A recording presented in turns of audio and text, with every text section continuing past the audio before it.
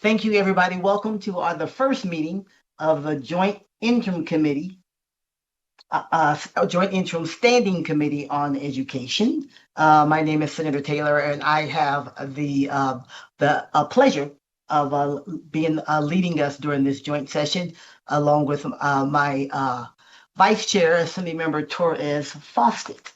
So let's go ahead and get started according to our agenda. We'll begin with public comments, and let me just say this too. Thank you for those in the North and for those presenters, hopefully, who may even have flown to the North and then have to be in your hotel rooms on Zoom. The roads just don't accommodate, just haven't accommodated us. They aren't as bad right now. Actually, they're getting worse from my understanding, but it will be snowing all day, and driving through Washoe Valley and over that bridge coming back will be treacherous. So we got the clearance from LCB to be virtual here in the North. So thank you for a quick pivot for everybody. And we will go forward and hopefully get everybody in and maybe even get those staff members. Thank you, staff, for being there. The building is closed and you are there holding it down as usual, doing such an amazing job. So we thank you all for that. We're going to start with our public Chair Taylor. Roll call. Yes. For roll call, please. Yes. Yeah. I was going to say, I don't see that on the agenda, but I just said we're going to start with roll call. So let's go ahead and do that. Staff member, I don't see who you are. So thank you, staff. Let's go with roll call. Senator Dondero Loop. Here. Senator Rogich. Here. Assemblymember Hansen. Assemblymember Hardy. Assemblymember LaRue Hatch. Here. Assemblymember Mosca. Here. Assemblymember Torres Fawcett. Here. Chair Taylor. Thank you. I am here. My understanding, we didn't hear her, but my understanding, though, is that Assemblymember Hardy is there. Yes, I am. I forgot to push my mic. Okay. Out of practice, you get rusty. Over these few months, Assemblymember. And then please mark Assemblymember Hansen absent, excused, if you would.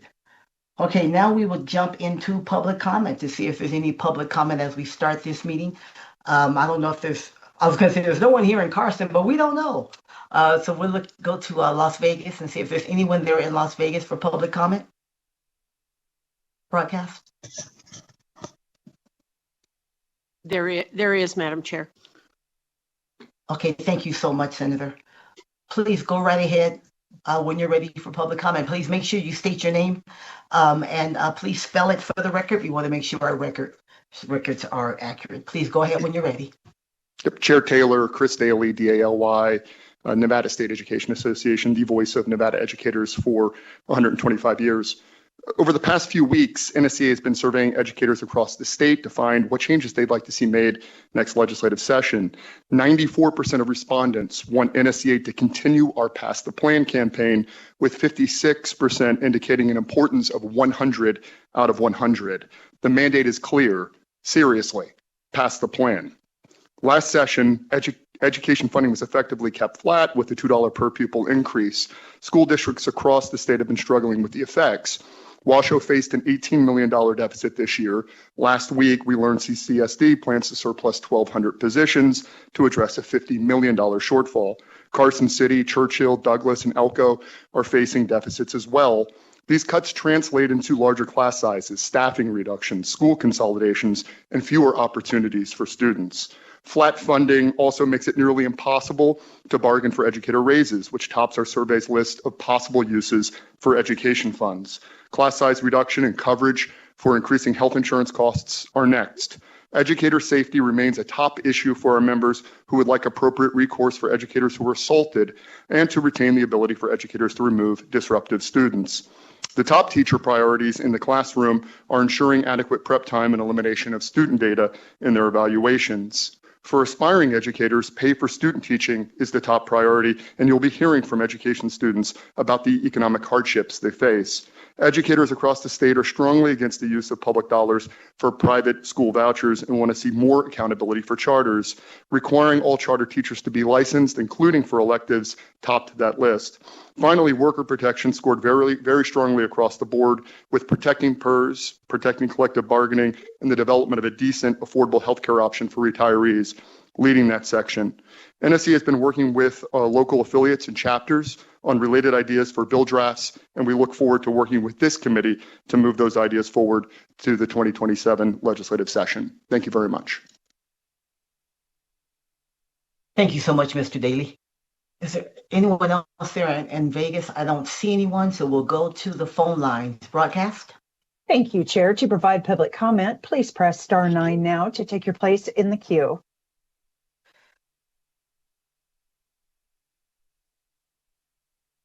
Chair, we have no public comment callers. Oh, I'm sorry, they just raised their hand. One moment, please.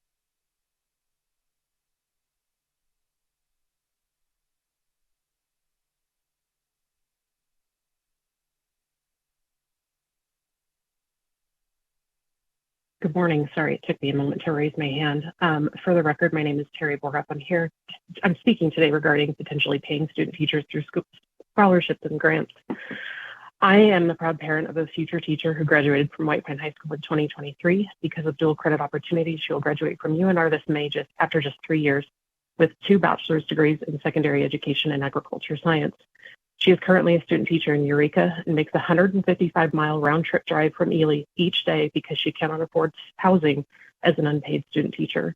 She was fortunate to receive the Teach Nevada scholarship and is eligible for the Incentivizing Pathways to Teaching grant.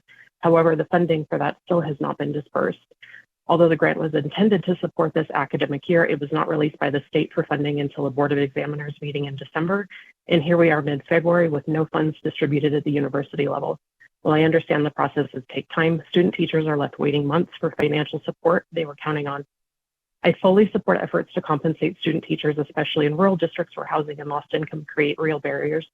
These programs are important, but they must be funded and dispersed in a timely and reliable manner. If we are serious about strengthening Nevada's teacher pipeline, particularly in rural communities, we must remove the financial barriers that stand in the way. Creating scholarships is important, but funding them predictably and on time is essential. Thank you for your time. Chair, there are no additional callers at this time. Okay, thank you so much. And thank you, caller. We appreciate you jumping in to share those comments. Okay, we'll continue on the agenda today, which I just lost. Okay, here we are. We'll continue on the agenda. We'll start with our first order of business, which is a review of the committee's duties and responsibilities. And we have Mr. Alberto Quintero, who's our senior policy analyst from the research division in LCB. He will take us through that. So, Mr. Quintero. And also we have Ms. Jen Sturm-Gaynor, who is a regular here with the Education Committee. Please, if the two of you will go ahead when you're ready.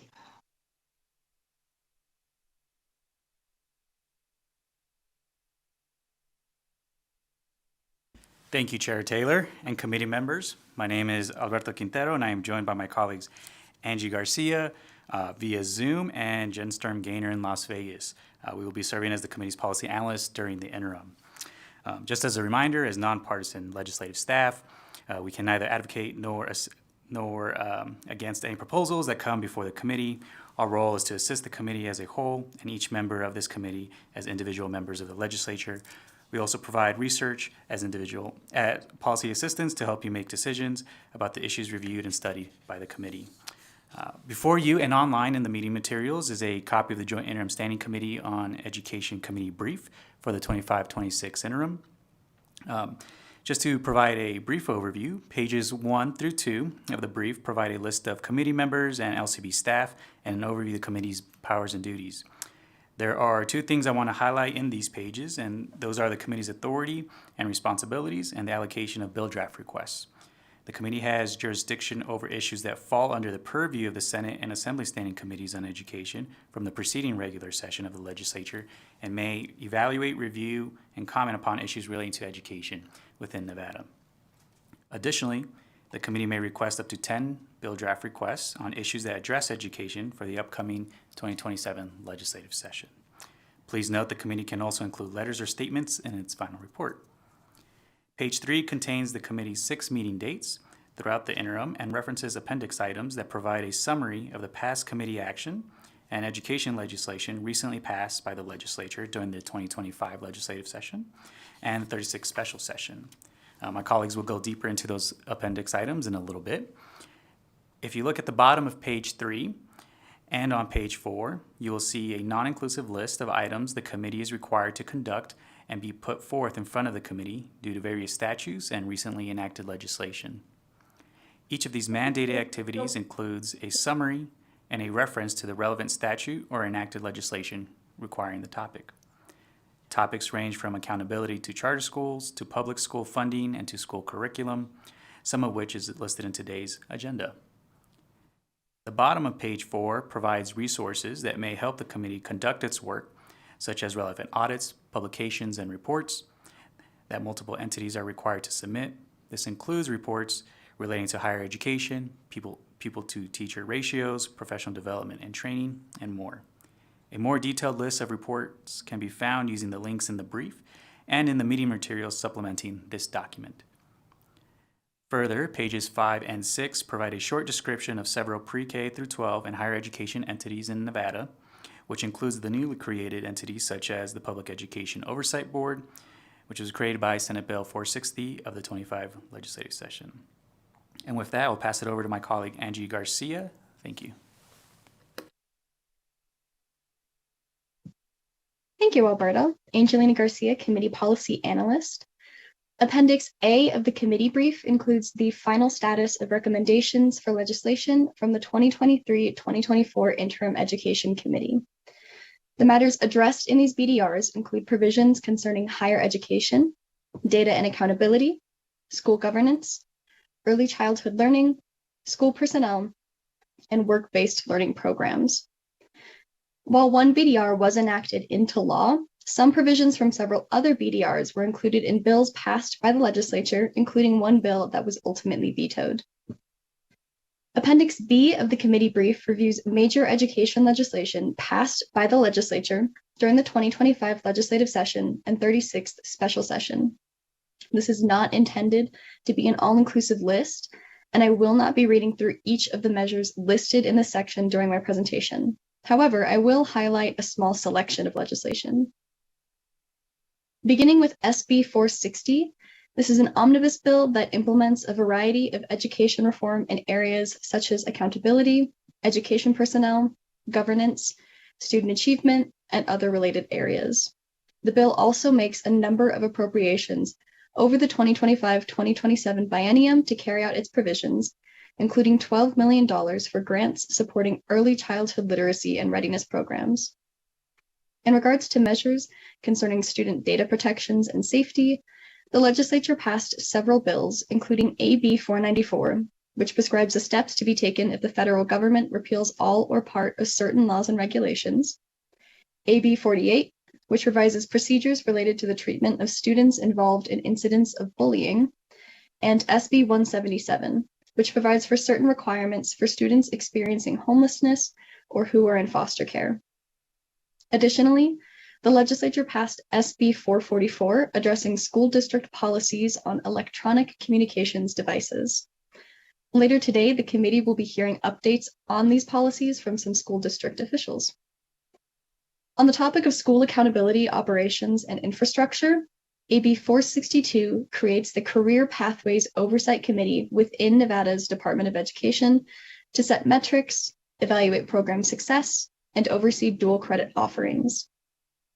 The legislature also considered the establishment of procedures by which a pupil may attend a public school outside of their zone of attendance through the passage of AB 533. A number of measures regarding student athletes also came before the legislature, including SB 293, which allows students to enter into contracts to receive compensation for the use of their name, image, and likeness, as well as SB 305, which would have required the Nevada Interscholastic Activities Association to adopt and post regulations for the process of designating a sanctioned sport and would have designated lacrosse as a sanctioned sport. The bill also would have established the Subcommittee on Interscholastic Activities of the Joint Interim Standing Committee on Education. However, that bill was ultimately vetoed. With regard to school personnel, AB 49 allows school districts to hire certain teachers who are licensed in another state on a provisional basis. And finally, in regards to higher education, AB 345 requires the Board of Regents of the University of Nevada to develop a public dashboard tracking certain student outcomes. The bill also requires the board to conduct a study during the interim relating to financial and food insecurity among students in NG institutions. That concludes my overview of appendices A and B. I apologize. I am happy to provide additional information on any of these bills following the meeting. And with that, Madam Chair, we are happy to answer any questions. Okay, thank you so much. And Ms. Garcia, please forgive me. I forgot to mention that you would be joining us on today. She's a newer member of our staff team, and we really appreciate it. Thank you so much. Any questions, committee members? Any questions at all? Yes, I see our vice chair. Thank you. Over the last couple legislative sessions, I know we've been following like the implementation of bills, and I've been following the COPS, the Commission on Professional Standards, pretty closely over the last couple months, and I've noticed that some of those bills are really like not put into regulation until much later. Do we have any timeline on like when the bills from this last session, like where they are at in the current regulatory process, and even the legislation from 2023? There was specifically a bill that I had worked on in 2023 that I think recently was approved by COPS. And so it kind of made me wonder like where the legislation from this last session is on the regulatory process. That's a really good question. Mr. Quintero, can you help us with that? As bills are passed, we know they have to get regulations. Is there, do you happen to have an update? Is there a way we can get one so we can see just kind of where they are in the process with the legislative, with the Leg Review Committee? Thank you, Chair. I mean, the regulation, yeah, with the Leg Committee, yeah. Yep. Thank you, Chair. Alberto Quintero. Yes, we can follow up with an update on recently passed legislation and where they are with their respective entities in regards to regulations. Thank you. Fantastic. That's a good question because sometimes it does take quite a bit of time. And that way we can follow up and see if there's something that we need to jump into a little bit more. So thank you for that. Other questions or comments for our committee staff? Yes, Assemblymember LaRue Hatch. Thank you so much, Chair. I just had a question on the reports. I was looking through all of the reports that are due to us and school districts, and it is 29 pages of reports, which is quite something. I know that last session we worked on some legislation to limit that, and so I just wondered if any of these reports will be limited from our work last session, or if these are just the ones that are left over after we eliminated some of them last session. Another good question. I think any reports that were eliminated based upon when the legislation went into effect, if it went into effect immediately, then those reports should not be included. Am I right on that, Mr. Quintero? Alberto Quintero, LCB. Yeah, so that specific supplement document provides a non-inclusive list of all the currently required education reports, and also the ones that were amended or created from the previous legislative session. So that means if we pass legislation to eliminate some, then they're not currently required, so they would not be on that list. So even after elimination, it looks like we're still at 29. That is correct. Thank you so much, Chair. Thank you, Mr. Quintero. Other questions, comments, Vice Chair? Sorry, a quick follow-up, because if I remember correctly, in SB 460, there was the Commission on Innovation and Excellence is tasked with like providing a recommendation on which report should be eliminated. Is that correct? Am I right to remember that that's included in SB 460 with the goal that eventually the Commission would come back next session with a recommendation of reports that are maybe no longer necessary or that they are proposing to consolidate? You know, I think I remember that as well. right? That recommendation will come back and hopefully be helpful. Be helpful. Again, Mr. Quintero, I believe, I don't remember all of 460, but I read it a couple of times, so I believe that remained in there, so that should be the case. That should be the case. Alberto Quintero, LCB, thank you for the question, Chair. Correct. There are provisions in SB 460 that require the review and the recommendations of reports, education reports, and so that should be coming this coming interim in regards to recommendations from that commission. Well, that's great. And now that if it comes to us this interim, then we'll be able to take a look at that report and those recommendations and then act accordingly. Okay, good stuff. Other questions, comments? Okay, seeing none, then we will move on the agenda. Thank you so much. We will go to the overview of our national trends in education. I believe we have Ms. Fisher and Mr. Torres who'll be joining us. Yes, Chair From Taylor, ECS? I'm Adrienne Fisher with ECS, and I'm actually going to let my colleague, Mr. Torres, introduce us, kick us off real quick, and then I'll take over and go over the legislative trends. Okay, well, thank you so much. Thank you, Mr. Torres. Welcome. Thank you for being here. No problem at all. Thank you, Adrian. Chair Taylor, members of the committee, I just want to say thank you for the opportunity for us to have the opportunity to present on 2026 trends in education policy. My name is Isaiah Torres. I'm the state relations strategist for the beautiful state of Nevada. And I just wanted to give brief remarks and just say that we're going to be providing an overview about who ECS is and the work that we do. And then we're going to dive into some trends, and then we're going to talk a little bit more about some school accountability trends as well. So I'm just going to kick it over to Adrienne Fisher. And again, thank you so much for the opportunity. Thanks, Isaiah. Thanks for joining us over there in Vegas. I guess I drew the short straw weather-wise up here in Carson City.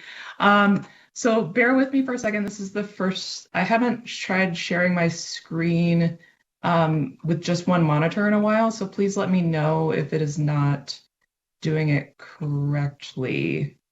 Are you all able to see the PowerPoint? Great. Yes, We see it. we can see it. Thank you so much. Great. Sorry, I'm just trying to pull up my notes over here. And the Senator Nanderlu confirmed they see it down south as well. So we're in business. Great. Thank you so much. Chair Taylor, good morning to members of the committee as well. As I said, I'm Adrienne Fisher. I'm a principal with Education Commission of the States. And we've been asked to give an overview of some of the state policy trends that we've seen over the past year. There's myself and Isaiah. But for anyone who's not familiar with ECS, we're a national education policy organization that's been serving state policymakers in all 50 states for more than 60 years. We're nonpartisan and cover the full spectrum of education issues from early learning all the way through post-secondary and the workforce. We believe in the power of learning from experience, and we help states work through complex policy problems by sharing our deep knowledge of research and best practices and learning from other states to help policymakers make better informed decisions about what might work best in their specific state context. And we do this in a variety of ways. We research and report on trending education topics and are often invited to talk to groups like yours to share how states approach education policy issues and offer ideas for states to consider. So today, this presentation will be grounded in the education policy trends from 2025, and I'll also be briefly covering some content related to SB 460 and its provisions related to accountability. I should mention that I'm very much borrowing some expertise from my colleagues on the policy team to compile these trends. So while I'll be happy to answer questions at the end of the presentation, if it's not something I can answer in the moment, I'll follow up with my colleagues and get back to you with that information. So how do we determine these legislative trends? Obviously, we track a lot of legislation for all 50 states and the District of Columbia, and we summarize every education bill that is enacted or vetoed. But we also answered over 400 unique information requests, which are questions that we receive directly from constituents like yourselves. about key policy issues, and that gives us a unique insight into the questions and priorities on the minds of policymakers. We also analyze governors' State of the State addresses, executive orders, state ballot initiatives, task force reports, and other sources of state activity to determine these trending topics. So stemming from that, I'll give a brief overview and a couple of state examples for the top 6 trends that we saw in 2025. Obviously, this is not an exhaustive list, simply the topics that are most frequently being addressed at the state level. So I will dive right in with our first trend, which is teaching. And teaching continues to be one of the top 5 issues year over year. While many of the challenges that teachers are facing are not new, we did see, some continued expansion of those ongoing trends. States continue to expand and create new Grow Your Own programs, as well as teacher residency and apprenticeship programs to better prepare aspiring educators, with many of these programs and initiatives coming at no cost. One emerging trend here is stipends and other means of compensation for student teachers to ensure that completing clinical experience is not an undue barrier, keeping those qualified future teachers from the classroom. We've also seen efforts to support teachers more broadly to improve working conditions, like the expansion of maternity leave, paying teachers for taking on additional courses outside of their required course load, and providing teacher supports in classroom management and discipline. In order to support literacy and numeracy efforts, we've seen many states expand support to teachers in preparation programs or professional development to teachers already in the classroom to prepare them to implement these new curricula. And another trend that continued in 2025 is attention to compensation. States looked for ways to raise teacher pay and incentives to both recruit and retain teachers at various points in their careers. A couple of examples here in Tennessee, they created the Future Teacher Scholarship to provide teacher candidates with $3,500 per year for up to 3 years, and it allows transfers between eligible institutions without losing the award. In Washington, legislation directed the Professional Educator Standards Board to establish a process to approve teacher residency programs in an effort to attract new candidates to the profession. And moving on to K-12 funding. While I'll be focusing on state policy trends in the K-12 funding space, I do want to take a moment to address the federal context, since it's had an impact on how policymakers are navigating decisions at the state level. As I'm sure you know, a couple of weeks ago, a bipartisan budget bill was enacted that largely maintains level funding and does not include the cuts or consolidations that were proposed by the administration. So while the bill doesn't prohibit some of the changes to the Department of Education that have been proposed, like shifting programs to other departments through interagency agreements, it does require the administration to involve Congress in any future changes. So while this gives states some breathing room regarding funding levels for this fiscal year, policymakers are still operating with some uncertainty about the future.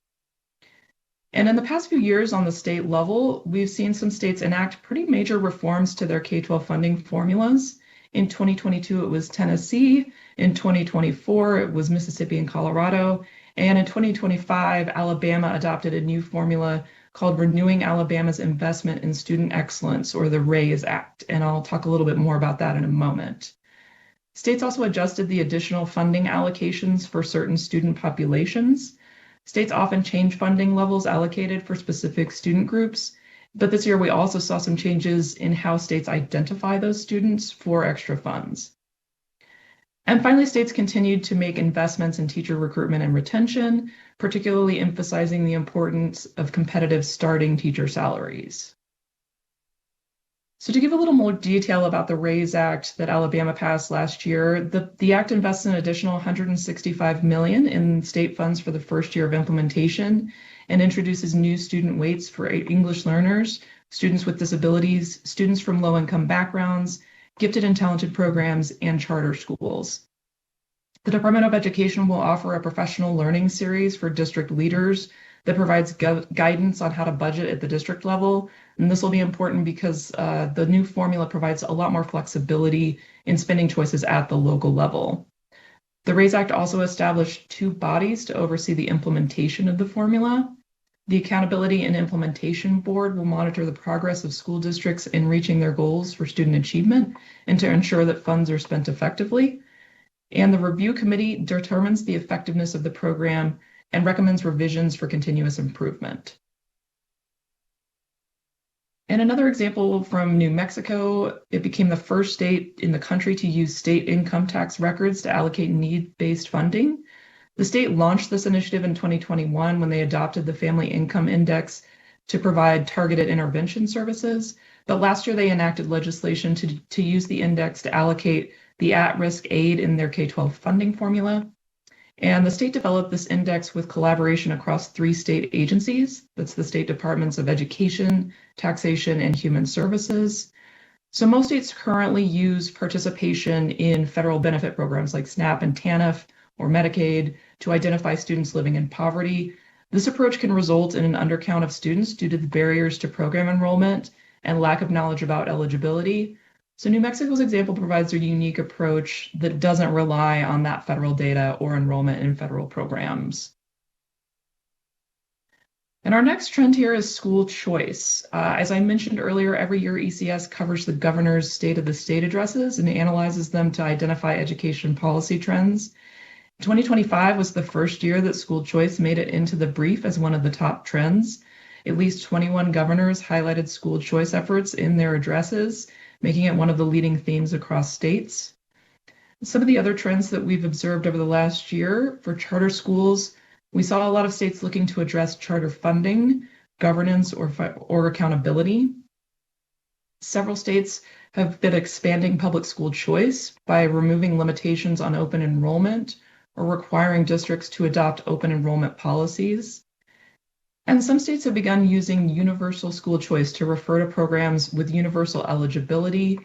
Several states have either established new programs or expanded existing programs to include universal eligibility so that they're open to all students with no eligibility restrictions by income or other characteristics.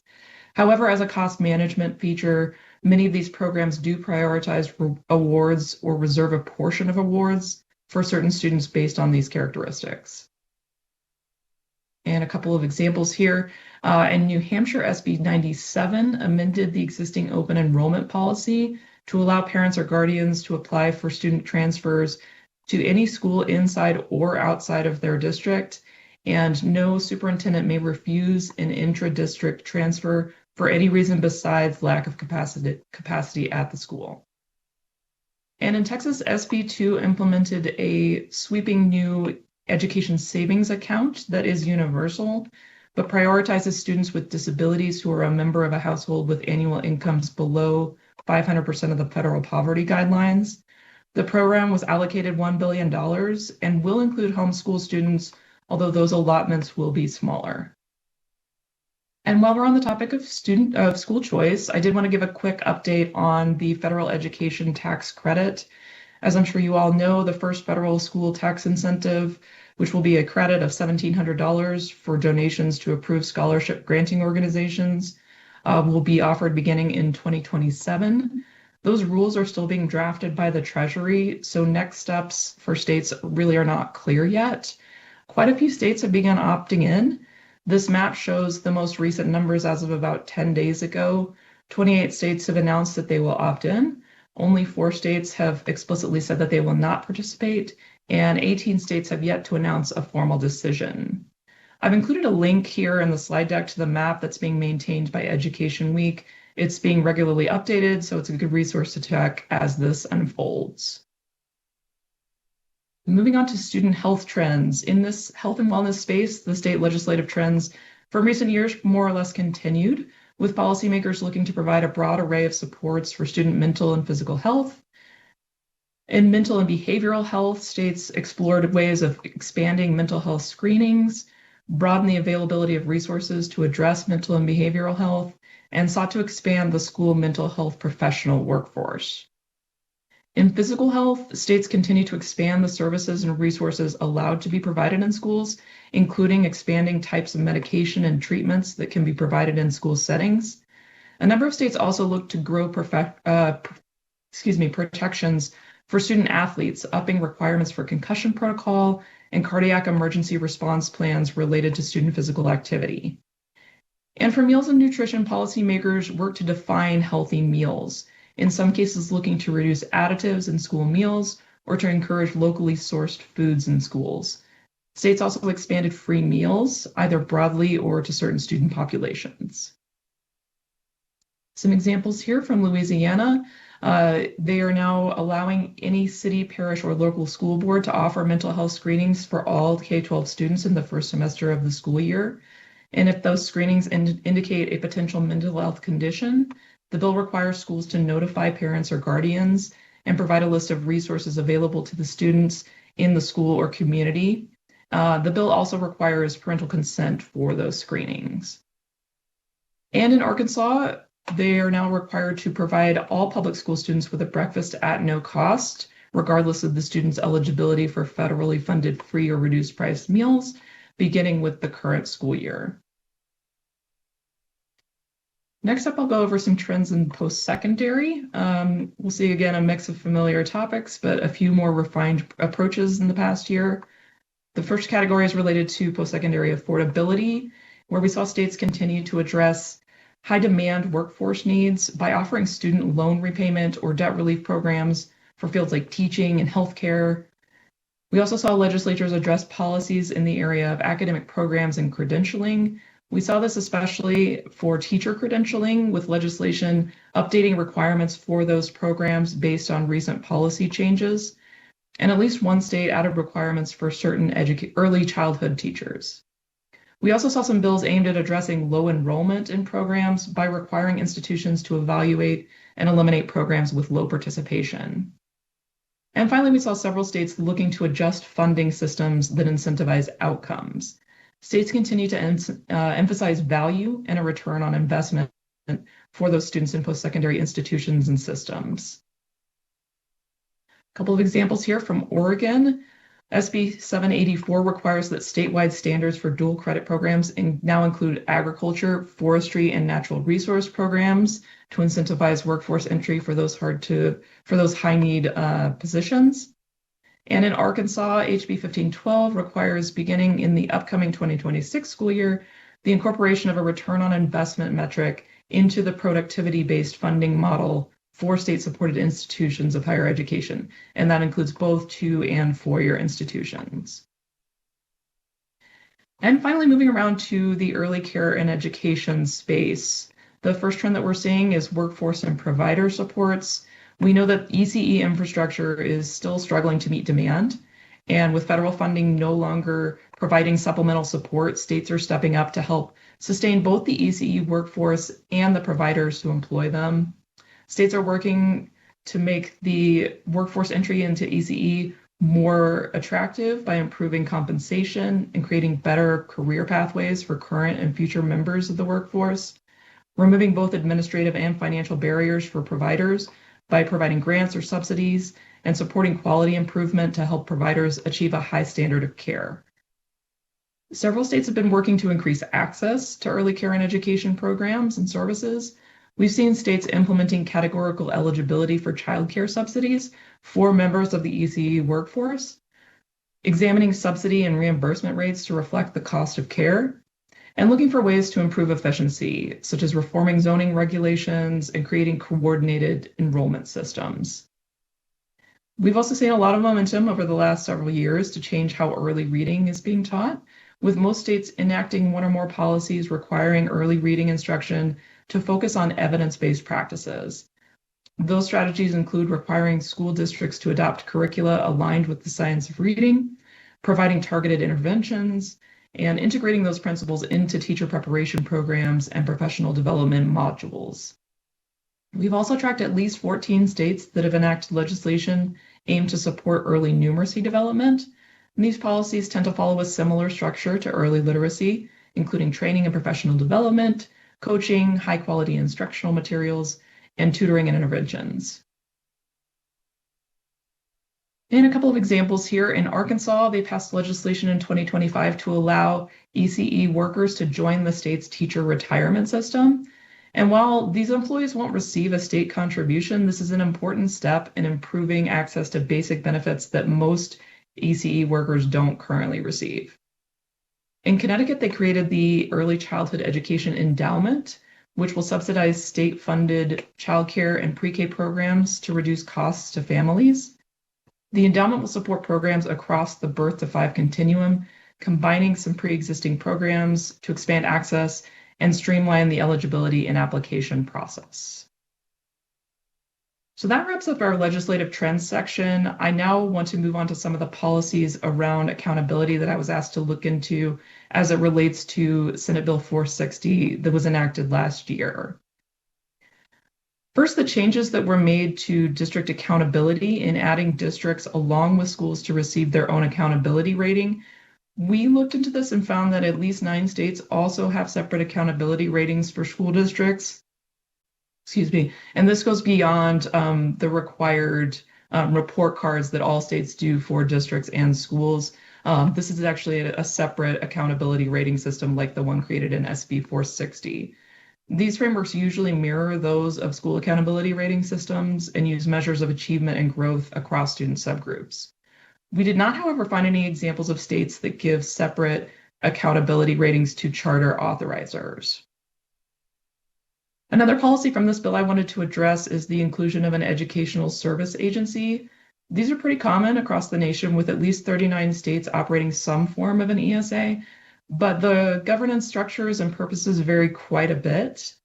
Most states allow ESAs very broad powers with a lengthy list of possible activities.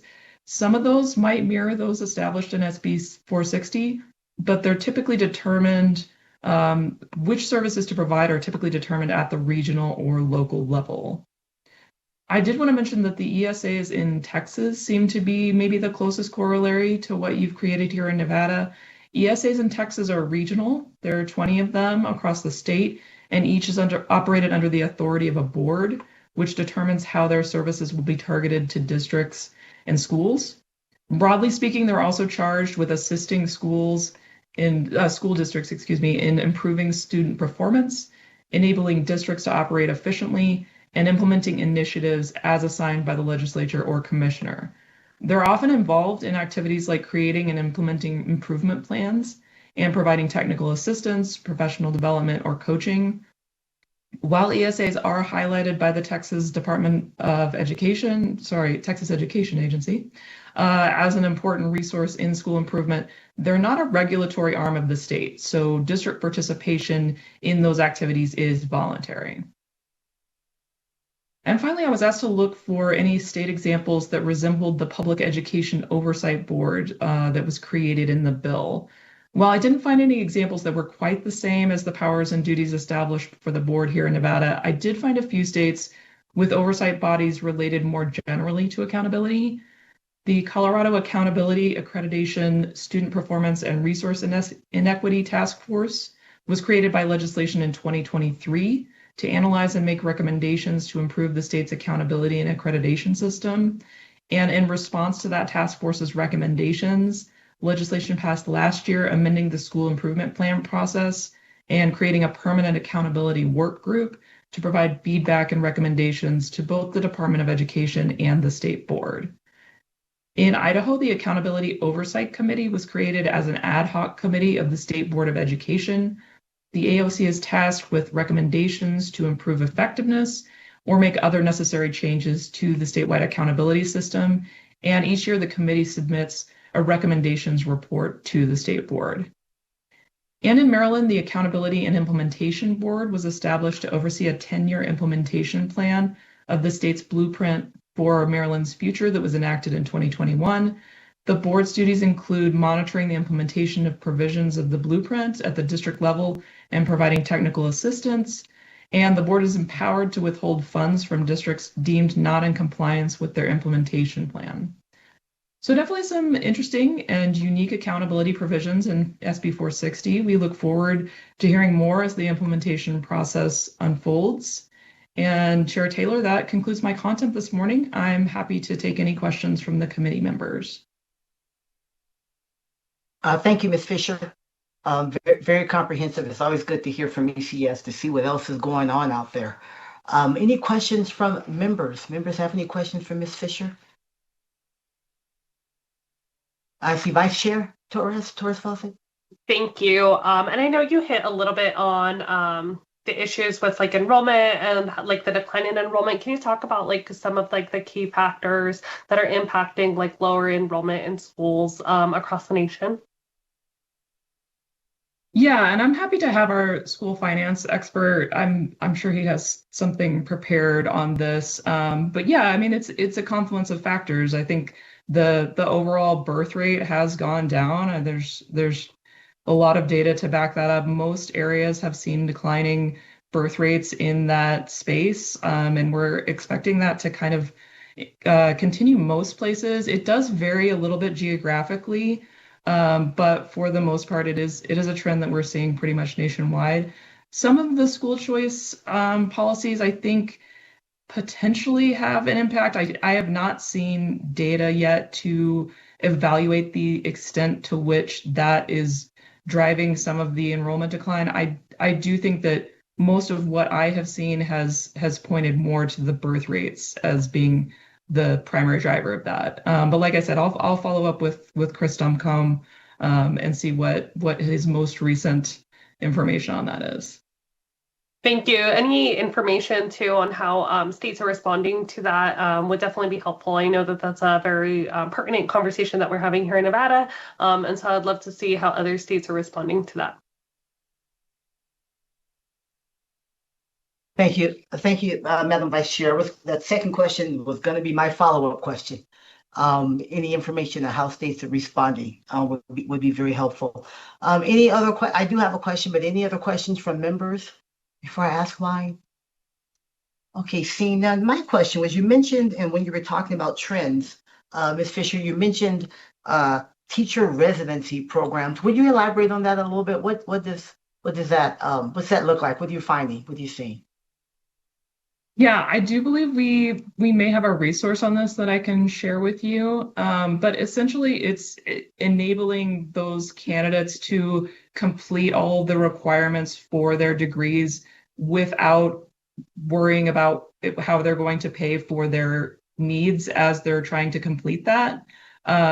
It's not the same as an apprenticeship. I know that, but I am not an expert in the teacher field. So it is similar but different than an apprenticeship. But I'm happy to share our resources on that with you. If you would do that would be great. That would be great. Thank you so much. Senator Rogich, I see you have a question. Please go ahead. I do. Thank you, Chair. I have a quick question going back to the funding formula under Alabama. Could you briefly discuss a little bit more with regard to the formula that they have started with regard to the new weights? So, for example, if you have a child is an English learner student and then also a special ed student, will the weight be different, or is there a new formula in place that a child would receive both weights if they qualify in both categories? I would have to look to see specifically what those weighting rules are in Alabama, but typically it is possible for a student to qualify for multiple weights. For example, if they are an English learner and they are from a low-income background. So my guess would be that this would be a situation where they can combine those weights, but I can double check on that for you as to specifically how it works in Alabama. Thank you. Thank you, Senator. Seeing no other questions, if you certainly should just raise your hand on Zoom, committee members. Make sure I don't miss anyone. Okay, seeing no other questions, then we're just going to thank Ms. Fisher for being with us, and Mr. Torres, thank you for that introduction. We appreciate it. Ms. Fisher, thank you for flying in. So sorry about the weather. Like you said, short straw. It happens rarely, but it does happen.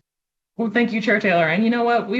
In Colorado, we've kind of forgotten what snow looks like. So it's nice to be reminded that it still exists. Yes, it does. It does still exist. This is baby snow compared to what you get in Colorado. This is a dusting. In Chair Okay, Taylor, members thank you. We'll move. Oh, my Please, no, apologies, go right Chair ahead. Taylor. Please, go ahead. I was just going to say I'd be more than happy to follow up with all the requests and information follow up, so I can send that over to Jen if that's okay. And I really, again, appreciate the opportunity, and also wanted to thank our members of our ECS commissioners, Senator Dondero Lupin, Assembly Member Brittany Miller, and Assembly Member Torres Fawcett. So thank you for your service, and thank you for the opportunity again. Thank you.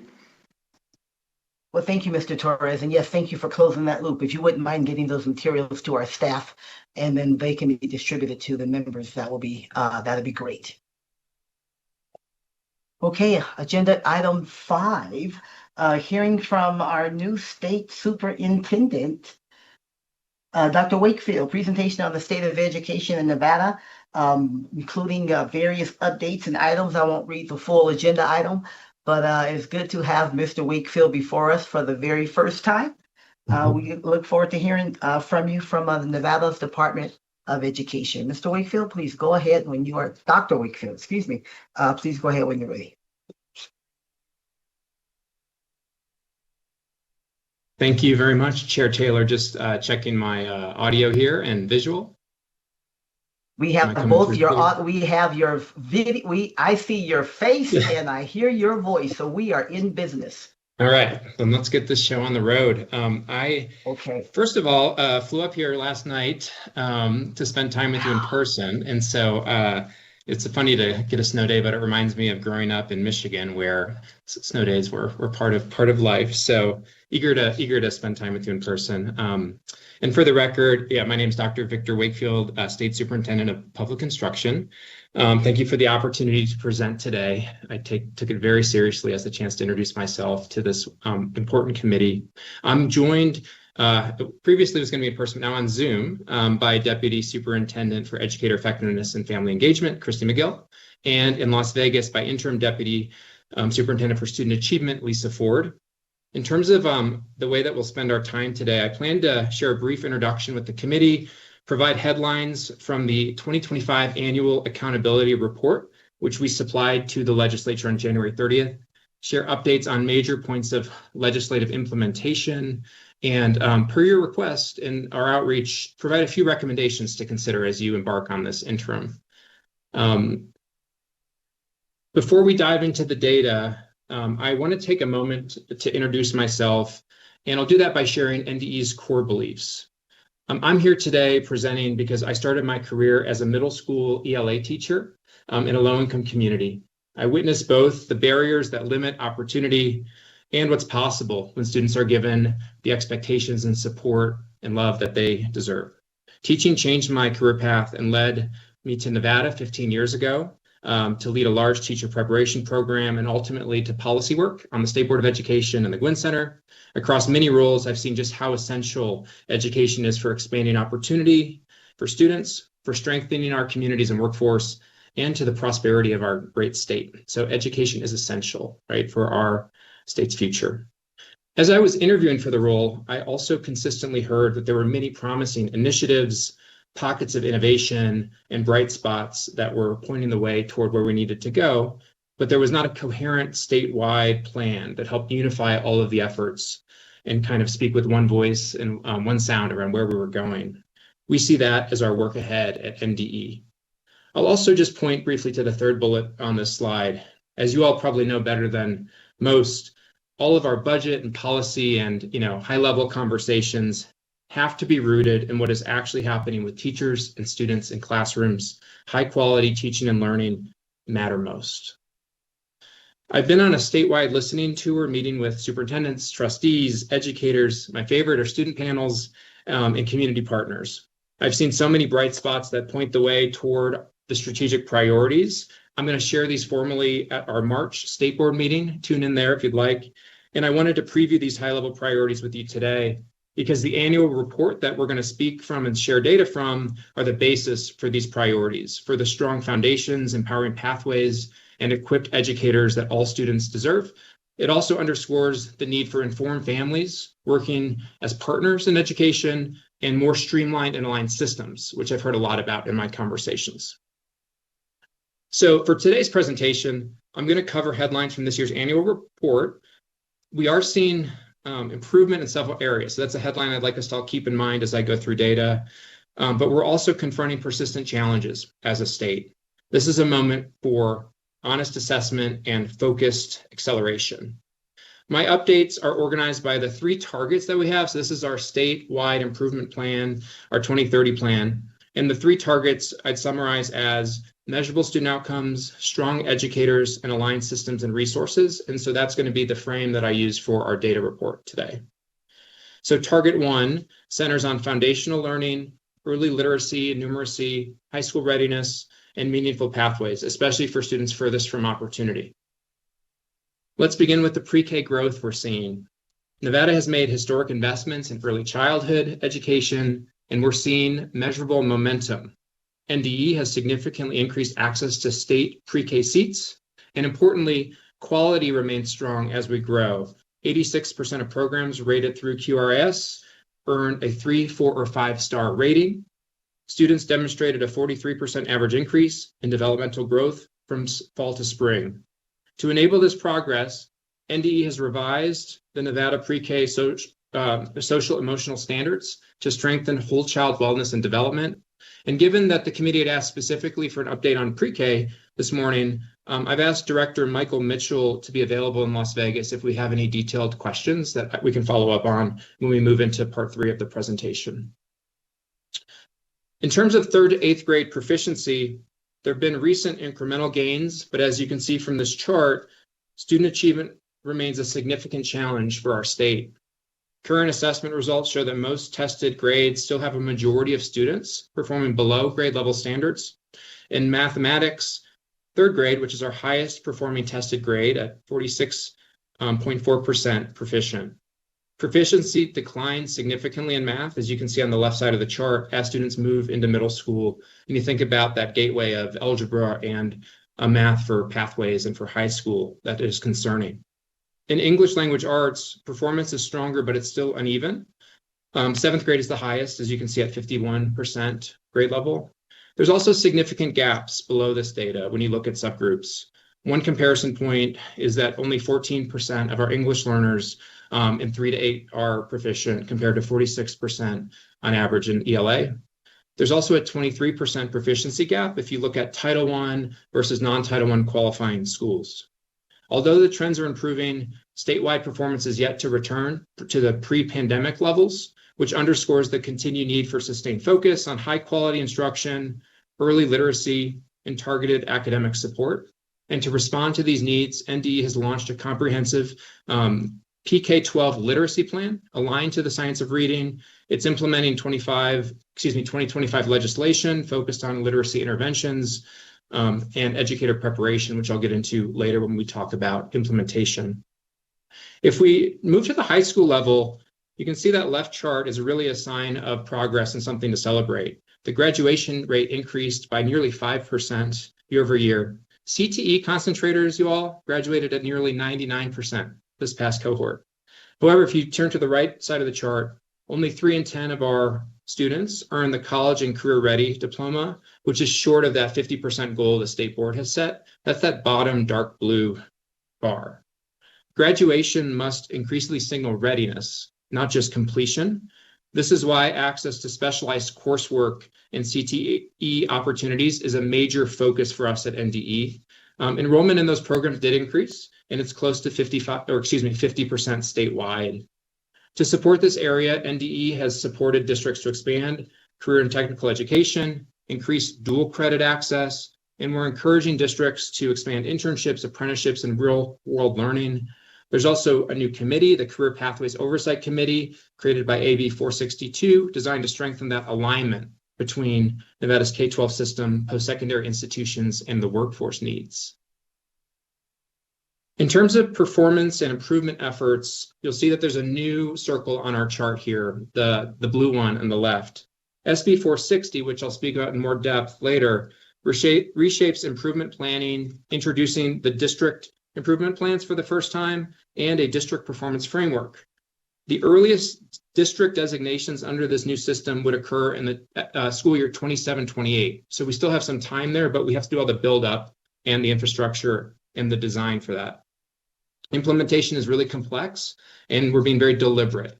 NDE is working with the Center for Assessment and the Metric Subcommittee to refine scoring indicators that align with the ACE and Accountability Initiative that's out in the field. State and federal accountability policy requires that Nevada provide the Nevada report card and manage a system of school improvement and school ratings. The Nevada School Performance Framework provides state designations of 1 to 5 stars, something that you all are likely familiar with. Overall, Nevada has seen positive trend in the past year, reducing the number of 1-star schools and increasing the number of 4- and 5-star schools. Those are indicated by these gray bars in the chart. And innovation is happening all across our great state. We find bright spots that point the way. The department is partnering with districts to scale standards-aligned, personalized, and competency-based learning. This work is aligned in Nevada's Portrait of a Learner. It shifts the focus from seat time to demonstrated mastery. In partnership with national experts, efforts are underway to define and develop measurable, durable skills for grades 9 through 12, things like critical thinking, collaboration, communication. And I'll highlight also the Nevada Transition Roadmap here, which supports youth with disabilities ages 10 to 24. The goal is smoother transitions from elementary to secondary to post-secondary education, training, and importantly, independent living. None of this is possible without strong educators, so I'm going to move into our second and third target. These are a bit shorter. In terms of educator workforce, vacancies across the state have decreased by about 26%, a large change from 2,881 to 2,141 this past year. Leaders that I've spoken to attribute this to compensation increases and also expanded entry pathways. Some folks have asked me whether enrollment declines have driven the change in vacancies, but as the graph shows here, the total number of instructional teachers, so that middle gray section, is growing incrementally. So I do think that that's important data to answer that question as well. And we do see continued shortages in hard-to-staff schools subject in rural areas. There have been so many deliberate efforts to strengthen the workforce, many legislative efforts. I won't cover all of this table, but I wanted to provide it for the committee and for the public. SB 81 from 2025 enacts surveys of public school employees as a tool to assess and improve workplace climate, conditions, and human capital systems. This is really critical. The educators that I've spoken with in my listening tour shared concerns around things like workload, burnout, student behaviors, and growing expectations placed on them. Having formal mechanisms like surveys to help understand educator perspectives can ensure that our efforts are comprehensive and effective. To date, Nevada's strategy has focused on building and diversifying the pipeline, reducing barriers to entry, improving compensation, and strengthening working conditions. To highlight, excuse me, I went too fast. To highlight just a few of the initiatives underway here, the Teach Nevada Scholarship reduces financial barriers for pre-service candidates. The Incentivizing Pathways to Teaching grant provides stipends to pre-service candidates, recognizing that unpaid student teaching is a significant obstacle in that trajectory. And then the Teacher Apprentices Program expands pathways, including paid pre-apprenticeships, fast-track bachelor's degrees for paraprofessionals, accelerated master's licensure programs for career changers. I'd sum it up as together, these type of initiatives allow us to grow our own talent while attracting mid-career professionals into the classroom. The third target is around strategically utilizing resources to support student learning. It's about funding systems, enrollment policies, and operational decisions. This one, I'm going to take a sip of water because we're going to talk enrollment trends in a second here. Okay, so as alluded to in the last presentation, districts across Nevada, large and small, are facing mounting pressure from declining enrollment and fiscal uncertainty. Over the past 5 years, the state has lost roughly 28,500 students, and enrollment is projected to continue declining, maybe 1 to 1.5% annually. Because Nevada funds schools on a per pupil basis, fewer students mean reduced revenues. At the same time, districts carry significant fixed costs in terms of facilities, transportation, staffing, contractual obligations, and then rising benefit and retirement costs are adding structural pressure to district budgets and planning. As payments adjust quarterly based on enrollment counts, some districts have experienced budget instability and are drawing down on reserves. Districts are responding through things like attrition, service consolidation, facility adjustments, but this is a statewide challenge that requires continued coordination. At NDE, we support districts through forecasting, fiscal analysis, and we administer the pupil-centered funding plan. The Commission on School Funding, which we support, is reviewing enrollment methods, funding strategies, student weights, attendance area adjustments, and the cost of education index. You had two specific questions for me in your request for this presentation related to the PCFP adjustments. So let me cover those briefly. In terms of attendance area adjustments, the pupil-centered funding plan provides an adjustment for higher per pupil costs of operating schools in low density areas. NRS 387.1218 addresses attendance area adjustments to ensure pupils in low density areas receive equal educational opportunities as pupils enrolled in higher density areas.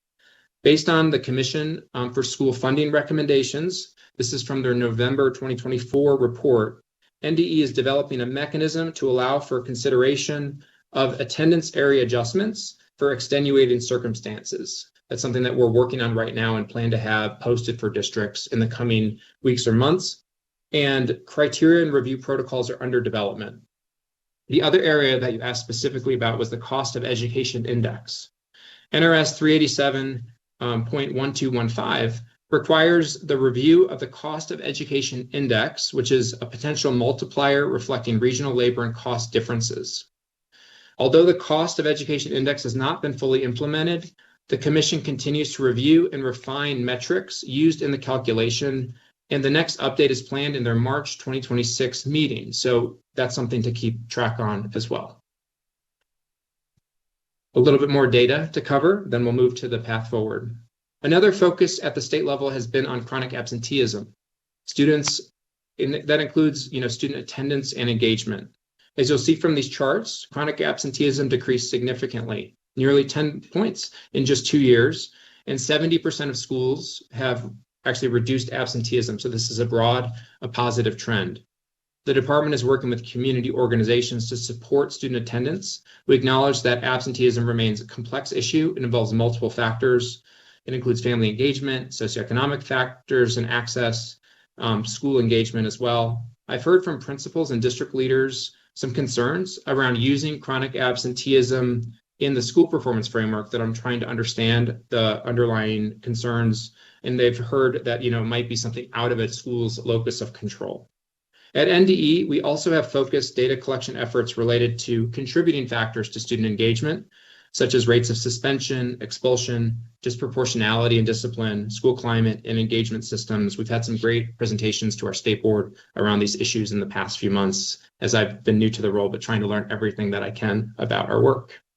Okay, so my last section here is looking ahead. This work cannot be done alone by NDE. District leaders, educators, families, legislators are all essential. I'll provide 2 updates on our path forward. SB 460 implementation and some recommendations for the work of this committee per your requests. All right, so I've got my SB 460 slide here. This was, as you know, a significant piece of legislation. I've been joking that it's the length of the Great Gatsby, if you want to know the page count. And it was intended to provide a comprehensive update to Nevada's K-12 system. The main pillars that are displayed here are around advancing early literacy, modernizing the educator workforce, strengthening accountability, and providing more comprehensive district supports. Seeing Nevada advance a bipartisan omnibus education bill was actually one of the signals to me that education was a key priority for the state, part of what drew me back to the Silver State. I'm going to highlight a few of the biggest pieces of implementation underway, as I know that's really important to this committee. So for early literacy, NDE has developed Science of Reading professional development guidance, approved courses, launched the PD application process for professional development providers, and created an NEPF crosswalk. Also related to early literacy, NDE is working to increase those NRPK seats. We're trying to grow by 2,100 seats in FY27 and are working with subgrantees now to determine the allocation of those additional pre-K seats. There are also some policy and funding elements in 460 related to pre-K that I'll highlight. In SB 460 appropriated $4 million in pre-K facilities expansion, which grows to $5 million next year, and $12 million next fiscal year for early childhood literacy and readiness grants. These are a big deal. SB 460 also expanded eligibility for high need populations as it relates to pre-K from the Nevada Ready program. The State Board of Education has a regulation hearing on February 25th about this, and it includes expanding the eligibility criteria for pre-K funding to include rural communities, children in foster care, children with incarcerated parents, children facing homelessness, and children in attendance zones with 1- and 2-star schools. So that way we can expand seats in a really strategic way. The accountability work is also underway. SB 460 includes aligned accountability systems at a classroom, school, and district level. This includes creating the first district performance framework. We've assembled an all-star committee to help us with that design. The committee represents a number of members of the Commission on Innovation and Excellence because we saw that overlap being very important. And there are two main work products. The first is a refined the first is a new district performance framework. The second is a refined school performance framework. So that STAR rating I talked about earlier, we're going to take a hard look at that and make some updates and refresh that. The other thing that was asked of our group as we were preparing were some updates on Assembly Bills 4 and 6 from the 36th special session. So at NDE, we issued a guidance memo 2601 regarding Assembly Bill 4 and Assembly Bill 6. That was on January 23rd, 2026. The guidance memo clarified the impacts of legislation on education. Assembly Bill 4 included clear guidance regarding law enforcement access to public school campuses, including school resource officers and safe voice reporting. The guidance memo further provides extensive resources that we had previously circulated. So we put them all back in one place to make sure school districts were able to have support as they develop district level policies and have all the resources that we have access to regarding student safety and privacy. Guidance regarding Assembly Bill 6 included resources for student information security, including FERPA training, along with clarifications regarding certain terms, such as instructional programming and services, to refer to supportive services and programs that were contemplated within state education statutes and regulations. In terms of NDE actions, just one last thing to highlight on AB 4 and AB 6. To get my other notes screen here, I apologize. Too many screens up right now. I'm so sorry. There we go. We sought clarity and received a response on January 28th from LCB that confirmed that all the partners involved in the Safe Voice program were not affected by AB 4. Safe Voice provides a critical service in protecting student wellness and preventing violence and saving lives. So that was really important that we made sure Safe Voice was able to operate as it has been. And we're also committed to responding to the needs of our districts. At the early February NAS leadership meeting, we engaged in an agenda item based on our memo that we had shared with the field and asked if any further clarification was needed from superintendents. At that point, the NAS leadership shared that the guidance was helpful and sufficient at this point. And so that is an update per your request on AB 4 and AB 6. And my last slide here are just a few recommendations. Thank you so much for the question around what recommendations NDE might have for you during the interim session. So I will cover these and that'll conclude our presentation. So we have 5. First, systematically support schools, educators, and students. This is important. We don't want accountability systems to just be punitive or just share data. We want them to actually drive improvement and use this time to also deepen our state's investment in the multi-tiered systems of support to ensure timely interventions and sustained improvements. Secondly, we want to keep student achievement at the center of all we do. We want to ensure effective implementation of early literacy efforts from pre-K expansion to educator preparation programs. This remains essential and there's more work to do around policy and implementation. We also maintain a strong focus on numeracy and foundational math skills. So there's been a literacy conversation, but we also need to have the similar one about mathematics. High quality instructional materials aligned to Nevada's academic content standards should be the norm statewide. Literacy and numeracy are not optional, right? They are foundational upon which deeper learning depends. Thirdly, we really need to expand these readiness pathways. We should continue expanding career and technical education aligned to high demand, high wage careers, increase access to dual credit, work-based learning, strengthen advising systems so that more students graduate truly ready to enroll, enlist, or be employed. And graduation needs to be a signal of readiness, right? Not just completion. Fourth, we want to advance innovation, but in a disciplined way with pilots, with testing to scale things like competency-based and personalized learning. We need some clear guardrails and measurable outcomes as we pursue that. And then finally, resource prioritization is going to be huge for the state and continue to be huge. So continue targeted investments like pre-K, early literacy, workforce, creating that educator workforce. We need to also revisit some of the funding formula elements in light of the enrollment trends, things like the hold harmless rules. And then we need to expand schools' use of Medicaid billing, for example, to relieve some of the local pressures. So to close, if we can stay focused, aligned, and disciplined and be good partners together, we believe we can really accelerate outcomes for Nevada students. Thank you for the privilege of presenting our report and recommendations today with you. We are here to follow up with any questions for me or my colleagues. Thank you. All right. Thank you, Dr. Wakefield. And again, welcome. Welcome. You clearly hit the ground running. And so it's thank you for taking some time to, I guess, fly back here and here in the North and still be here with us. We do have several questions. And I know you have some staff members here. Thank you, Ms. McGill. I already see you, camera on, ready to go. So thank you for that. We do have several questions, and so we'll just make some rounds here a little bit. We're going to start with Assembly Member LaRue Hatch. Please go ahead. I know you have several, so please feel free. Yeah, thank you so much, Chair. No surprise there that I have many questions. But thank you so much, Dr. Wakefield, for being with us. My first question comes on, let's see, page 16 of your presentation on the recruitment and retention efforts. You know, as a teacher myself, one of my biggest concerns is how many teachers have to go into debt to become a teacher because they have to spend an entire semester unpaid. And I think that's a huge barrier to entry. I think it's a huge part of why we are struggling with retention.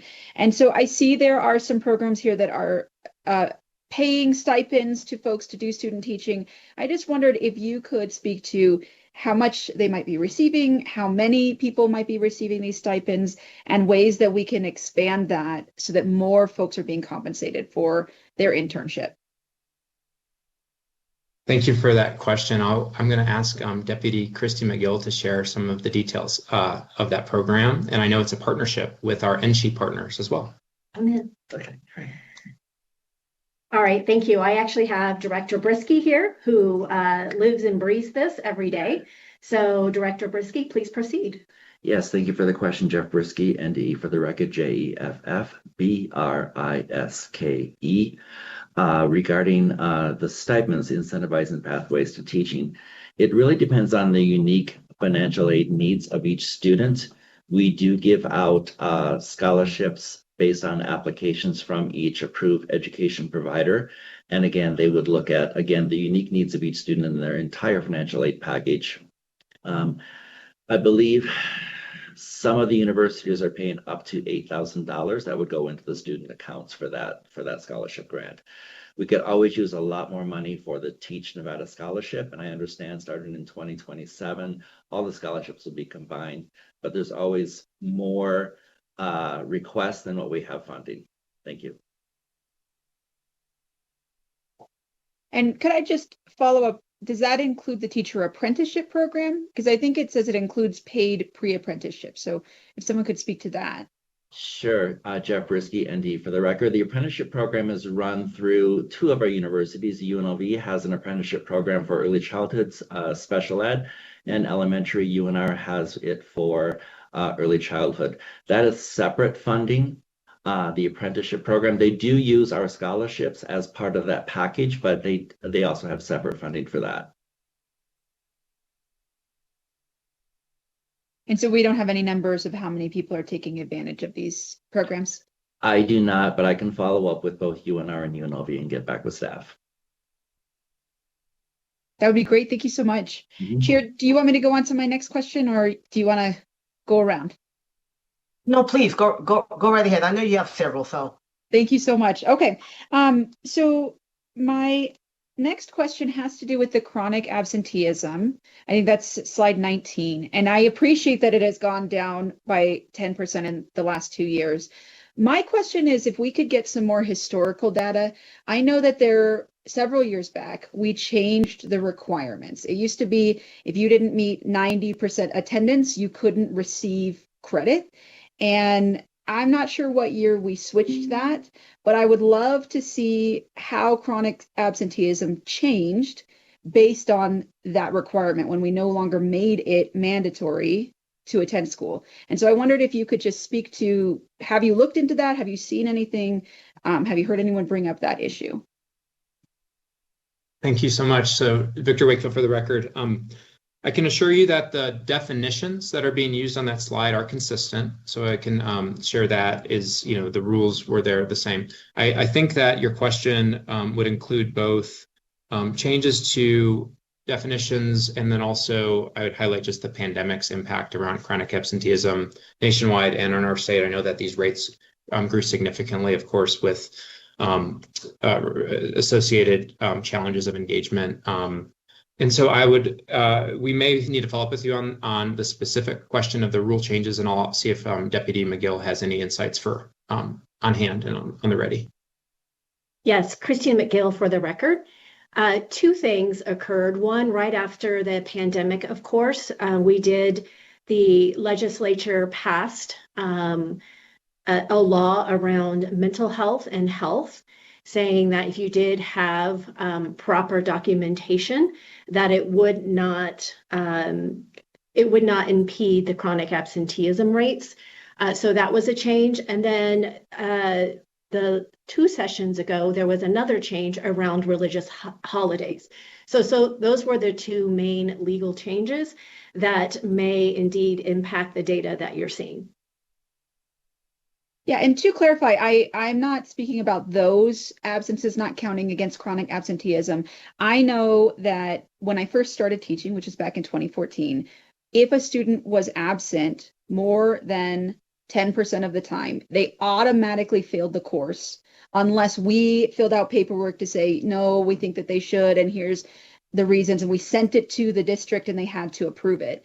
But sometime, I think in the last 5 or 6 years, that requirement went away. And my understanding was that that was a legislative change, that it's a top-down change. It might have been an NDE change. And so if someone could maybe just look into that and see when that change was made. And I'm specifically talking about if you missed more than 10% of school, you cannot pass the course for that year.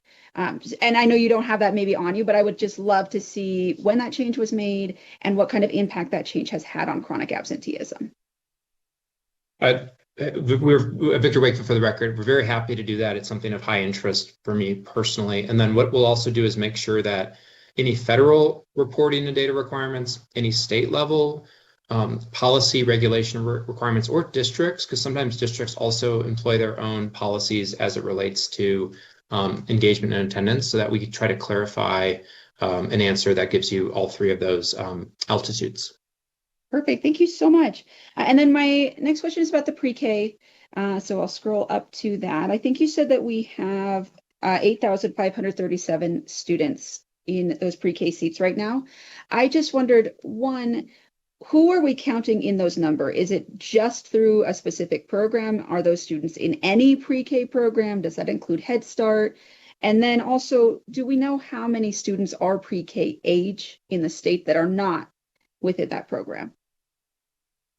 Thank you so much for the question. Our data that we shared was more specific to the actual NDE administered Nevada Ready Pre-K, but I've asked Director Michael Mitchell to be on hand, who is our expert here related to early learning and the whole ecosystem and those sort of numbers. So I'll have him come to the table in Las Vegas to share a response.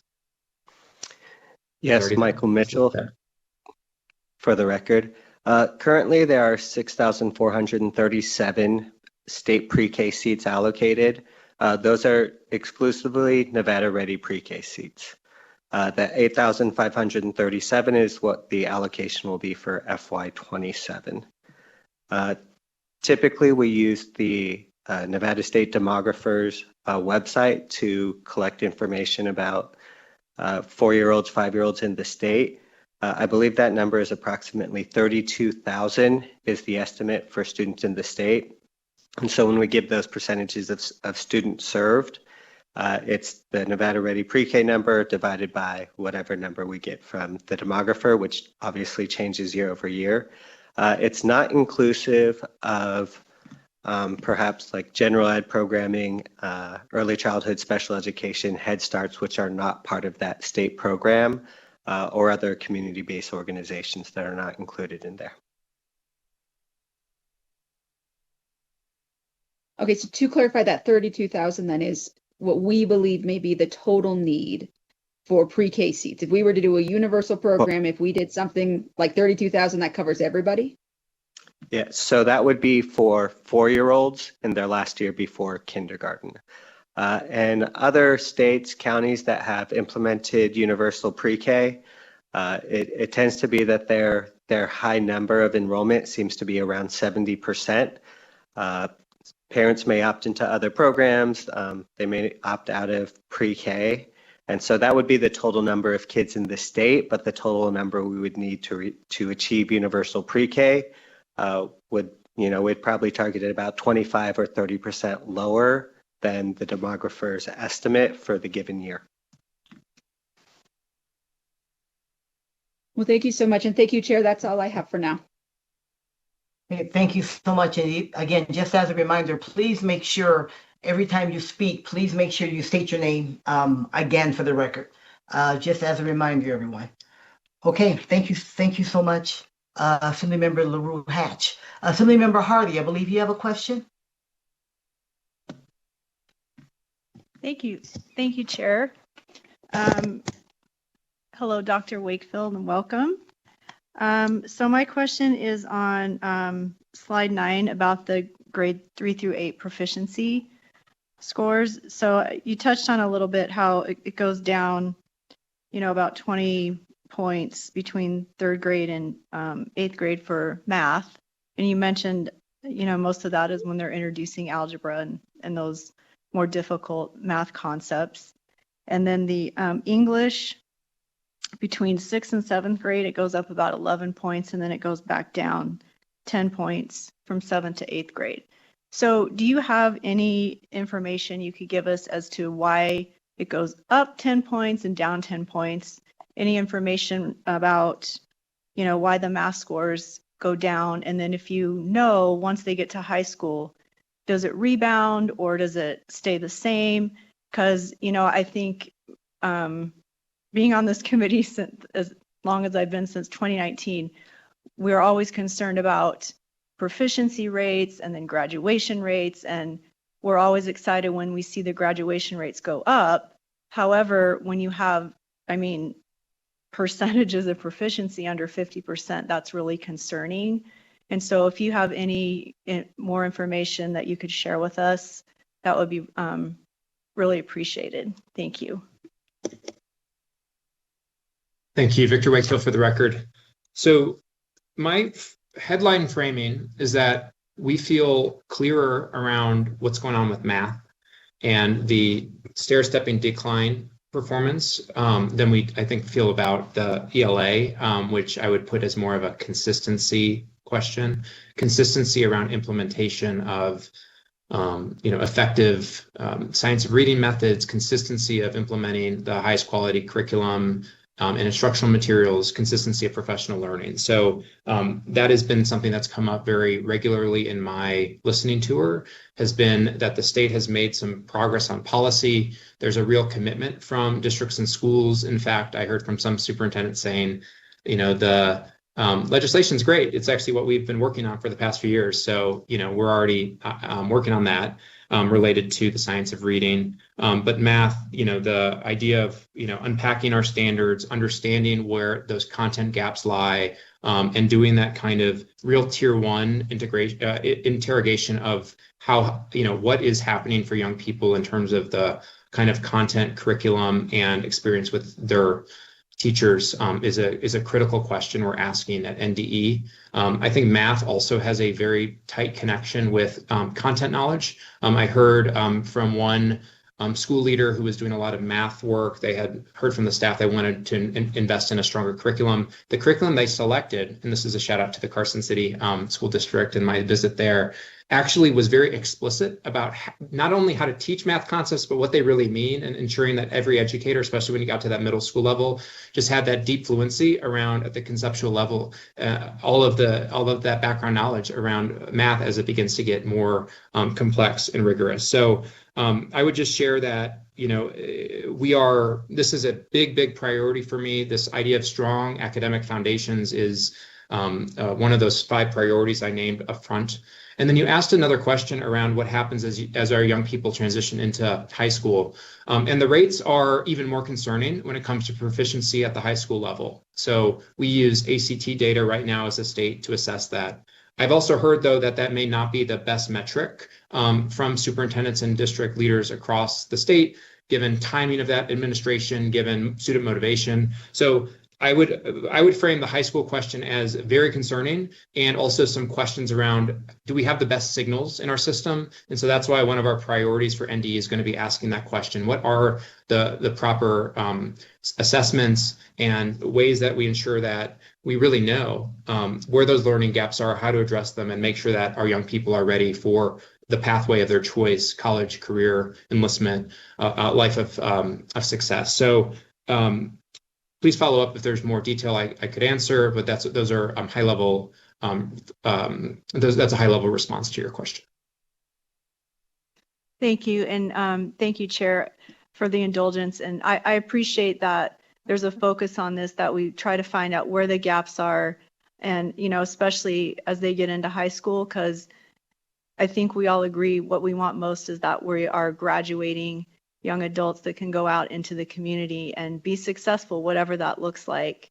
And, math and reading are the basic things that they need to be successful and contribute, and, not end up in a pipeline of destruction, and that they can be successful. So I appreciate your work on this and all of the districts, and not just continually talking about it. Well, yeah, this is bad. These rates are really low, and but actually trying to find solutions, and, bringing them back to us of policies we can pass that will help, and just everybody working together for these young people's success. So thank you.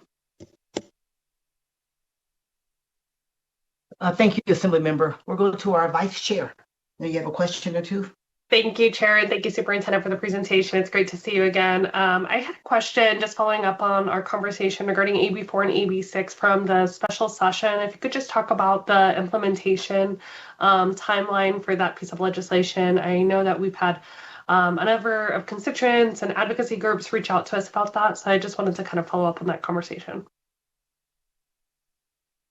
Absolutely. So we've been in action, tracking as we do any legislation that happens in regular session or special session, to understand, is there any work that NDE needs to hold in terms of regulation setting, clarifying guidance, communicating with all of our schools. So that is what led to the January guidance memo that we shared, that basically clarified and recapped that this legislation enshrined the practices that were in place largely across the state, and we put all the resources in one place for districts. I'll ask Deputy McGill to share any more detail or thoughts around the Safe Voice program or any other pieces that we've been working on as a department to ensure that we understand our responsibility and are helping to move forward with the legislative intent in all the ways that we can.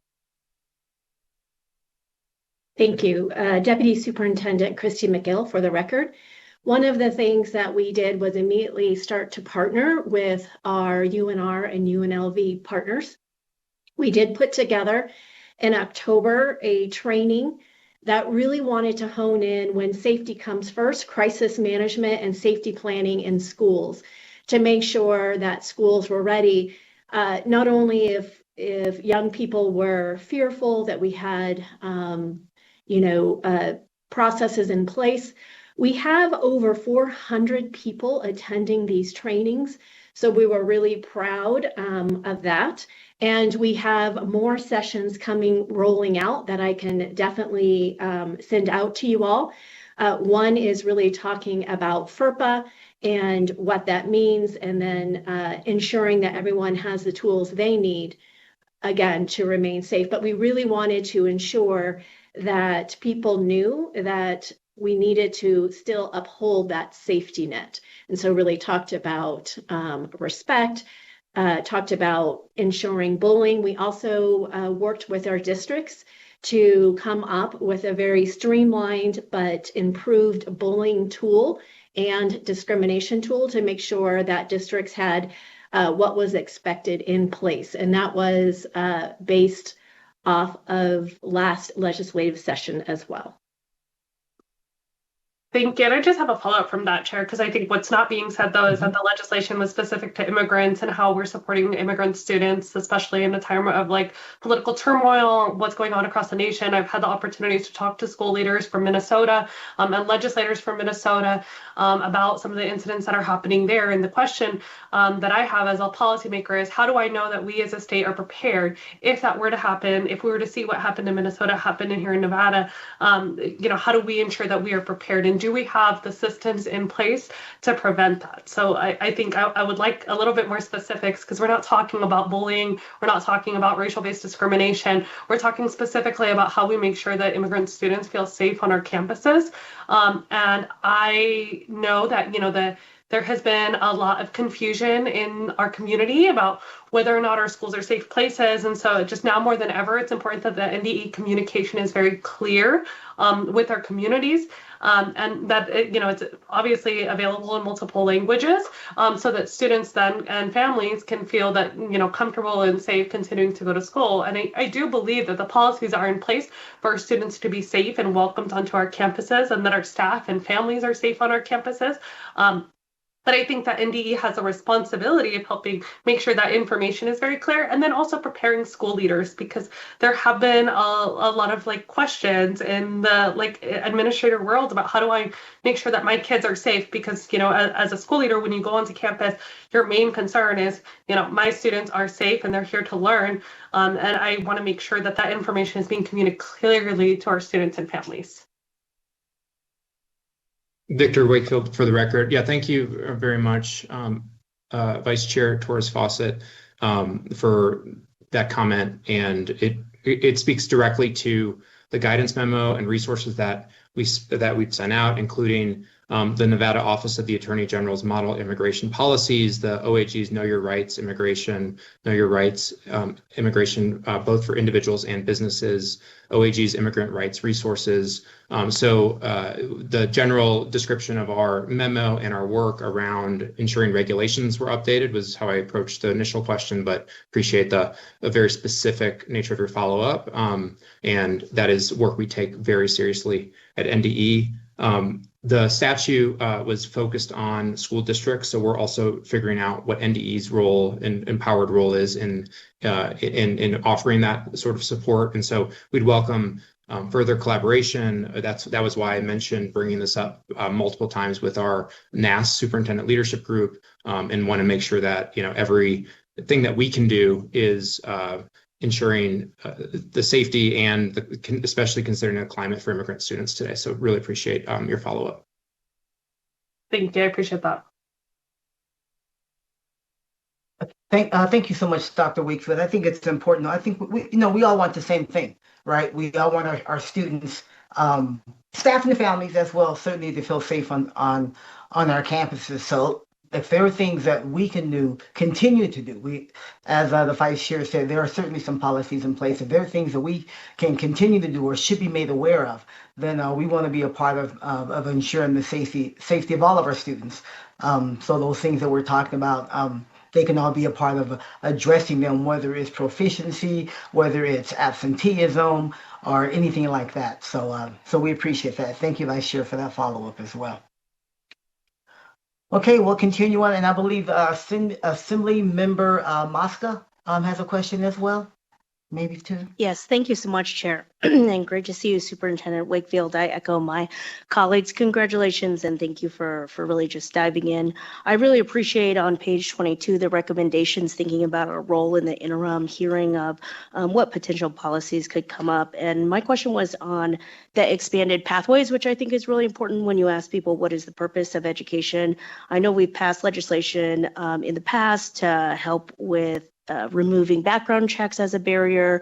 We also had the bill for CCR to be opt out versus opt in. Would love to hear just on the record, what other barriers are you seeing for number 3 for expanded pathways for our students in Nevada? Thank you.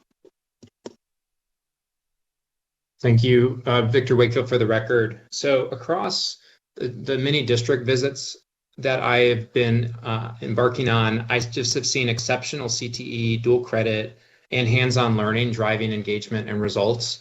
And it's been really powerful to see that these programs, when students find their pathway or something of interest, even if they're exploring multiple, it seems to really help solve the motivation and relevance challenges that we also see in schools, impacting attendance, impacting chronic absenteeism as well. But access remains uneven across the state. I've heard specifically around resourcing barriers, some regulatory barriers, and then operational barriers. Operational might be the programming of the day for a student, especially at comprehensive high schools. Do they have enough open slots and do offerings, if they're not at a more specialized school, actually match to when they might have open slots in their schedule to, have those introductory and then deeper pathways type of courses that can help light that fire for them or give them that sort of sense of direction. I think that, one other thing that I'll name is that while districts are managing enrollment declines and thinking about fiscal, I believe as a state, we need to safeguard these type of programs to the best of our ability, not see them maybe as we have in the past as extras or outside of the core set. Instead of one pathway and some alternatives, we need multiple pathways that have the kind of resourcing, programming, assessment that really centers them as being part of our strategy for Nevada schools. Lastly, I'll share that I got to join the DECA students at their annual conference, and so I was very pleased to see the impact of past legislation that allowed state funding to go to some of those CTSOs, some of those organizations that actually make CTE programming come to life. I sat down with students at a high school in Washoe. It was Debbie Smith, CTA, and they actually had shared how important it is to not only have the courses, but also to be able to do the associated activities to really be able to do those sort of pathways and pipelines. So I know those are general thoughts. I'm working through a process to figure out if there's specific policy or budget recommendations related to this. But expanding pathways to more students, helping some of these crown jewels of our system in terms of the CTE programs and magnet schools scale and grow, I believe is going to be what it takes for us to really see progress against the high school goals that we have and just enable more young people to have the kind of opportunities that they deserve to have. Thank you. And I think as you dive into those specific policies, would like to be kept updated. And thank you, Chair. Thank you, Assembly Member. I do have just one question remaining. My colleagues have done a really good job of checking some things off of my list. So thank you, colleagues. But I do, and I know, Dr. Wakefield, as we welcome you here, you've been on the job like 10 minutes. So I appreciate you being here and answering these important questions, and you're diving right in. My only remaining questions around slide 19. We've spoken a little bit about some chronic absenteeism. We haven't really gotten into the suspensions and expulsions, and that's something that's really important to all of us, and that's something that, as Deputy McGill will know, is something that's been on my radar since I've had the honor of serving in the legislature. You shared that you got reports back from districts in terms of those numbers. You didn't share much about what you received. I'm very interested in, are we still seeing the same type of disproportionality?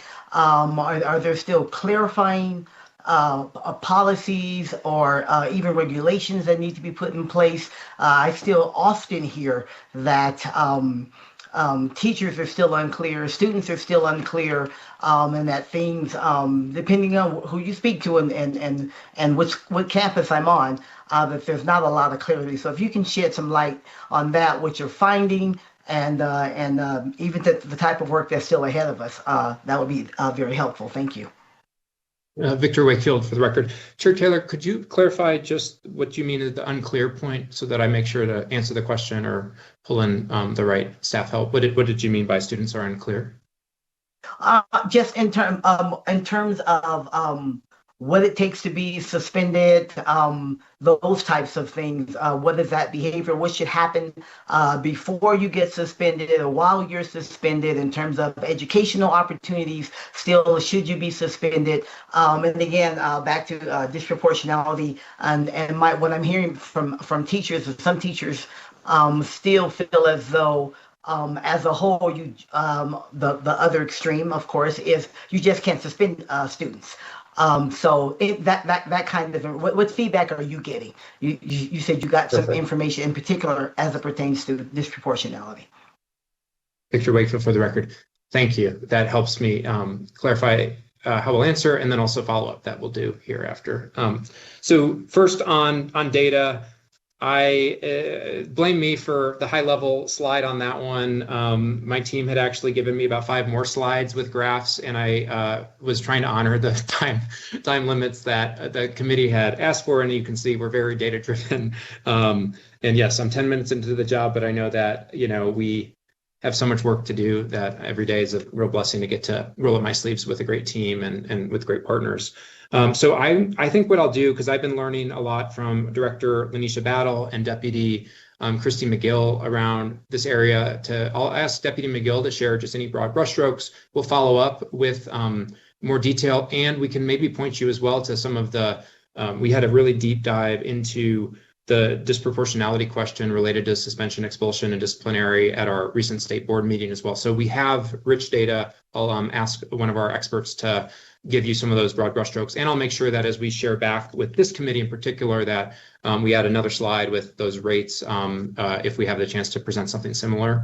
So that way it's not just talking points as well. So Deputy McGill, would you share? Thank you. For the record, Deputy Superintendent Christy McGill. I will start with the first part of your question, and that is clarifying what constitutes as a suspension, expulsion, those kinds of things. So we are still on track. We have clarified and moved into data definitions in Infinite Campus itself. We're in that pilot, and so one of the things what we really wanted to do is make sure that when we were comparing district to district, we had some apples to apples. You can imagine with adults, with humans, really getting good data definitions around things like respect and, those kinds of things, that it was a lengthy process. But it is all entered into Infinite Campus now. And so what we're hoping with the clarification of this is that we will be able to then create real-time data platforms for schools to use. So what does that look like? So we really want to make sure that our schools are empowered to look at their data around discipline to see if there's disparities, not just once a year, but throughout the year, to really what we call progress monitor. We also want to see if maybe there's some discipline things going on in the school cafeteria, and the school really wants to ramp up their interventions at the cafeteria or make sure we have adults in the cafeteria, really trying to get in front of some of the discipline. So that's the discipline piece. We put out support materials of really making sure that we're all on the same page. We talk about things like if a child is removed from the classroom in the school, it counts as a suspension, that you can't count it as something else. So we're kind of in the throes of that data definition work. On the other side, when we go to implementation and interventions, one of the things that we found, and I think that you'll probably know this already, is that when a school implements a systems approach, So they have interventions at the ready. They are looking at if a young person is not successful, looking at different ways to help that young person feel supported, whether it's through, perhaps trauma or something of that sort. Because what we know is sometimes discipline is a manifestation of things that are not supported. And so really trying to reduce that piece. And we have some great data. I can send this to you all. I have a nice handout that really shows schools that are implementing MTSS with fidelity have significant reductions in discipline.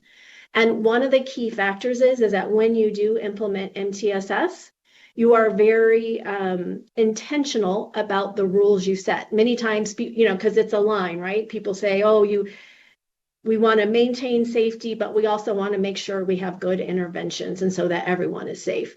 And so what you'll see is that by strengthening the intentions and consequences, we also have a reduction in the incidences themselves. And then also really ensuring that our teachers have teams that can lean in with a teacher that maybe have a student that is struggling and utilizing discipline as that externalizing factor.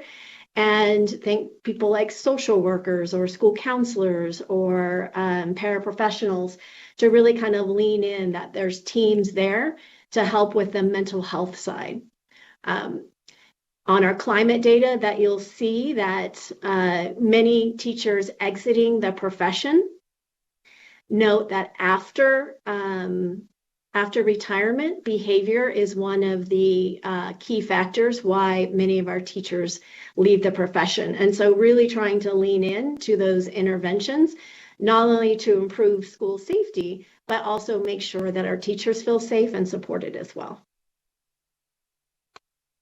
And last thing I'll share, Victor Wakefield for the record, because you have access to our annual report and just I believe that transparency builds trust and action. And so just to put it on the record, data that, I think we should all take a hard look at is that the data from 23 to 24 to 24, 25 revealed persistent disparities that did not drop significantly.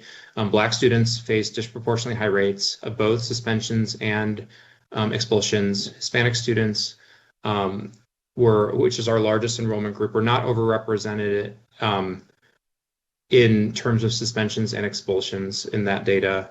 And so there's more detail in our annual report and in what's available. So I just want to make sure that we're, clear-eyed and looking at the data and taking the hard look in the mirror as we think about policies and practices that we have to do moving forward. Sorry, Christy McGill, for the record. I apologize. I left that out of the answer.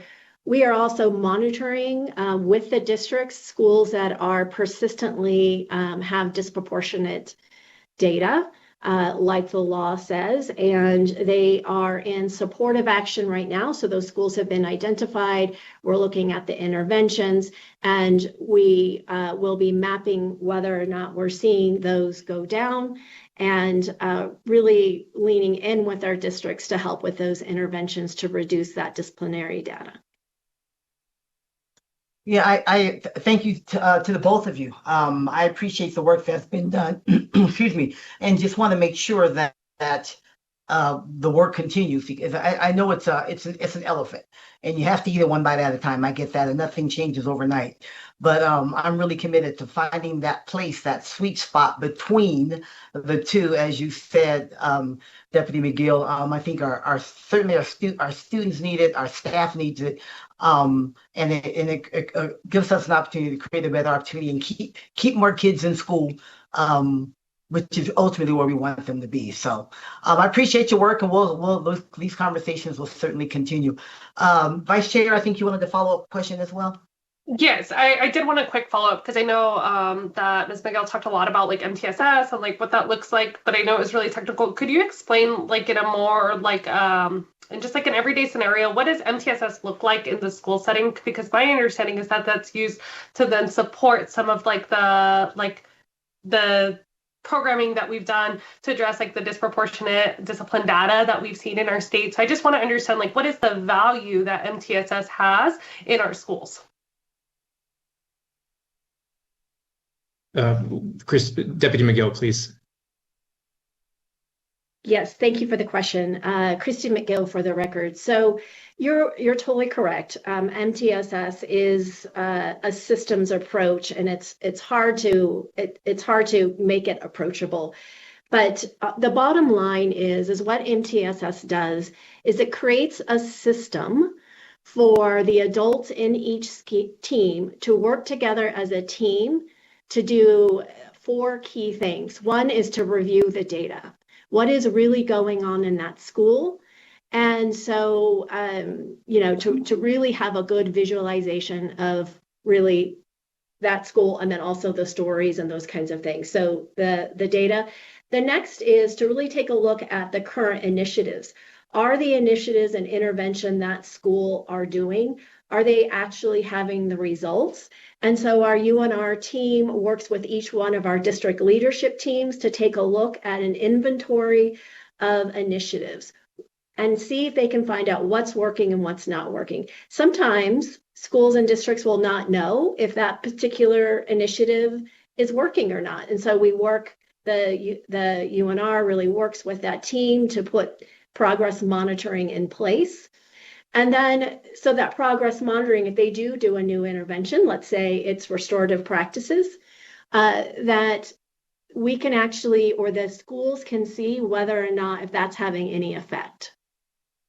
And then last but not least, it's putting in that tiered system of supports so that if a child starts to struggle, we are screening. So many times, like if a child is suspended for the first time, instead of just saying, okay, you're suspended and, come back to school, that acts as a warning light, like a check your engine, and to really screen to see what else is going on. And again, trying to get those interventions earlier. So screening becomes really important component to putting in interventions, not just for behavior, but it could be for math or for literacy as well.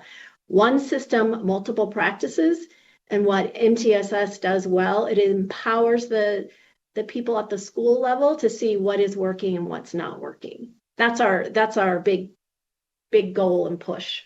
Thank you. So is it accurate to say that the MTSS model supports some of the restorative justice language and policies that we've implemented in the last couple legislative sessions? You are correct. What MTSS will do, it's an implementation framework to check to make sure that restorative practices have been trained, that they've been coached and they're supportive, and then making sure progress monitoring is occurring. Is it working? Is it not working? And not just to automatically jump to, oh, it doesn't work, but if, let's say there was a gap in training, or let's say there was a gap in coaching, the MTSS implementation framework will kind of show where that gap occurred, if there was a gap. And really the ideal is to get to implementing with fidelity. Okay, thank you. That's helpful. Thank you, Vice Chair. Thank you, Deputy McGill. It was I'm a fan of the MTSS framework, and hope we can continue to move that forward, because I think it helps us get to where we want to get with students, with staff, in a way that that's supportive, but also has some parameters around it. So thank you for the work in that. I know you've had some good results. And we tried to get that extended a little bit, and we didn't get the bill across the finish line. But it's going to be on my radar, because I think that's the best way to try to get to where it is that we're trying to get. So thank you so much. Any other questions? I know you've been up for a while, NDE. Thank you so much. Welcome to your first meeting, Dr. Wakefield. We appreciate all that you've done. Okay, seeing no more questions, then you are off of the hot seat. And really thank you for the information. I do want to say thank you in advance for the information, the material you're going to send us in terms of follow-up, and even information on some of those slides on expulsions and suspensions that you didn't use. I appreciate that. Thank you. If you can get that to staff so they can get that to us, and we can use that along with reading the report. To answer other questions, fill in some blanks that may still be there. We sure will. Thank you very much for the time. Thank you. I think we have, I think we can get in one more agenda item before lunch. For those of you who are there in Las Vegas and staff that are in Carson City. So let's go on to agenda item number 6. This is the presentation from our school districts. We have representation here from NAS, the president of NAS, President Else, as well as Superintendents Anderson from Elko, Alvarado from Douglas, Ebert from Clark, and Ernst from Washoe. And we will go in that order unless you've organized some other way to present. No, can you see and hear me okay? We can now. Okay. All right. This is interesting. All along I've been practicing eye contact and now all I can see is my computer screen. So, Madam Chair, members of the committee, thank you for the opportunity to be here today. My name is Tate Else and I am the superintendent of Eureka County School District and president of the Nevada Association of School Superintendents, also known as NAS. NAS consists of all 17 school districts and the State Public Charter School Authority. We deeply value your partnership and ongoing support for Nevada students. Our district leaders are eager to collaborate, learn together, and drive progress for our communities. Today's presentation celebrates a shared journey, building on successes and strengthening our commitment to working side by side. Several members of NAS recently attended the National Conference on Education, where the theme was, "The Future is Ready." Many states across the nation are facing similar challenges to Nevada and are working to improve educational systems. As we all know, this is no easy task. There are no simple answers, but what we do know is that the only path to meaningful progress is through collective effort, working together to identify and implement solutions that most positively impact our learning environments. At the same time the nation is working to improve education, Nevada superintendents are doing the same. This year, we have been intentionally reflective about our purpose and have created dedicated time each month for professional learning and collaboration during our meetings. Nevada is a unique and diverse state. From small rural districts to our large urban systems, Nevada needs vary significantly. These vast differences make it difficult to create one overreaching narrative. Yet through meaningful discussion, we developed a statement that reflects our shared values. NAS is committed to equipping leaders to build learning systems grounded in trust, collaboration, and high expectations. We align resources, foster professional growth, influence policy, and strengthen networks so caring adults can engage students in rigorous, relevant learning connected to real-world challenges. We recently updated our motto to better reflect the evolving needs of our state. With substantial turnover among educational leaders and the urgent need for systematic improvement, we are committed to adapting our practices to ensure all students benefit from high-quality learning experiences.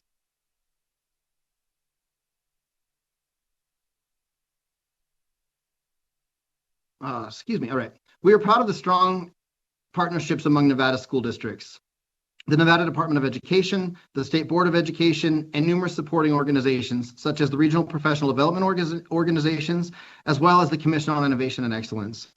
We have already made significant progress and look forward to continued improvements. Collaboration among all stakeholders is essential to creating better learning environments. Our joint meetings and initiatives reflect a true spirit of unity, enabling practical solutions and sustainable progress. Successful implementation is key to meaningful change. Every June, NAS hosts its annual Superintendent's Academy. Over the years, this conference has grown in attendance and impact. It has become an important space to collaborate with educational partners across Nevada. This year's conference will take place on June 8th and 9th at South Lake Tahoe, and we would be honored for each of you to attend as our guests. As I was just watching Superintendent Wakefield's presentation and some of the questions and conversations that came up, I thought this would be a perfect opportunity to collaborate in a space like that. So we welcome all of you to join us. Our priorities reflect shared goals and opportunities for meaningful action. These are not the only issues districts are focused on, but they represent areas where statewide collaboration is most crucial. Financial stability remains one of the most pressing challenges. Declining enrollment does not reduce fixed costs. Transportation, special education services, staffing, and facilities remain essential, yet our funding systems were built for growth, not contraction. At the same time, districts must modernize accountability systems, expand access to early learning, and meet the diverse needs of students. NAS priorities reflect these realities: sustainable and flexible funding, modernized meaningful accountability, strategic investments such as pre-K that prevent future costs instead of reacting to them later. These priorities are not about lowering expectations, but about creating the conditions necessary to meet them. Let me be very clear. Districts are not afraid of accountability. In fact, superintendents welcome it when it is focused on student learning and system effectiveness. But we must ask ourselves, are we holding the right things accountable? Districts have the responsibility to examine their systems, eliminate practices that are ineffective, and focus energies on strategies proven to improve learning. Are we measuring compliance or are we measuring impact? And are we adding initiatives faster than districts can implement them with fidelity? Are we allowing enough time and support for innovation to succeed? NAS encourages a more focused approach, doing fewer things better.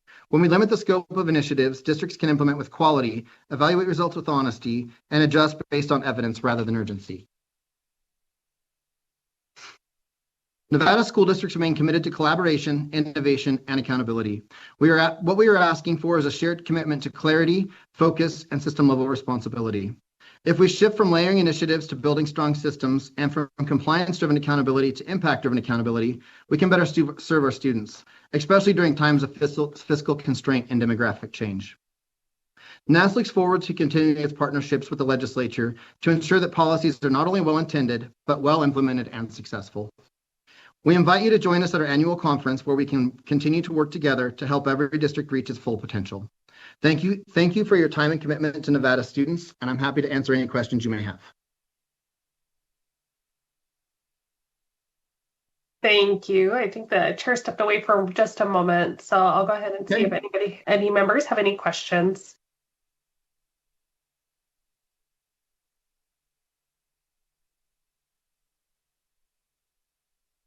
I do not see anyone with any questions. Go ahead, Assembly Member LaRue Hatch. Go ahead. Thank you so much, Vice Chair. And thank you so much for being with us today. I think you might have heard I mention it earlier. We just saw 29 pages of reports that are due to us and to the state. And we have talked about how this interim, there's work being done to look at what reports are needed and what are not needed. And so I would just love your thoughts on how we can streamline. I'm a classroom teacher. I am filling out reports. You are filling out reports. Principals are filling out reports. I would just love some thoughts on how we can reduce those reports and actually get to the work of educating. Well, I absolutely love your question, Senator LaRue Hatch. So thank you for that. This is something that we continually talk about, and it's an issue that I think everybody can agree upon that is a challenge. At our most recent NAS meeting that we held in Las Vegas, Dr. Wakefield actually shared his report page with us that we have for the Department of Education has recently created, and it's 3 very, very full word page documents. But I had to point out to him at that point in time that we're back onto a 4th page because he had just introduced another report within that page. So all of the school districts are working collaboratively on this. We're all meeting actually with an organization next week that's assessing and kind of analyzing that. They're an organization working with Opportunity 180 to go through and really assess what all the reports are, what is mandated, what could be reduced, what is duplicative. And I think I think it's really crucial that we do that because I can speak from my small rural district. It's only a few of us that do those reports in my district. Like in a Clark County or Washoe County school district, there's entire teams or departments maybe that are dedicated to working on some of those. They might be a little bit more individualized. In my district, there are 4 of us that essentially do all of that. And the amount of time that those reporting requirements take from us is immense. And it certainly takes away from the things that we really should be doing, which is focusing on improving teaching and learning. So I will be very happy to come back and share the results of what we happen with that. I believe you'll be hearing from other organizations as well on this. And I think this is an initiative that is going to be championed heavily by several people this upcoming session. Thank you so much. And thank you, Vice Chair. Thank you. I noticed that. There you go. I was like, I thought you were back. Yep, just sat down. Thank you. I want to take that moment to refresh my coffee as well. But I had you in my ear. I had you in my ear, so I heard the whole thing. And I do just want to add into that. I think reducing the reports it's on everybody's radar, which is why it came up in some legislation. this past session, and so hopefully we can make some good progress and relieve the superintendents and the classroom teachers and school administrators and all of that, because the most important work happens in that classroom, and I don't mean the work of filling out a report in the classroom, right? We're talking about with the students, so we appreciate that. Senator Rogich, I see your hand. Please jump in. Thank you, Senator Chair. Quick question. With regard to under policy solutions, modernize sped funding to reflect actual costs, could you elaborate further on what that means? Yes, absolutely. So the amount of dollars that we receive for our special education funding is heavily it is not enough to incur our costs of what each district is spending. So at the end of every year, each district is making a very substantial transfer from the general fund to the special education funds to essentially make that fund whole. So I think it's a little bit dependent upon district. In my district, it's about 50% of our annual special education funding is actually covered out of our general fund dollars. Okay, thank you. Mm-hmm. Absolutely. Thank you, Senator. Any other questions from the members before we let the president of NASC go? Okay, well, you did all that practice, Superintendent Else, for eye contact and in-person presentation. You'll get another opportunity at some point during your presidency, I am sure. Well, I am sure we'll see you. I know that we will be having another request to come back and share our invest document with you when it's complete. We're in the process of working on that as we speak. So we're hoping that we have it completed by April or May. So I will be requesting another visit back with your committee for sure. Well, I can't promise no snow in April or May because it is Northern Nevada, but it's less likely anyway. And less likely. It won't be this much. I would like to thank Churchill County School District for allowing me. I left Carson City this morning at 6 a.m. before I got snowed in so that I could drive back to Churchill County so that I wasn't stuck away from home another night. So thank you to Churchill County for letting me use their boardroom today. Well, I'm glad you were able to get home, and that was actually a big reason why we went ahead and went virtual here.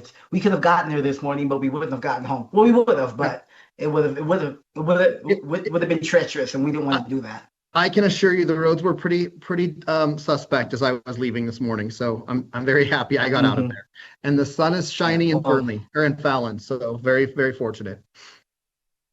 Well, that's good. Glad to hear it. Thank you again for the presentation, and we look forward to the invest document as well. Let's go on to Elko County. Superintendent Anderson. Hello, can you both see and hear me? All right. Yes, we can. Thank you so much for being here, sir. Wonderful. Thank you all so much as well. Good morning, Chair Taylor, members of the committee. For the record, I'm Clayton Anderson. That's ClaytonAnderson, and I'm the superintendent of the Elko County School District. I am very pleased to be here virtually with you today to share our successes, also talk about some of our persistent challenges and our progress on recent mandates, like the one identified with SB 444. So just before I get too deep into our Elko County School District stuff, I just want to point out that we are in Elko County School District. We are a proud member of the Nevada Association of School Superintendents, and strongly support everything that President Else shared with you, and we believe in the power of all working together, despite the differences that some of our communities have, from whether geographically or otherwise. We do stand behind a shared commitment to build learning systems that are grounded in trust and collaboration and in high expectations. I've got just a few points here on this slide just to highlight some of what makes Elko pretty unique compared with other parts of our state. And while we do cover over 17,000 square miles, we are unified with our colleagues in Clark, Washoe, Douglas, who you'll hear from today, as well as the other counties, to ensure every Nevada student has access to rigorous and relevant learning. So while we are different, definitely not divided, here in Elko, this is our mission, which is to empower students to go anywhere and be anything through teaching and learning excellence, productive relationships, and responding to each learner's unique needs. we have a strong belief and a track record of supporting and fostering innovative practices. And we also believe in the power of creative collaborations and partnerships within our community among Nevada entities, and as well as national opportunities that come across. And strongly believe in advocacy and solutions-oriented approaches to optimal funding to align our resources and make sure we are having a positive influence on student-centered policy. And we appreciate your role in helping those very important efforts move forward in Nevada. So wanna begin here with a little bit of gratitude. So actually, sorry, I got ahead of myself. I also want to show here through these slides that there were some references in the previous slide about our portrait of a learner and some of our core beliefs. On the left-hand side of this, you will see what our current Elko County School District portrait of a learner looks like with what our competencies are. There's a lot of similarities with an Elko flavor with the state portrait of a Nevada learner. And so definitely as we went through that process, developing that over the last year and a half here in Elko County, we were drawing from our work at the state level. We did have multiple schools and teams that participated in that, and that is reflected in our own version of that, and as I said, our own Elko County flavor. I just want to highlight this quote, which is that education is an investment in economic development and an investment in opportunity and investment in our shared future. There's dollars that are limited, and we understand that those are constantly in competition with one another across entities, and so many needs that there's never enough to meet across the state. And the same could be said even just within one industry. And so, but we know that education is that industry which impacts all other industries. So I want to start with some thank yous here. So really grateful for the one-time infusion of funds into the PCFP. There has been lots of positive impact on students and staff. Also want to say thank you for AB 519 and AB 355, which directly affected our Owyhee combined school project, which is moving forward. I have a few updates here soon on that. AB 519, apart from Owyhee, also has enabled us to gain access to some more capital improvement funds that have been very needed for mechanical upgrades and roof repairs and replacements and essential infrastructure needs for our district, and as well as the creative pathways that the state and the legislature came up with to fill hard to staff positions and positions at hard to staff locations, which we have multiple of here in Elko County. So those have been very meaningful to us, and know that we would have additional problems that wouldn't have had solutions necessarily without those supports. So thank you. I referenced the Owyhee project. I just want to give a quick update on that. It seems like wherever I go, from a state standpoint, people want to know about Owyhee. So there's some pictures here to show, and some of these were as recent as about 2 or 3 weeks ago. So that's definitely a school coming together.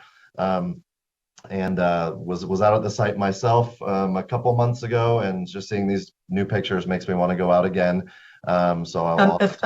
Superintendent, I'm so sorry to interrupt you, but I don't know if you think you're sharing your slides, but you aren't. So when you refer to, we can see it. I have mine open because I'm at home. I've got 3 screens, but we want others too who maybe watch. If you can do that, that would be fantastic. Thank you so much. Here we are. Now we're talking. Now we're talking. All right. I poorly assumed that someone was doing that on your end already. I apologize. Okay, so there's a couple of pictures. Okay. Now it looks like a school. Now that you can see it, that looks like a school building coming together. If we had more time, I'd detail what you're looking at there. But there's a couple of quick pictures and a couple more. Lots of work going on there, and thankfully, I know having a mild winter presents its own problems in Nevada. But having a mild winter has facilitated the more rapid progress on this Owyhee construction. So that is moving forward. We are currently securing additional funding we need to get into phase 2, which would be other buildings beyond the main structure that you saw in those pictures. But all signs and implications point to that being, going in the right direction, thanks to those bills and to the mechanisms that are put in place. Next topic I want to talk about is the cell phone updates. So SB 444, you asked for an update on that. We had a policy in place already, but it was pretty old, and you could tell it was kind of put in place when cell phones were probably a pretty brand new thing or just starting to become a little more common. So our new updated personal electronics device policy, JDBA, I did share a copy of that with all of you. We were actually well in the process. We'd been going through that process about a year actually by the point that the legislature passed that bill. So that's why that was turned around so quickly at the end of the session, was because we were already doing it anyway. That bill and our version, thankfully, was kind of checked all the boxes, plus some other things important to us. So it requires the absence of use and visibility during instructional time. It allows for instructor discretion for instructional purposes.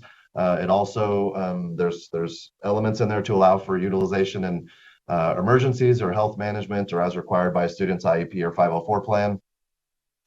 We also, consistent with our state's restorative justice model of discipline, the cell phone or personal electronic policy violations are within that same matrix of discipline, which is progressive in nature.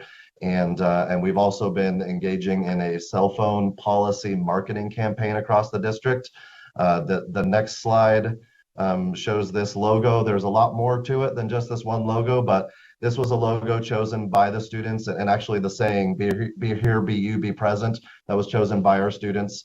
And so we've been utilizing these marketing campaigns to make sure the importance of being present at school is clear throughout. Here are some quick data points from what we've seen, because we did just implement this year. So, still pretty fresh as far as data goes. We were not surprised to see personal device violations go up, given that we are now taking them away a little more often, and classroom disruptions because of those go up a little bit. But we do think that there will, as people become more accustomed to that, we will see that improve. Kind of the big takeaway from the administrators at the schools was we haven't seen like this, shocking, drastic change in student behavior and community happen right away. But again, this is after one semester of data. So we're committed to it. It's district-wide now at every school and with a consistent manner. And so I just wanted to make sure you saw some of that as it pertains to SB 444. And we're fully implemented at this time. Next up, want to talk about our primary challenge, and that is this perfect storm of with funding for us. I've got 3 kind of categories up here. This has already been talked about to a certain extent nationally and at the state. There's obviously declining enrollment happening due to various reasons. We also have our state's funding model of the PCFP, which provides equity in some areas, but provides challenges in others. And some of those challenges for us are listed there, and that those allocations are directly tied to enrollment rates, which for us are unpredictable at this time. Timelines sometimes make it difficult to have those enrollment rates match up with when budgets are due and things like that. And right now, where we are in a pretty steady decline in enrollment of 10 to 11% over the last 4 years, the hold harmless trigger has not been something we're able to use. So we have not been able to be held harmless. It's been nothing but harm with those declines in enrollments. And then we have that budget gap just keeps increasing for us. It's been widely publicized in the news lately about our challenges. In fact, tonight we have a board meeting about possible solutions to what we're going to do to try to catch up from this. So, but it does feel like over the last few years, anytime you finally adjust to the damage that's been caused from the decline in enrollment from that year, you're starting over again and unable to stay ahead of it. So that's been a significant challenge for us as district leaders, as educators, and as a board.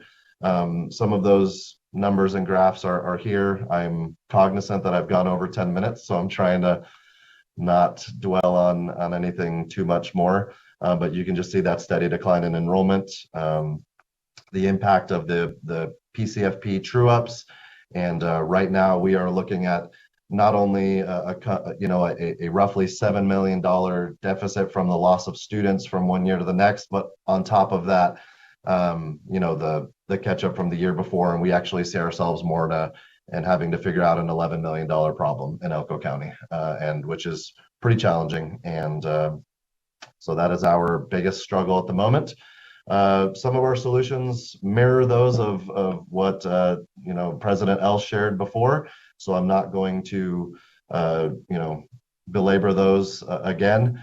So I'll leave those on there without mentioning them. I would say that in addition to those, we also feel like having ongoing funding streams for school safety, behavioral, mental health would be very important for us, as those are things that our general fund often goes to compensate for, much like our general fund goes to SPED to make up for shortfalls from state and federal funding.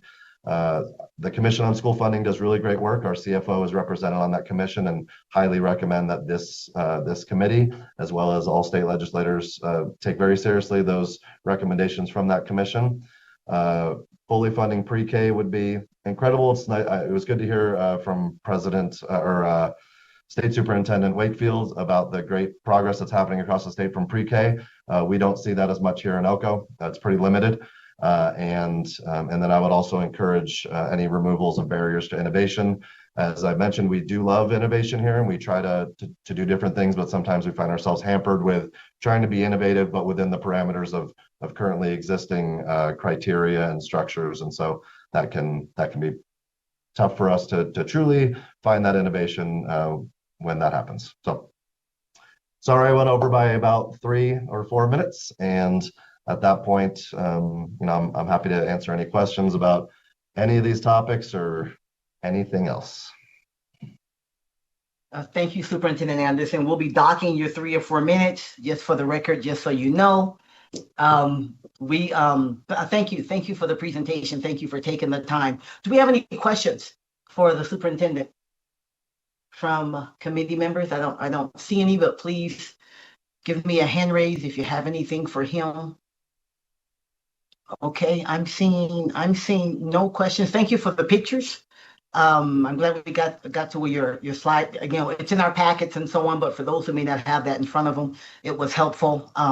We appreciate the slides and the pictures and so on. So, and certainly the solutions, the recommendations. So, seeing no questions, then we will let you jump out of there, Superintendent Anderson. Again, we appreciate you taking the time and for sharing with us on this morning. Thank you, Chair. Okay, we're going to continue on. Superintendent of Douglas County, Superintendent Alvarado. Welcome. Thank you for joining us. You were down the street. You're probably still in Douglas, so you can just jump on Zoom. Great. Good morning, Chair Taylor. All right. I'd like to introduce my Assistant Director of Ed Services, Leslie Peters. Leslie, can you please turn on your camera and microphone? Good morning. Good morning. Okay, let me share my screen so I can get started here. Thank you so much, and then get started whenever you're ready.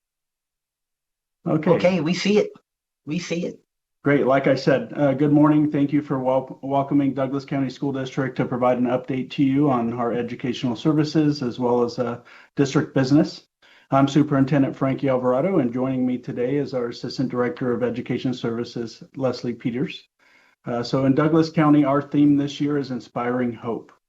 Hope means creating school environments where students believe in themselves, where families feel connected and informed, and where educators are empowered to make a difference.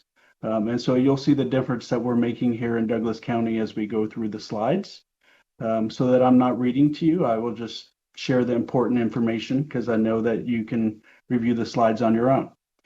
So our vision in Douglas County is we will inspire, empower, and prepare each learner to achieve his or her life aspirations. And so going into our theme of inspiring hope, we know that hope is a combination of action and belief. And the point of inspiration happens with hope is when your mind and your heart both align, so that way you purposefully make a decision to achieve and develop a goal and achieve that goal. So we understand in Douglas County School District that every student learns to the beat of a different drum. And with that understanding, we have some keystones of our instructional program in which Ms. Peters will dive into as we get to the Portrait of a Learner slide next.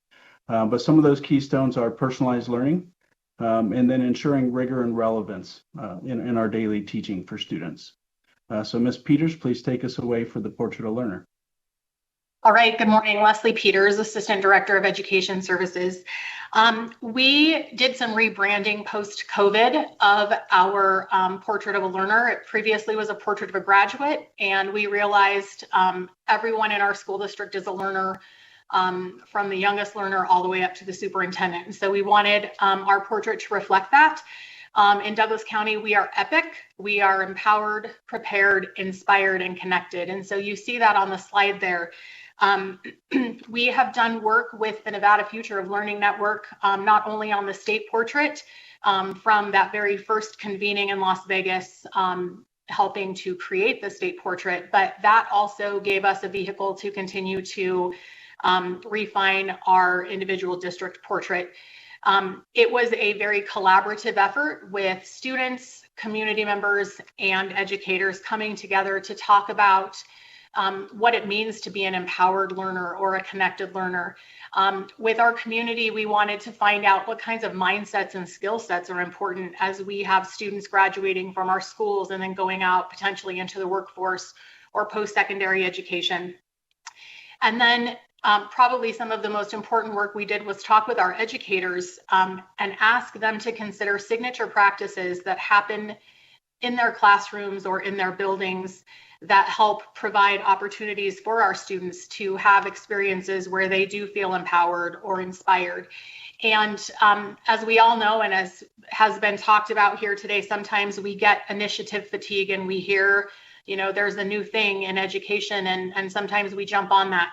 We didn't want the portrait to be that thing. We didn't want it, number one, to just be a poster sitting on walls of classrooms, but we also wanted our teachers to see what kinds of things were happening in real time for students that were part of this portrait. And so from that, we've created a list of signature practices, and that work was just recently highlighted in Las Vegas as a bright spot in our state with the Nevada Future of Learning Network convening. So we're very, very proud of that work that we've done with our team.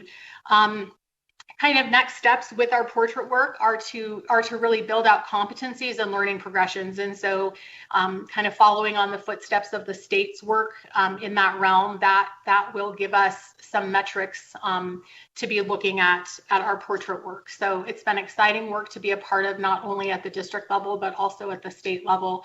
And I think we're seeing some good returns on that with our students as far as, excuse me, their engagement in their learning and opportunities that teachers are providing for students to have voice and choice and some personalization within their classrooms.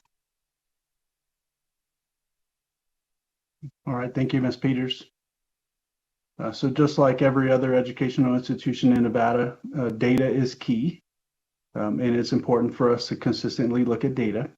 So I've embedded some data regarding attendance and our chronic absenteeism rates. And this is mid-year review in comparison, to other districts in the state. We're right up there in the top 3 when it comes to chronic absenteeism. So right now, the bottom right corner of this slide, you'll see our total attendance percentage is 93.91%, looking at the first semester of this school year, and chronic absenteeism is sitting at 19.76%. So we're under that 20% threshold that most districts are at across the state. Okay, looking forward. So we also have multi-tiered systems of supports, which is a key priority for the district. And Ms. Peters, go ahead and take it away. All right, so we are working with UNR Technical Assistance Center on our MTSS implementation here in Douglas County. This is something that had been in the district, and then coaching went away due to funding, and we were able to get a little bit creative last year and find a coach so that we could work with UNR. They have supported our district leadership team. And with that, with some training that we had with Sean Covey and the 4 disciplines of execution, we talked about a wildly important goal. And we felt as district cabinet that our work around MTSS should be that goal. It's a large part of our district strategic plan. And really our goal is to increase the percentage of school sites that are showing fidelity with Tier 1 implementation. And so as Deputy Superintendent McGill alluded to, MTSS is a tiered system of support, but really the most important work is at Tier 1. When we are giving the majority of our students intervention that is evidence-based, and from there monitoring progress to then determine if students need to move on to Tier 2 or Tier 3. Through our work with UNR, we have been able to provide 2 different cohorts of training. Last year, we had an elementary, a middle, and a high school that went through our initial training. We have now since added all of our school sites this year. And so we are tracking data on the number of school sites who are attending all of our monthly trainings with UNR, as well as the percentage of their team that is attending those trainings.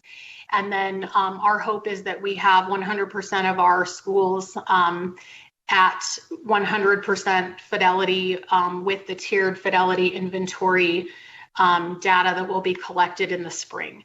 So we've seen some good movement in that direction. All of our schools from the fall to the winter TFI have shown improvement in their implementation of MTSS interventions and just monitoring of data from students. And so we are excited to see the results in the spring as well. All right, thank you, Ms. Peters. Superintendent Alvarado for the record. Another priority for Douglas County School District is CTE. So with our CTE program, we applied for and received a work-based learning grant in which we now have a work-based learning teacher. I'm proud to report that our 2024-25 state assessments were top ranked in Nevada. And you'll see our participation rate is well over 90%. For the end of program performance, as well as the workplace readiness skills performance. Our passage rate for end of program was 71.89%. And then our passage rate for workplace readiness was 79.5%. In total, we had close to 400 total passed exams by our students between these 2 assessments. Okay, moving on next is an update on policy implementation. So our board has successfully adopted a policy for open enrollment, BP number 552, as well as a policy for school bus stop arm cameras, BP 816. Those are well into their way of implementation. We're in the middle of our open enrollment application period currently, which closes this Friday. And then we plan to implement the school bus stop arm cameras next school year. And we're in the middle of our campaign, our awareness campaign with our community. In regards to SB 444 for cell phones, we currently have board policy number 546. We will look at making revisions to that policy, but we wanted to make our way through the school year and see what would be the most important aspects to change of that policy. So far this year, we've seen a 30% decrease in total incidents for cell phones, and we've seen a 16% decrease in the total number of students from fiscal year 2025 to fiscal year 2026 when we compare that data mid-year. Okay, in Douglas County School District, we have Tiger Pride, and that's shown in our middle school level as well as our high school level. Last year, we prioritized our strategic plan, and we learn from our kids. So some student voice in the strategic plan is our students want more hands-on learning. They want to know how to get a good grade on everything that they do. They want higher level learning options and courses. They want more opportunities for classes, clubs, and sports. They want a broader range of CTE courses. Fire science, wood shop, construction can all be potential add-ons. We do have a fire science program at George Wattell High School, and we're looking at bridging those options down into the valley as well. Students also want more CTE and dual enrollment options in their course calendar and more options to learn about possible careers. So the last piece of information that I was asked to prepare for today is information for our committee to consider for policy discussions. And so as Superintendent Anderson mentioned previously, right now funding decisions are made after statutory deadlines for staffing decisions. So I'll just give a recent example of SB 500, which was passed on May 29th. I can tell you at the school district level, our obligation through NRS was to provide notice to our employees by May 15th if we were not going to retain their position. So the passage of this funding bill beyond that statutory deadline made it very difficult for us to align our staffing to our enrollment and also to align our staffing to the funding that we receive as a school district. Other issues in PCFP, which Superintendent Wakefield did discuss this in his presentation, is looking at the declining enrollment provision. Currently, it's set at 5%. Douglas County was one of the school districts who missed out on that hold harmless provision. We were at 4.75%, narrowly missing out on additional revenue that could make a difference for our kids here in Douglas County. Additionally is the quarterly funding adjustment, the true-up process that happens within PCFP. This process is harmful to the instructional process because having to reduce support staff is the only mechanism we have during the course of a calendar school year. NRS protects all certified contracts, and our certified employees must receive, their full compensation for the year once the year starts and they have a contract.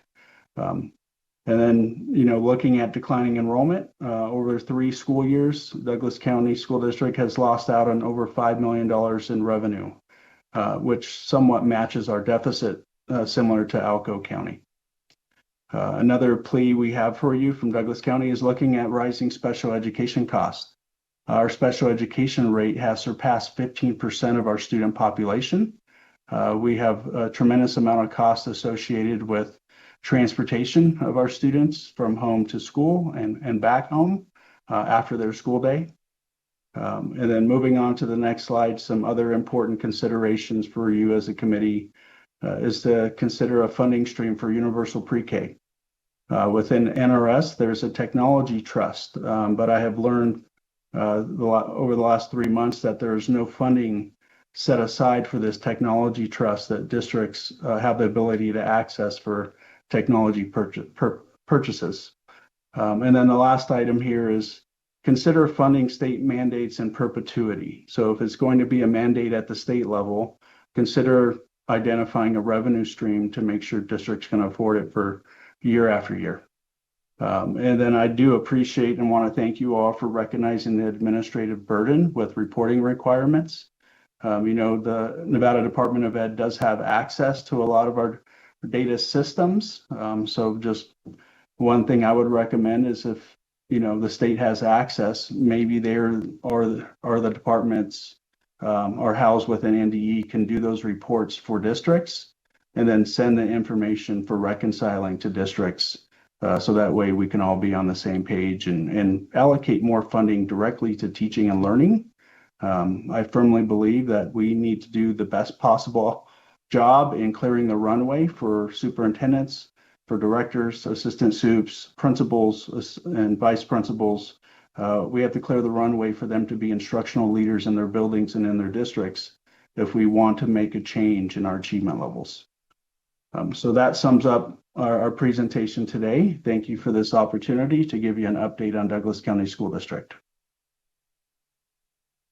Thank you so much, Superintendent Alvarado. We do have a couple of questions, and we'll start with Assemblymember LaRue Hatch. Thank you so much, Chair, and thank you, Superintendent, for being here. So my question comes from a place of support. I'm a teacher. I ran originally because I know our schools are not well funded. And as I have been speaking to the issue of needing to increase education funding, I often point to Douglas County and others who have been in the news about the financial strains. And so I asked this question in the hopes that you can help support those efforts. When I bring up specifically Douglas, often I hear from cynical people that, well, Douglas wasted their money. Douglas paid for a law firm that scammed them about a bunch of money, and it's their fault that they're in trouble. And so I just wondered if you could maybe clarify that and speak to that rumor that I hear at times that I don't know is necessarily accurate. Committee Member Hatch, thank you for that question. It is a politically charged question, and I do appreciate it no matter what.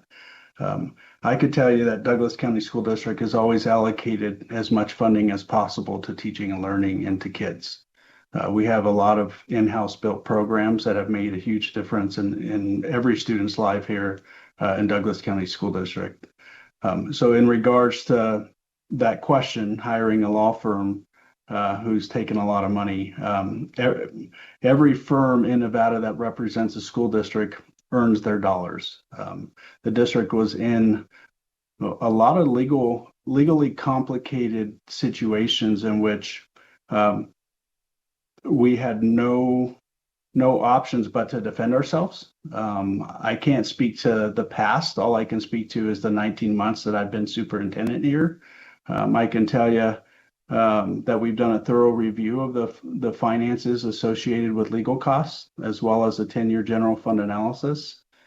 We've utilized the one-time dollars, and those one-time dollars kind of masked, they truly did mask our structural deficit going back to 2021. So I kind of danced around your question, and I can say it's not solely blamed on the law firm. I think it's blamed on turnover of leadership, a board that was looking at implementing certain initiatives that weren't aligned with teaching and learning. They were aligned with different political stances in the nation. So I think losing your focus, losing your way on the path, I think is really the story that happened here. We're all on the yellow brick road, and then obviously took a stop to smell the flowers there and forgot to get back on track. But I can tell you that we're back on track, and we're going to work tirelessly to put us in a better financial position and also allocate funding to kids, where it belongs, to teaching and learning. Thank you so much. And I know it was a delicate question, so I appreciate your answer. And thank you so much for the indulgence, Chair. You're very welcome, Assembly Member. Certainly some difficult questions, and I appreciate your candor and your willingness to just take the question and answer it, Superintendent. Thank you so much. I do have just a couple of questions. You mentioned on just to go back to the slide, it didn't have a slide number, but the one where you talked about chronic absenteeism. Most of these are just clarifying questions, and you may have the answer, or Ms. Peters may. If we go back to that slide, we're looking at attendance. Attendance was 93.91%, but chronic absenteeism was 19.76%. Should that not equal 100%, or am I misreading the intention? Okay, so chronic absenteeism. So chronic absenteeism is missing 10% of the school year or more. Attendance percentage is the number of days you missed, in the percentage of school year. So can you restate the question? Yes. Attendance percentage is the percentage of students that are coming to school, I assume on a regular basis, right? And that's 93.9%. Right, good number. But then the percentage of students who are chronically absent is 19.76%.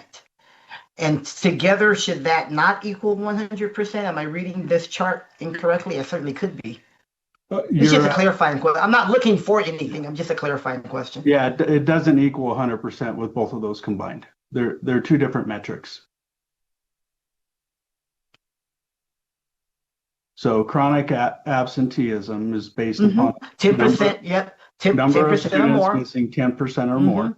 And the regular Yes. attendance percentage is the every student's percentage average. Just generally as a whole. Gotcha. Yeah, so- Just generally. So some of those they can be on this side depending on, okay, gotcha, because it's an average. Yeah. Okay, certainly.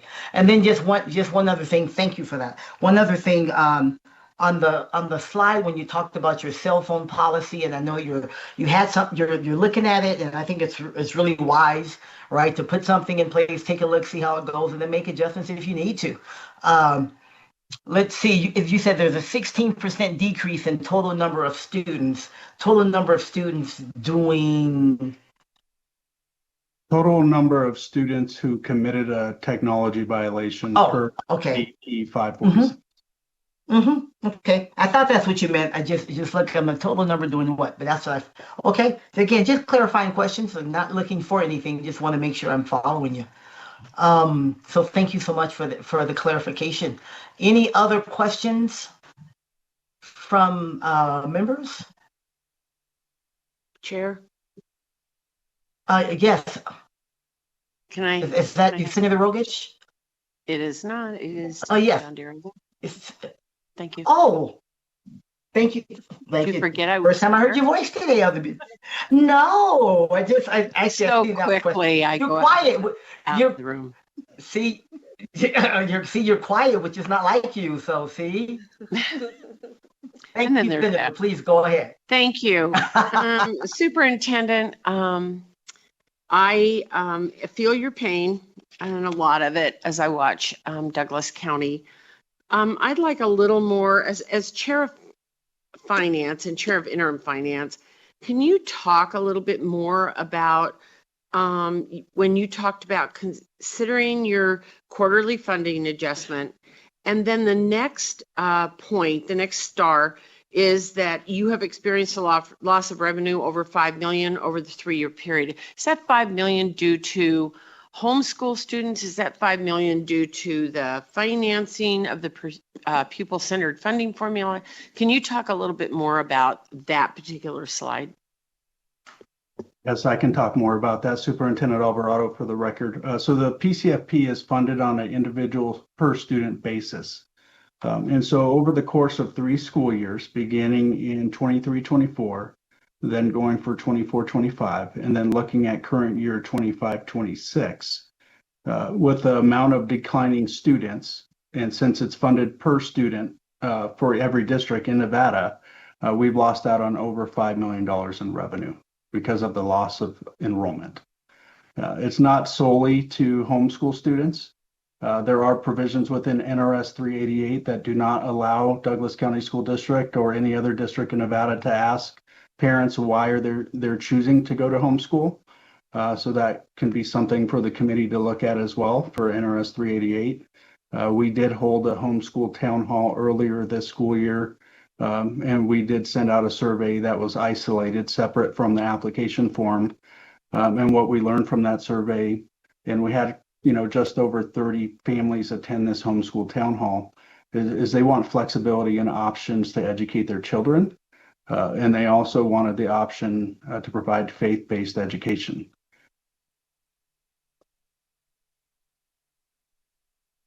Okay, thank you very much. And then on the very next page where you have the consider for policy discussions, can you talk to me a little bit about the technology trust?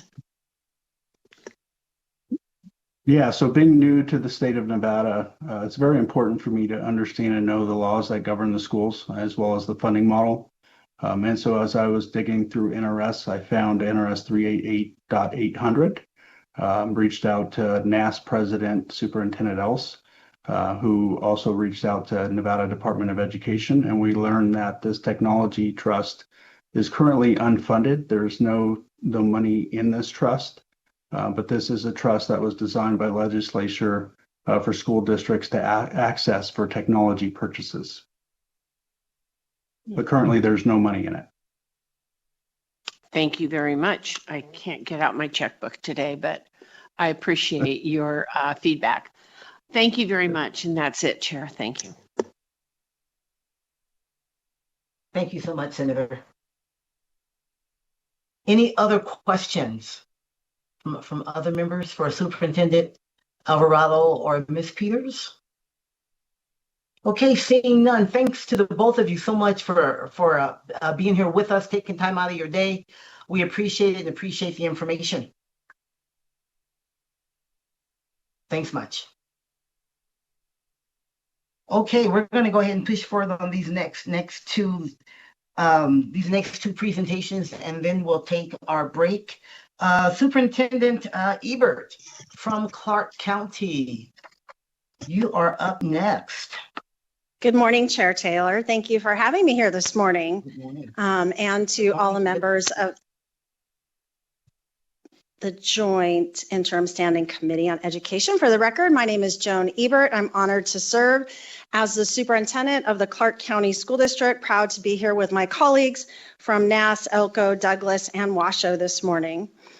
We're thrilled to report that CCSD is on the move and that academic achievement is improving at every grade level and every subjects. So I want to start by thanking you. Because of these investments, the investments that were made during the 23 legislative session, we're seeing those improvements. We're seeing more teacher retention. We have the ability to provide all of our schools with the resources that they need and enriching the professional development for all of our educators. We know that today's presentation will also have challenges at the end of the presentation for you, but I want to make sure that we lean in on the positive aspects as well, making those improvements. And are we okay? Chair, can you hear me? Yes, we can hear you, and we could see the slides. Okay. Now the slides just went away, but yeah, we can hear you and see you. Oh, okay. And then again, great. The screens in this room shifted, so I will keep going.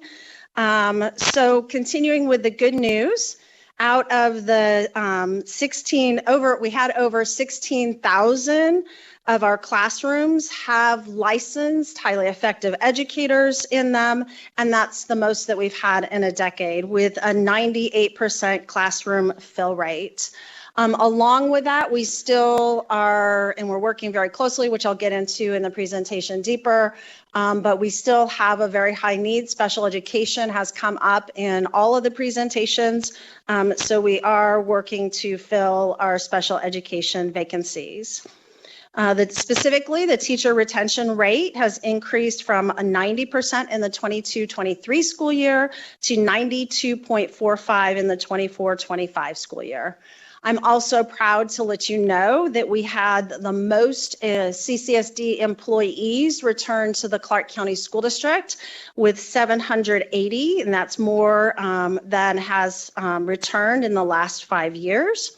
I'm also proud to share that because of the investments that you have made in education, our average teacher salary is now $84,768.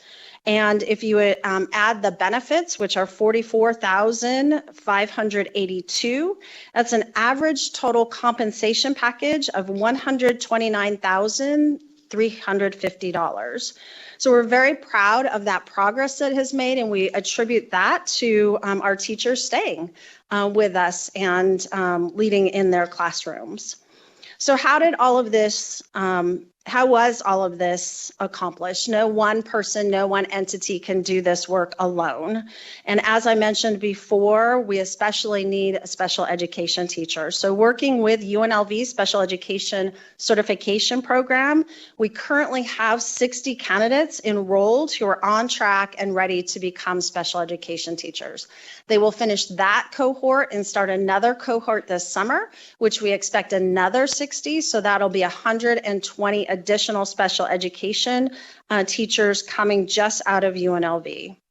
You've also invested, and it was mentioned by State Superintendent Wakefield about UNLV's Nevada Forward, the teacher apprenticeship program.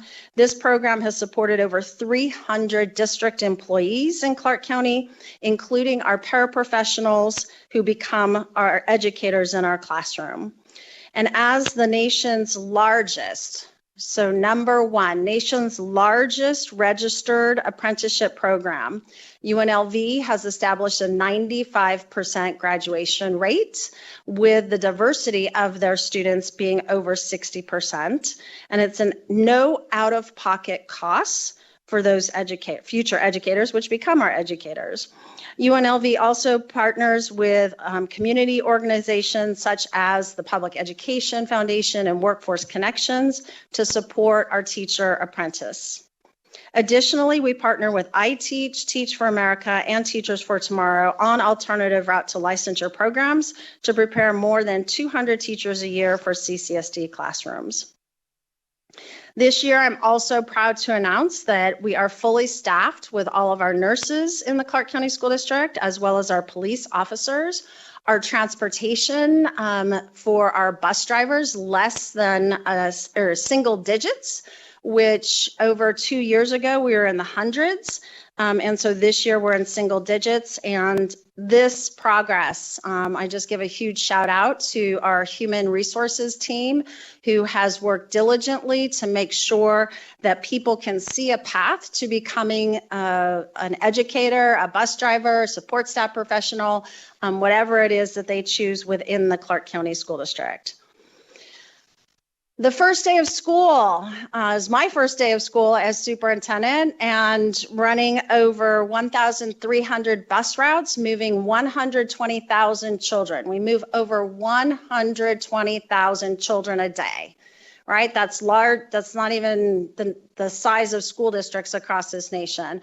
I am so very proud of this team. Amber Rideout is amazing, and her whole entire team. We had 98% bus routes running on time that first week, which is just phenomenal for that work. We shoot for 100% every single day, but very proud that they were at 98%. Also, our square footage, as the 5th largest school district in the nation, we have almost $40 million square feet in maintenance across all of our facilities and grounds. We have over 5,646 acres. Also proud of our food service team. They feed not only our children each and every day, but they feed their souls. It is a wonderful team that works across the entire school district and serving over 42 million meals every single year. Our Nevada Performance Framework, diving into the data. So those, bus drivers, our food service, all of those people that make sure that the system runs really well, helps dive into performance. And really proud that over 34% of our schools this last year improved their star ratings. We now have 48 5-star schools, and approximately 70% of our schools improved their overall NSPF index score. Every single grade level had an increase in year-over-year change in their English language arts, mathematics, science, and that's shown in the data. So really proud. Our largest gain was 4.9 percentage points improvement in middle school English language arts proficiency. Chronic absenteeism, as you can see here, we are in a downward trend. We specifically, so far this year, are at 24.1, continue to drive that down to 0 as well. I'm proud to share with you not only the data from the prior school year, but where we are currently in this school year. This is our winter map data, and I'm happy to report that you can see continued growth in mathematics and reading. From just 1 year ago. Every grade level, we're seeing steady increases, and that is attributed to the great work of our educators in our classrooms. Making sure that we continue to have our children in our classrooms, driving that chronic absenteeism data down. We had over 43,000 home visits to our students, and we've had over 800 businesses participate with us. I'm really proud of our Bright Futures Walk that we instituted this last school year. 2 times a year, we're going to visit homes We have had our mayors join us, council members, elected officials, our own board members, myself, Dr. Keating, walking out into our neighborhoods, asking what our families need to make sure that our children are attending school. And I will tell you, at least for myself, it is not about the parents not wanting their children to be in school. It is about resources and other pieces that they need support with. Here you can see our Bright Futures partners. And I'll move on to our graduation rate, which I'm really proud of. The graduation rate and the improvements that have been made. I'm excited to see this year's data as well. Graduation rate, we're at 86.6 percentage points. That is a 5.1 percentage point increase in graduation, which is a record 23,443 students for the class of 2025. When you break that data down and you look at the groups of students and the increases, you can see here that these groups of students made greater gains than the overall average of 5.1 percentage points. Again, it is resources, it is making sure that our students that have the steepest climb receive the resources that they deserve so they can achieve. And I'm just very, very proud of all of this data and our students, families, and our teammates. Along with that graduation rate, more specifically, you can see here that 2/3 of our high schools achieved a graduation rate of 90% or higher, 5 at 100% graduation. And then this links to a lot of the questions or some of the questions that you were asking earlier. We had a record number, 7,011 graduates who earned the College and Career Ready diploma. That is the most rigorous diploma that we have in the state of Nevada. And, you know, again, always driving, looking for that 100% rate. But this is phenomenal because of the requirements that they must have to earn that diploma. Our core 4 this year coming in pre-kindergarten, you've heard a lot about that already this morning, early literacy, middle school mathematics. Our mathematics achievement is not as high as our literacy achievement. We spent a lot of time talking about literacy, but we're actually farther behind in mathematics. And so focusing there, and then our workforce and college readiness. We need to really be proud as a state. Our dual credit enrollment has increased. We're actually the second highest increase across the entire United States for the state of Nevada, not just Clark County School District, but the entire state of Nevada. So that is something to be proud of, as well as the increase in our AP courses and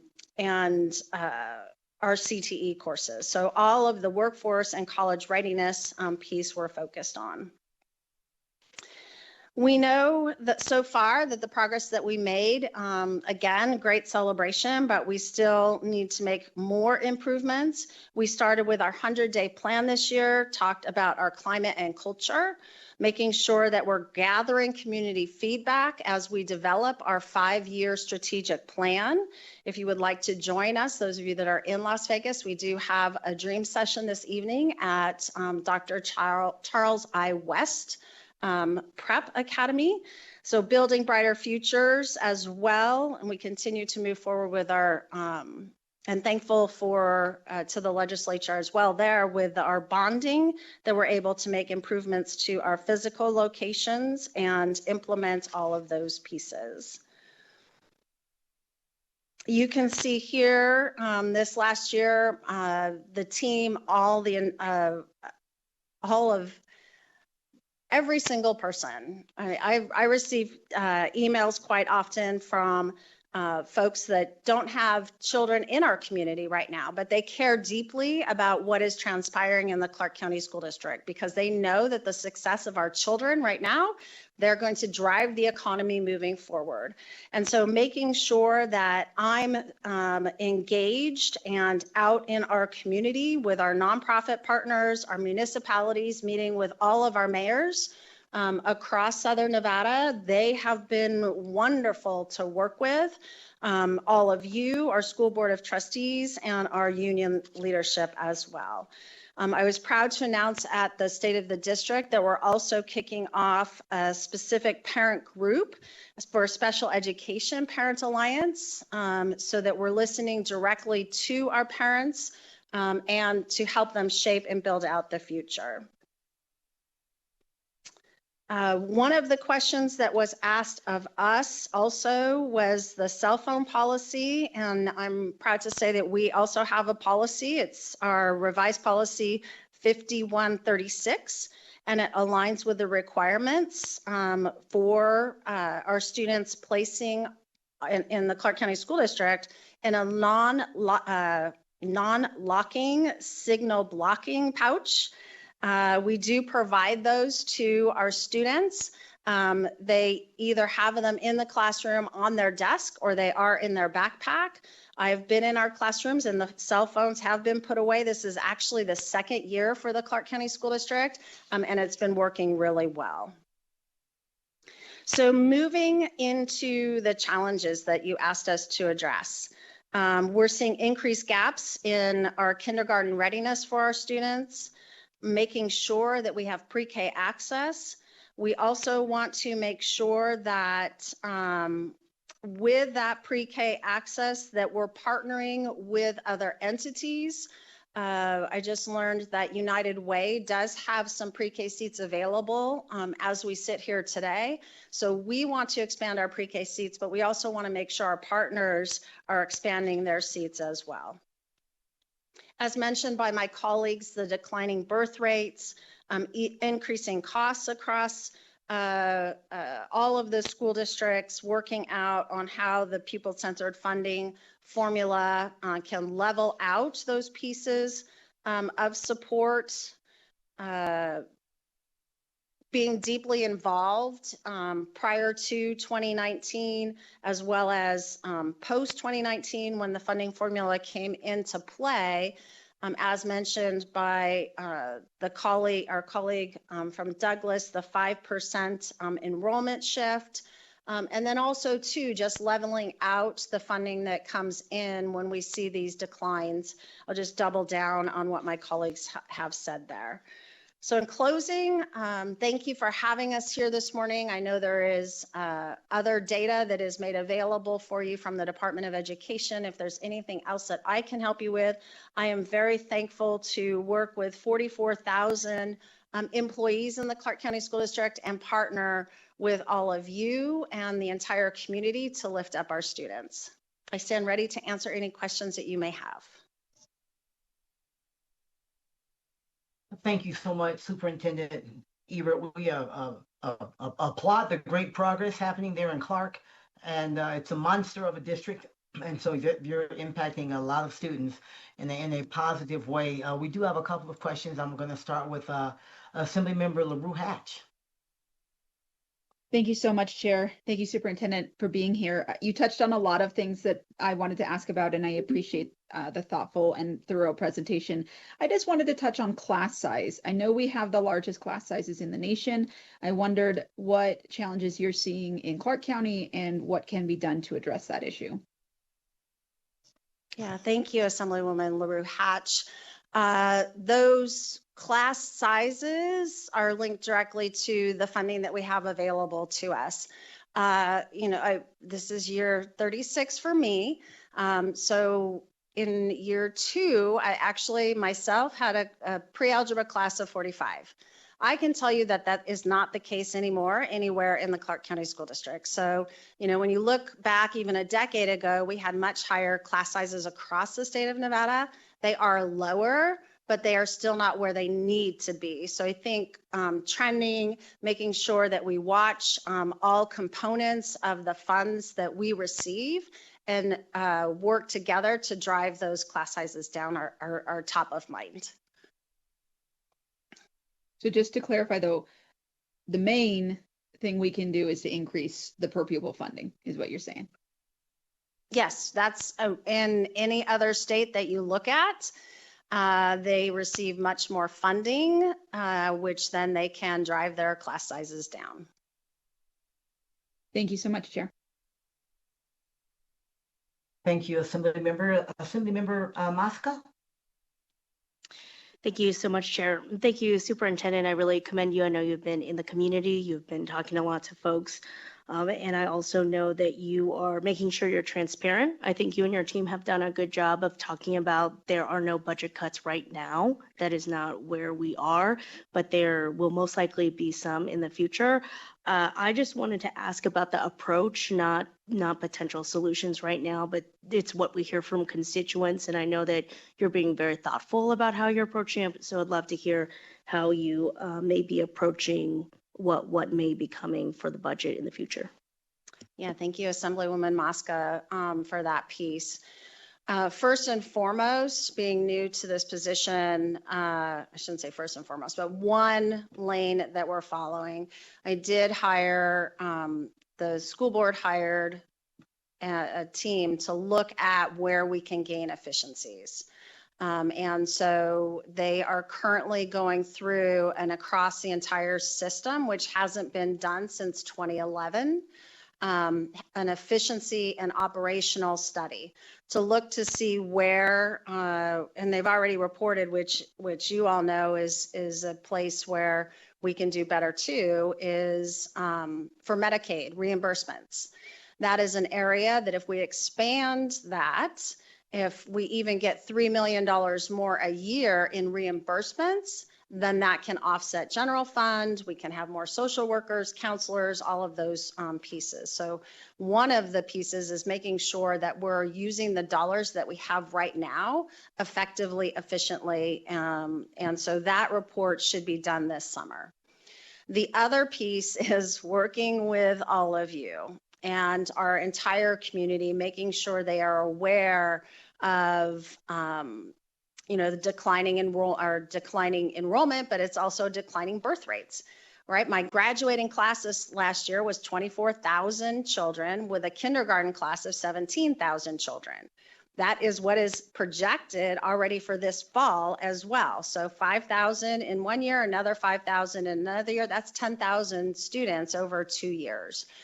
So seeing that trend, planning out ahead, working with all of you, and for the funding formula moving forward, there is no perfect funding formula, but if we can see the data and understand what is transpiring and listen to the great work that the Commission on School Funding has done, I think that will help the entire state, not just the Clark County School District. Thank you, Chair. Thank you. Thank you, Assemblymember, and thank you, Superintendent. I see a question, Senator Rogich. Yes, thank you, Chair. Thank you, Superintendent. I just have a quick question. Douglas and Elko mentioned a solution of modernizing the SPED funding to match delivery costs or actual costs.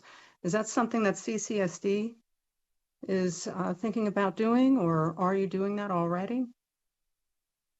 So the funding that we receive from the federal government and the state as well does not cover all of, as mentioned by my colleagues, does not cover all of the expenses. So we do take from general fund to support our students with special needs.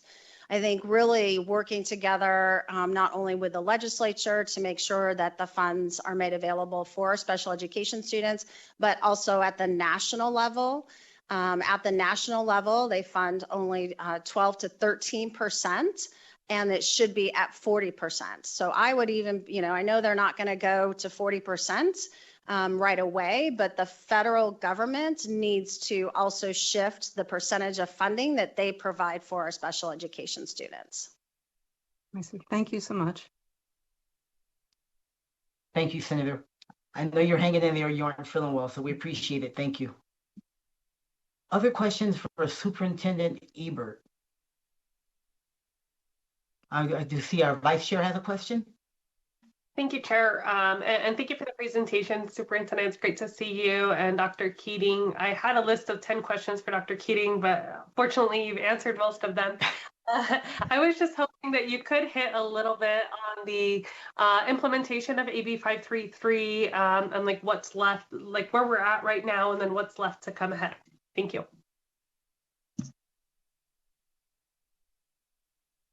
Sorry. Thank you, Vice Chair Torres Fawcett. Specifically, in which component of 533 would you like me to address? If you could just talk a little bit about the process and the applications, how it will look like moving forward. My understanding is that we've extended the ability for students to apply now, and they can participate even though I know the initial window ended sometime in early mid-January. So just talking about like an update on where we're at with AB 533 and what open enrollment looks like for the future in CCS. Great, thank you. So we have open enrollment within the Clark County School District, and that first round was made available to all of our families where there were seats available. So that first round actually closed in January, as you noted. Thank you. We will have another round that will open up for families on March 23rd for the seats that are available after we, have our magnet schools as well. After all of those seats have been identified, we'll make them available. That's for us going ahead and moving forward and trying to amplify. So I'll use this moment as well, that we do have open enrollment within the Clark County School District, elementary, middle, high school availability with seats. Now, that being said, we are working with the Nevada Department of Education on their regulations for the implementation of the transportation funding and other pieces. And so we will be in alignment with the regulations once they are there, but we're not waiting for all of them to be codified to move forward with family choice within the Clark County School District.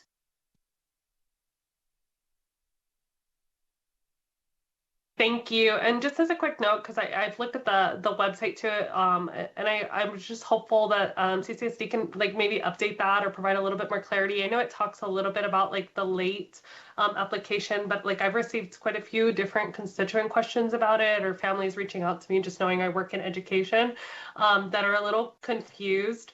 So if maybe the team can take a look at that and see how to maybe better address that. I think that would be helpful because it talks a little bit about the lottery system, but because the January 13th day for the initial application, which had a really weird cutoff time, by the way, 3 p.m. cutoff time for an application, it was very odd.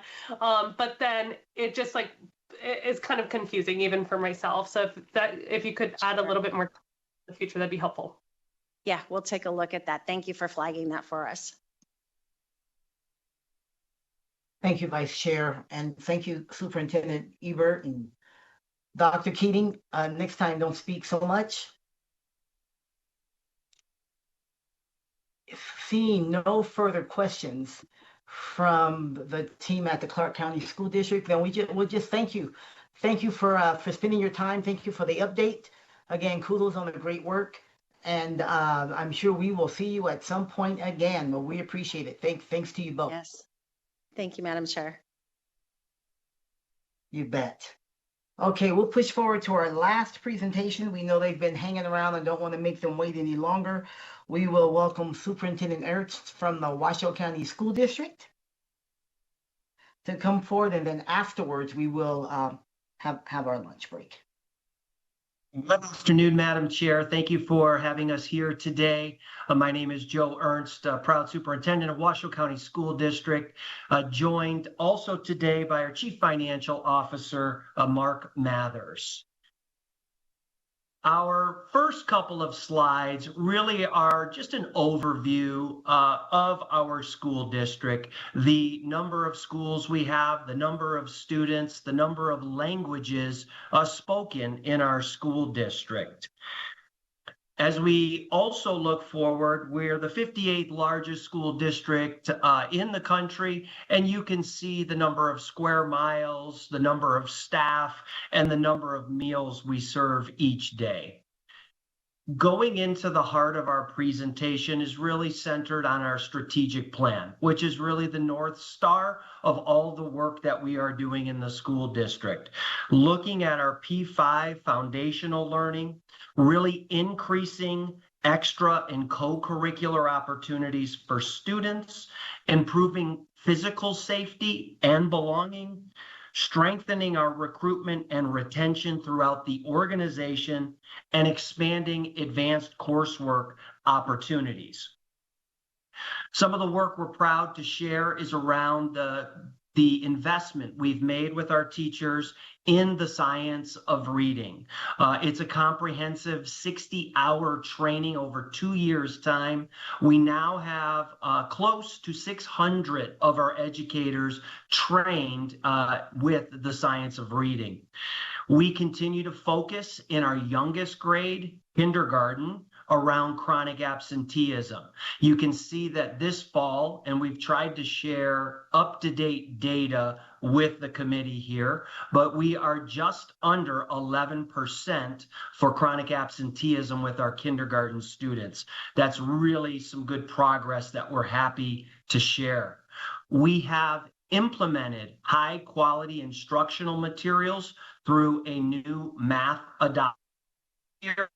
And what we're happy to see is that we are not having some of that first year implementation dip when we looked at our mid-year iReady scores. And finally, you can see that pre-K remains a focus of ours in the school district, serving over 1,500 PK students. The data on the next two slides really speaks that we've made down in our earliest grades, kindergarten and first. And really what we're seeing is percentage of students on grade level as measured by iReady. Last year, that these were really good indicators in terms of Washoe County School District having historic gains in proficiency amongst all grade levels and ELA and math. You can see here we're on target for continued growth in both ELA and math. Math particularly encouraged because of the adoption of a new math textbook. Going on to goal number 2, really a focus of ours is about student engagement. There has been an historic investment from our Board of Trustees in making sure that we are expanding the number in our school district. We are very encouraged that last year was the first year we were able to begin making every student and every club that they belong to. That way, we have been able to see what that impact has been on their attendance and on their academic outcomes. We're very interested in high school that we see that students across all populations that are engaging in the clubs or the extracurricular activities are showing improvements with chronic absenteeism and with their academic outcomes. The next slide simply is a visual representation of that. Already this year, we have over 400 clubs. That's a big increase compared to fall of last year. As we're all working to ensure safety is something that we are attending to. And so what we have done is now to secure perimeter fencing, single points of entries. We're also looking for other signs in our system that help us gain an people's sense of safety.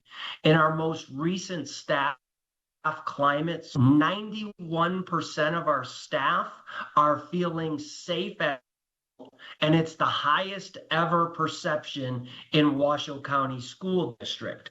So we're pleased that a few of the school districts have talked about school choice. We are in our third year of school choice. We continue to those, and we continue to see families, over 90 family are getting their first, second, or sometimes.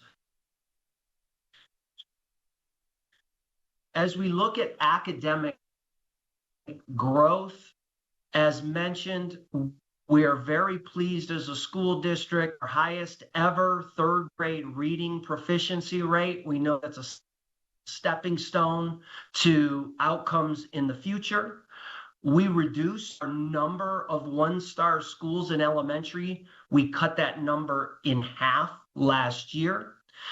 We believe a lot of it had to do with our collaborative model, which is a turnaround model for our lowest schools, making sure that we are providing adequate and additional supports for those schools to improvement. 50% of our collaborative in star rating, and in fact, our collaborative schools actually outperformed the rest of the schools in the district. And as we kind of continue to go forward, you can see again the students that increased in proficiency. These were the highest one-year gains that we've had as a school district. This has been the result of years of hard work and really a nice time to see that we are turning the pre-pandemic academic performance, turning the corner and actually performing above those levels now for the first time. We think a lot of this has to do with our certified staffing. So as we go to goal number 4, you'll see that our vacancy rates continue to decline. We have of innovative ideas around recruiting staff, and we have been really successful in eliminating the overall vacancy rate or reducing it. We're pretty pleased backdrop of budget deficit. We were still able to compensate all of our employee group with 2% COLA. It really demonstrates our commitment to staff role that they play in moving student achievement and student outcomes forward. And finally, as we look at empowering all learners, again, there has been exceptional work in Washoe County School District throughout the years. We can see last year 10,000 college credits were earned by over 36 whole students, really equating to about $3 million in estimated college tuition. We think that that's a significant value for our students and for our families. We continue to see the number of students participating in CTE expand, and our internships have now expanded to over 100 internships that we're participating and partnering local businesses to create learning away from the classroom and the job. And some of you have had the opportunity, you've had an opportunity to visit Debbie Smith CTE Academy. This is really the work of many, many years in our school, and a real celebration to the expansion of CTE is that we continue to have a greater and greater desire for CTE programming. And it's data, 71% of our schools last year improved their star ratings. 35% of our schools are now 4 stars schools, and what we proved chronic absenteeism. So we've really focused on a commitment to making sure our students are attending, that behavior is improving, and we're seeing that that is leading to improvements in academic outcomes. And finally, as we look at our 25 graduates, 7% of completed advanced, 7% earning AP, and 39% with dual. So we're really pleased to just have the opportunity to briefly share some of the progress that's been made in Washoe County School District relative to our strategic plan. With that, I turn over the last few slides of the presentation to Chief Officer Mathers.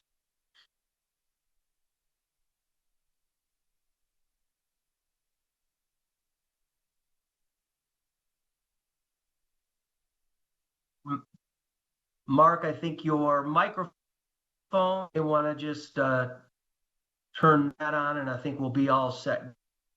Great. Thanks. Forward. Yeah, thank you, Joe. So just to quickly cover our funding challenges, Washoe County School District is no different than most of the districts in the state. We've seen enrollment decline, and so that's been a major issue we've had to confront in the last several budget cycles. And really, there are two main drivers of some of the financial challenges we've had this biennium. First is the flat increases to our per pupil funding. You can see for fiscal year 26, we got an additional $3 per student, and for 27, that's about a 0.75% increase in funding. And then, as we've talked about, our enrollment is declining based on lower birth rates in Washoe. Just to give you context, of those two issues, the greatest by far is the flat per pupil funding. Even if we had not seen enrollment decline, our projected deficit for 27 would have been greater than $10 million. So of the two issues, that's our biggest and most immediate issue. At the right of this slide, we just wanted to, again, kind of quantify here the challenges we face, just to kind of pin down definitional terms here. These were our projected deficits we saw during the budget process. During both fiscal year 26 and 27, we closed these deficits by doing some of the things here you can see in terms of cost shifts, or certainly reductions in the fiscal year 27 budget. We reduced 48 central office positions. So we will have a balanced budget in 27, just like we have the last several years, but it is a large hill to overcome when we look at the lack of funding. When we look at reductions in Washoe, what guides us here is this hierarchy of needs. We want to avoid at all costs impacting our school sites, if at all possible. So for example, in fiscal year 27, we looked at centrally budgeted positions only when making reductions. The business office, human resources, and our IT departments were reduced by 10% each to get to where we needed to go. And so we're proud that we didn't end any of the supports and investments we made in the prior biennium that led to the academic results that Superintendent Ernst went over. I don't know how much longer we can do that, though, if we see continued flat funding from the state. So in terms of potential solutions, I think you've heard earlier this morning a lot of discussion about pre-K, special education, and weighted funding, so I won't belabor those. The one largest factor, again, that drives our general fund budget is our base per pupil amount. And unless per pupil amount increases consistent with inflation, we will continue to have projected deficits, and we'll need to make the level of reductions again in the next several years. Last bullet points here, just talk about, again, maybe a possible bridge funding solution for school districts that have declining enrollment. I know a lot of agencies and a lot of commissions are looking at the issue of declining enrollment and how to help school districts. Maybe one potential idea would be to create a revolving loan program or something of that nature with some strings attached for districts to make sure they're properly projecting enrollment and taking the necessary actions to maintain financial soundness. So with that, I think that concludes my comments. Not sure if Superintendent Ernst wants to make any concluding statements. Thank you, Mark. Very much appreciate, again, the opportunity to share this information with the committee, and I'm certainly open to answering any questions that there may be. Thank you, Mr. Mathers and Superintendent Ernst. We do have a couple of questions, and so I will go to Assemblymember LaRue Hatch to get us started. Thank you so much, Chair, and thank you for being here on our snow day today. So my question might be more appropriate for Mr. Mathers. I have seen in all these presentations this issue of declining enrollment, and I know in our per pupil funding formula, that per pupil amount is supposed to follow the student. So if they leave Washoe County and they go to Clark County, it goes with them. If they leave Washoe County School District and they go to a charter, it goes with them. But when these students are not enrolling in the first place because our demographics are changing, right? What happens to the money then? Like let's say, you know, we set our budget and we plan for there to be 1 million students this year in Nevada, and then only 800,000 enroll. Does that extra 200,000 just sit in an account? Does it increase the amount of money you get per pupil? What happens in that situation? Yeah, that's a really great question. I mean, I think if we saw something like that happen, as long as revenues continue to track to the budgeted amounts in the state budget, that would indicate there is more funding available to redistribute to school districts based on actual enrollment. Again, the kind of key area or assumption there is that revenues are performing and tracking according to budget. So if though, you know, let's say we allocate $1 billion to schools for this year, and then the enrollment is less than we expect, are we then recalculating and giving you more money per pupil? Or because it's in between legislative sessions, are we just holding it in an account and then maybe allocating it next biennium? Yeah, my understanding is it's the latter. Really, this is a state budgeting question, probably that the state would be in better position to answer. But my understanding is there is no way to midway through the biennium reallocate that funding. So now that we are seeing these declining enrollments, that we are seeing a real-time impact of that is what you're saying. That's part of why we are seeing all these budget deficits in all these school districts. Well, yeah, I think enrollment is one aspect. Again, though, if our per pupil amount is not tracking with inflation, we have to pay our employees a livable wage and offer cost of living adjustments, as well as funding step increases in health insurance. So if the per pupil amount's tracking at less than 1%, there's no way we can make our budget work without reductions. Well, you never have to convince me that we have to increase our per pupil amount. So I'm there with you, and I appreciate you so much. Thank you. Thank you, Mr. Mathers and Assembly Member. Are there any other questions for the team from Washoe? Well, seeing none, Superintendent Ernst, thank you so much for being here. Mr. Mathers, I know it's a snow day in Washoe, but I know that means more students and teachers than it does administrative staff. But thank you nonetheless for being here. We appreciate it. We appreciate the information, and I know we'll see you soon. Thank you. All righty. All right, everyone, we're going to take, I know it's a little bit of a walk to get something to eat there in Las Vegas. So we will, we'll call it 12:45. So let's come back at 1:20. Let's come back at 1:20, a little bit over 30 minutes, and then we'll get started. We still have 3 presentations before us, and so we'll get started with Mr. McNair from INCHI. Thank you, everyone. We'll see you back in 30 minutes, 30-ish minutes.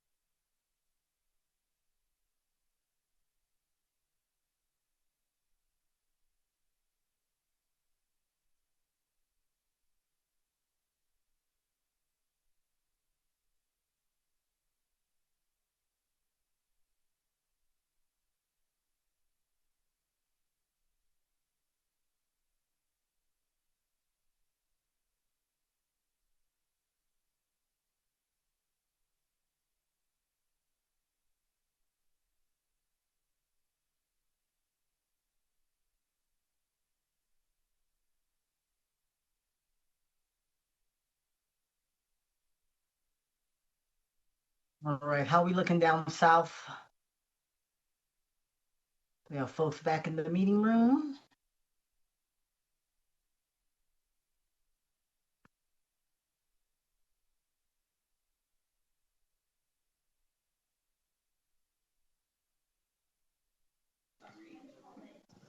Hi, Chair. I'll go get them.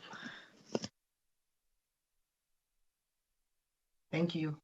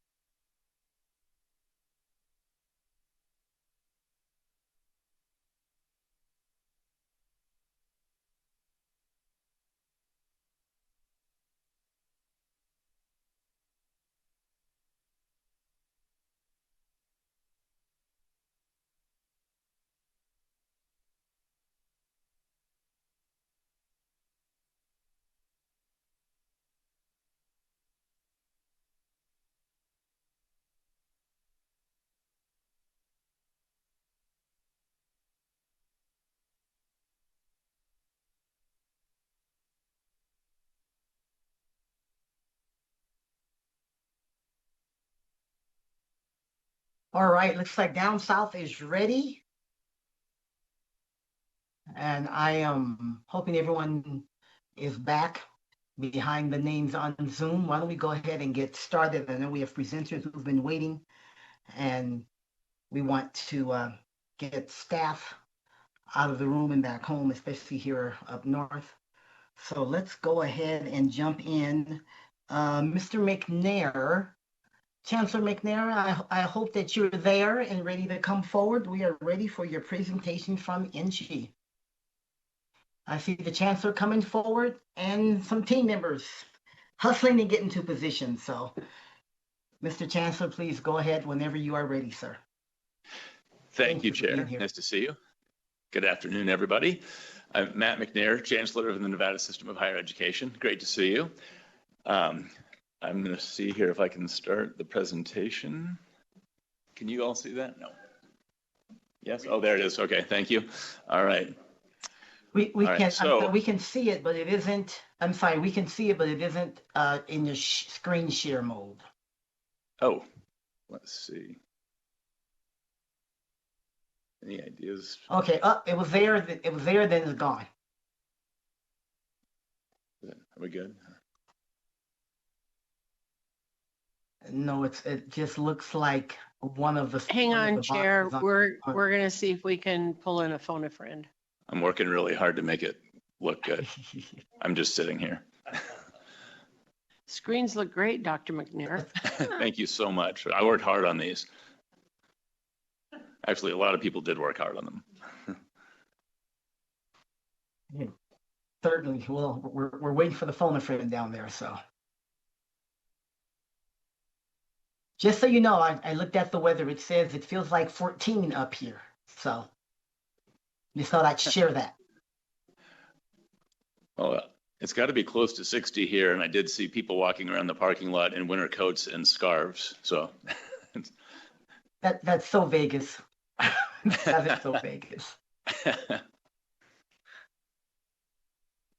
Will it make you feel better if I tell you it's going to be 38 tomorrow night?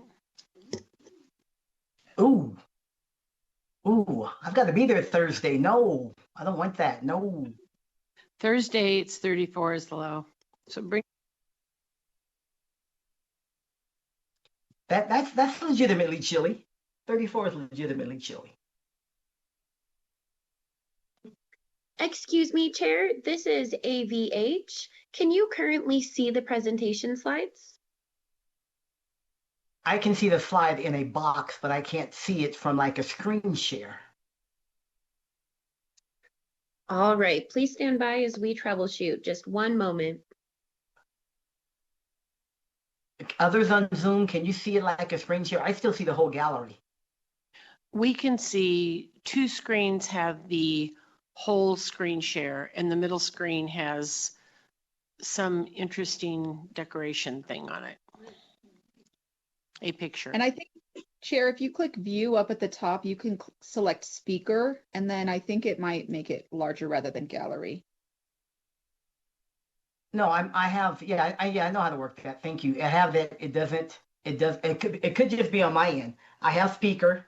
It's in one of the boxes as though Zoom is, one of the people, but it isn't, when it does a screen share, it takes over your whole screen.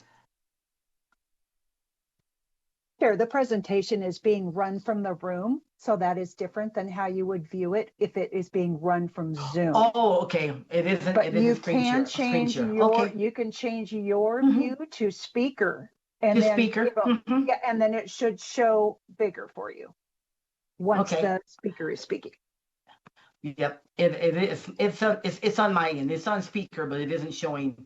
It isn't switching over, but that's okay. I have it open in front of me anyway, so I just wanted to make sure that everybody could see that, so that's fine. It's probably on my end. It's on speaker, but it still isn't showing that way. I see Zoom as my speaker, so clearly it's on my end. But I have the slide, so let's go forward. Thank you, everybody.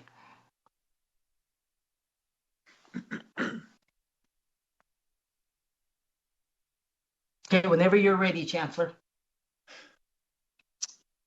Do you want me to just talk? Because I guess people have physical copies of the slides, right? Okay, all right. Well, then we'll get started. So it's there. It's there. It's showing from the room, so it's showing a little differently. And eventually, it could just be my system. Sometimes it's slow, so eventually it'll switch over to. But I have the slides, so we're good.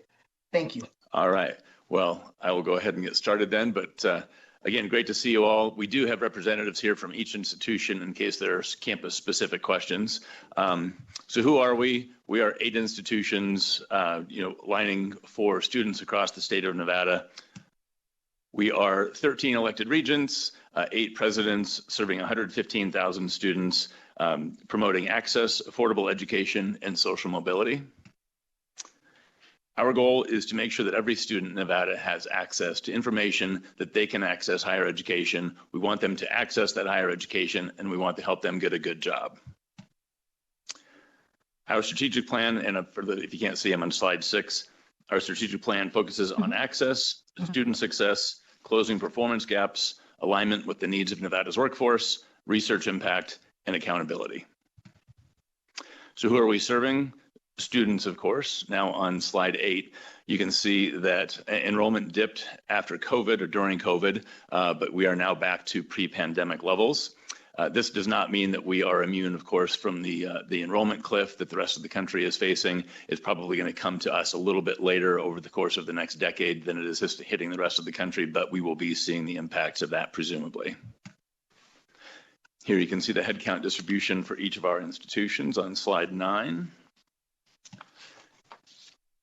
In slide 10 here, this is by credit load. So you can see that our four-year institutions are primarily full-time students, while the other institutions are lots of part-time students who are either working or are caregivers. 18 to 24-year-olds, that's still the age range that we serve primarily, but you can see that there are a number of other people who we serve, and it's been trending younger more recently because of the focus on dual and concurrent enrollment.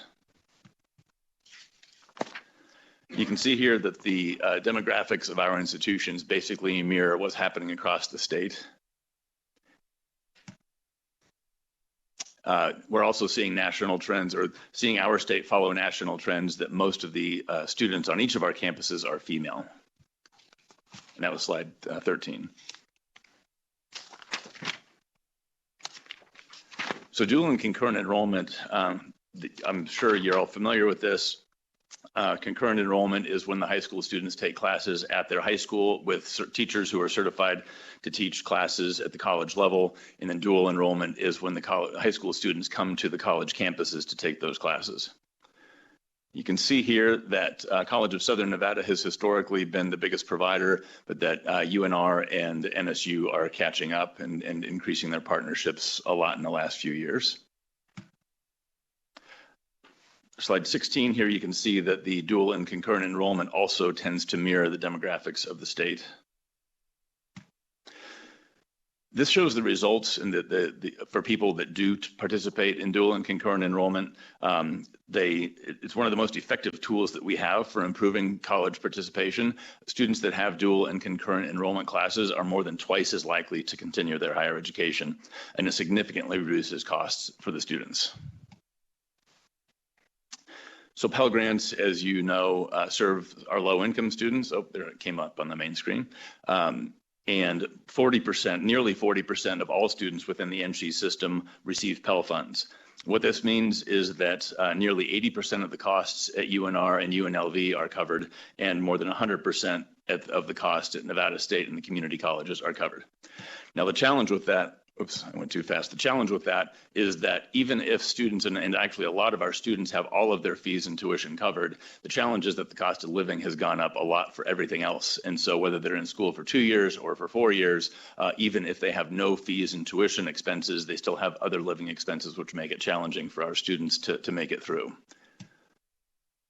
Now, you all are familiar, I'm sure, with the state-supported financial aid programs. The legislature and the regions have all done great work over the last decade or more to make education affordable in Nevada, and these really highlight the students that benefit from the work that you all have done and that the regions have done. The fee waiver program, we serve active duty service members, foster youth, Native American students, National Guard, and Purple Heart recipients. And we have received approximately $457,000 since 2023 to partially defray the cost of these. I know this is not a money committee, but I would be remiss if I didn't say that this is putting a strain on the system, particularly in the self-supporting programs, which are at risk from people over-enrollment now in these programs. So how are we doing? These 3-year graphs don't tell the whole story. If you could see the 10-year graphs, you could see that our graduation rates are rising consistently. And these are first-time, full-time degree-seeking students that graduate within 6 years. The community college rates are different, of course, because they serve a different population. The most noteworthy thing here, and then again, you can't see it based on the CSN because it's only 3 years, but CSN 20 years ago had approximately barely over a 1% graduation rate, and they are now consistently, even with their peers, closer to 20%. Graduation plus transfer out is actually a more useful metric for us because if students attend a community college but leave and transfer out before they get a degree, we still consider that a success. And so this is actually the metric that we look at more often than not. All right. So we began implementing programs for math and English co-requisite programs in 2021. They've been a significant success, and in math alone, the co-requisite completion rates have gone from 16% to 58%. We also joined the National Launch Years Initiative to refine math pathways with the goal of better alignment with our K-12 partners. Credit for prior learning. This is a program that our regents approved last summer, and you can see that we're aligning here with 88 standard exams across the country to give people credit for education and training that they have received outside of the educational setting. So there are 321,000 adults in Nevada who have some college experience but don't have a degree. And our adult degree attainment rate is 11% below the national average. So we're prioritizing credit for prior learning to give people credit for things like military training, because if they do get credit for that prior learning, they're 17% more likely to receive a credential.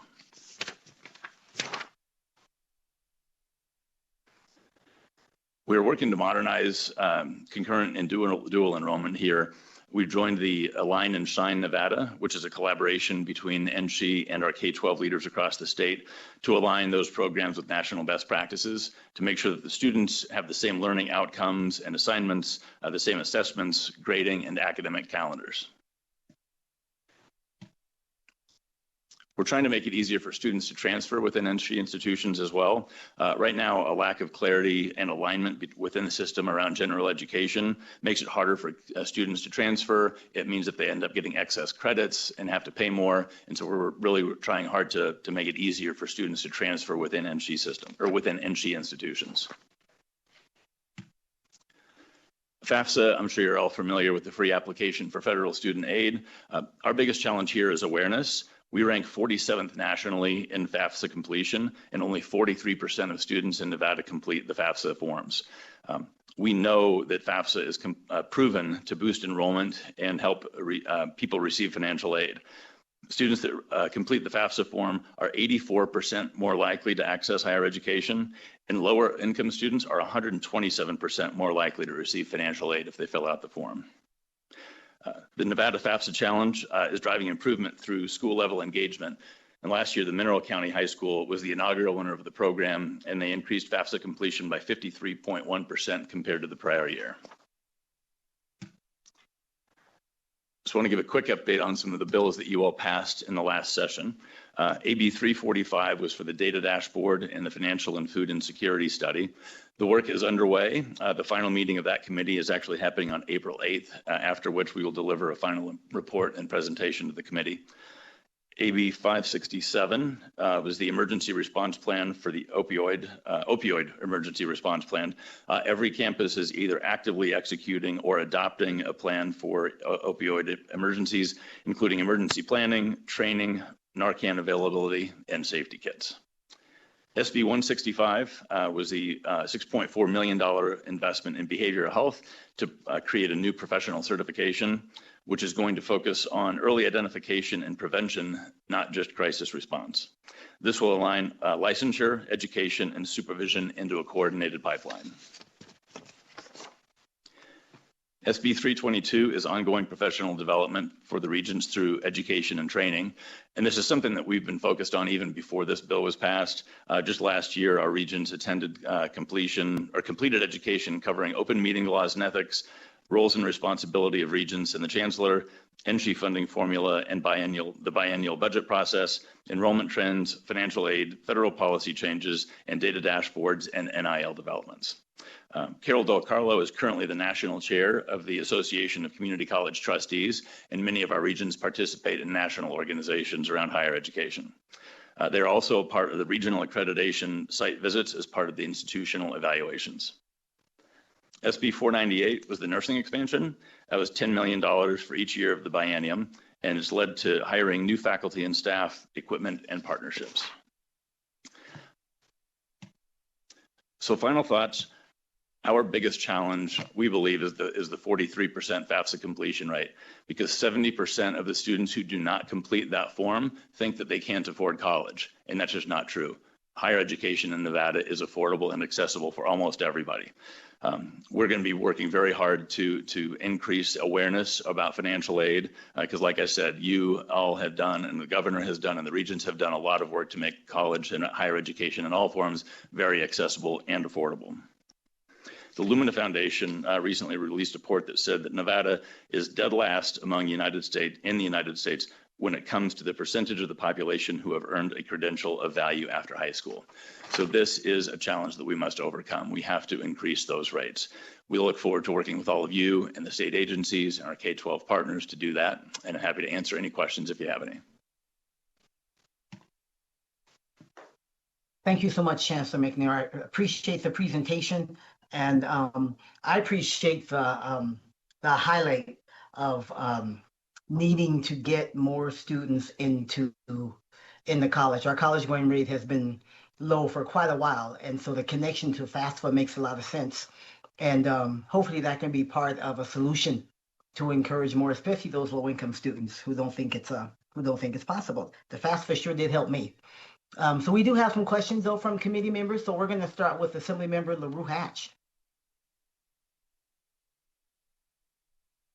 Thank you, Chair, and thank you so much for the presentation. My question is on the transfer credits, so I think slide 29 of your presentation.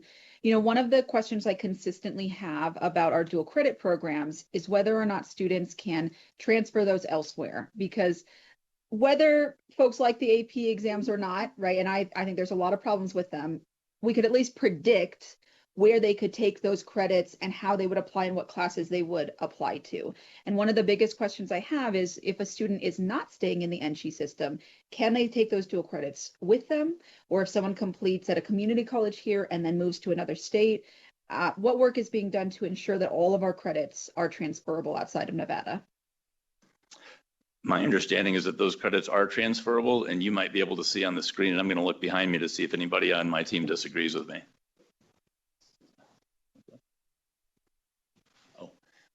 And Renee Davis is on Zoom if she wants to jump in if I got any of that wrong. Thank you, Chancellor. Renee Davis, for the record, Associate Vice Chancellor for Academic and Student Affairs. Yes, you're correct. The credits are college credits that are on a college level transcript and are by and large transferable outside the state throughout the nation. I would be remiss, however, if I didn't mention that there are some IVs that do not accept any high school credit or any college credit earned while the student is still enrolled in high school.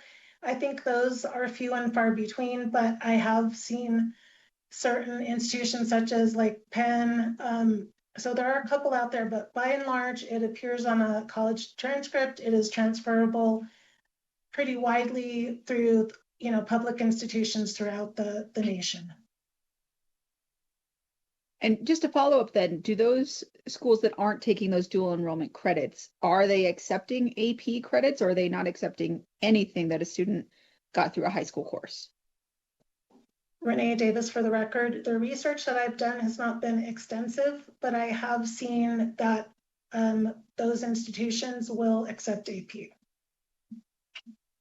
Perfect, thank you. And then Chair, I have a second question if I might.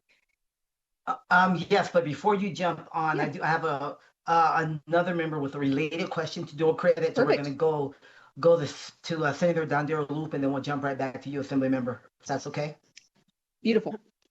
Thank you very much, Chair. And everybody that knows me knows that I'm always beating the dead horse on the dual credit, and unfortunately, I'm going to beat it again because I know several children.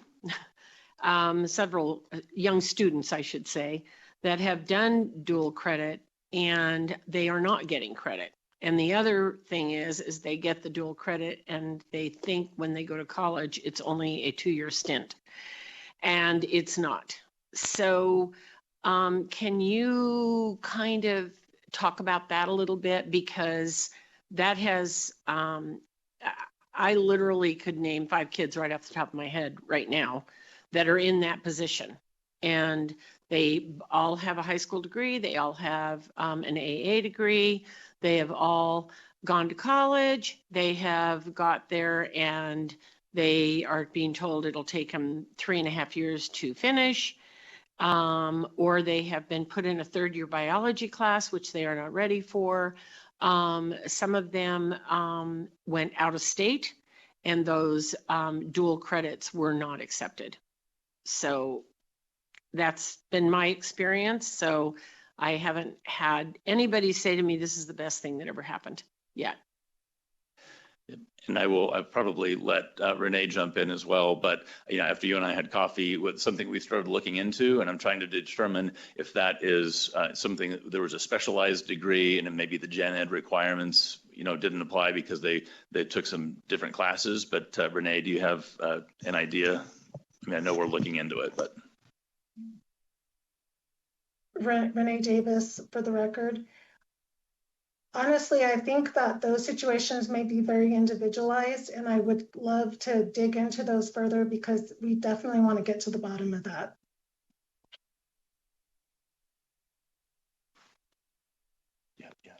Okay, all I can say is okay.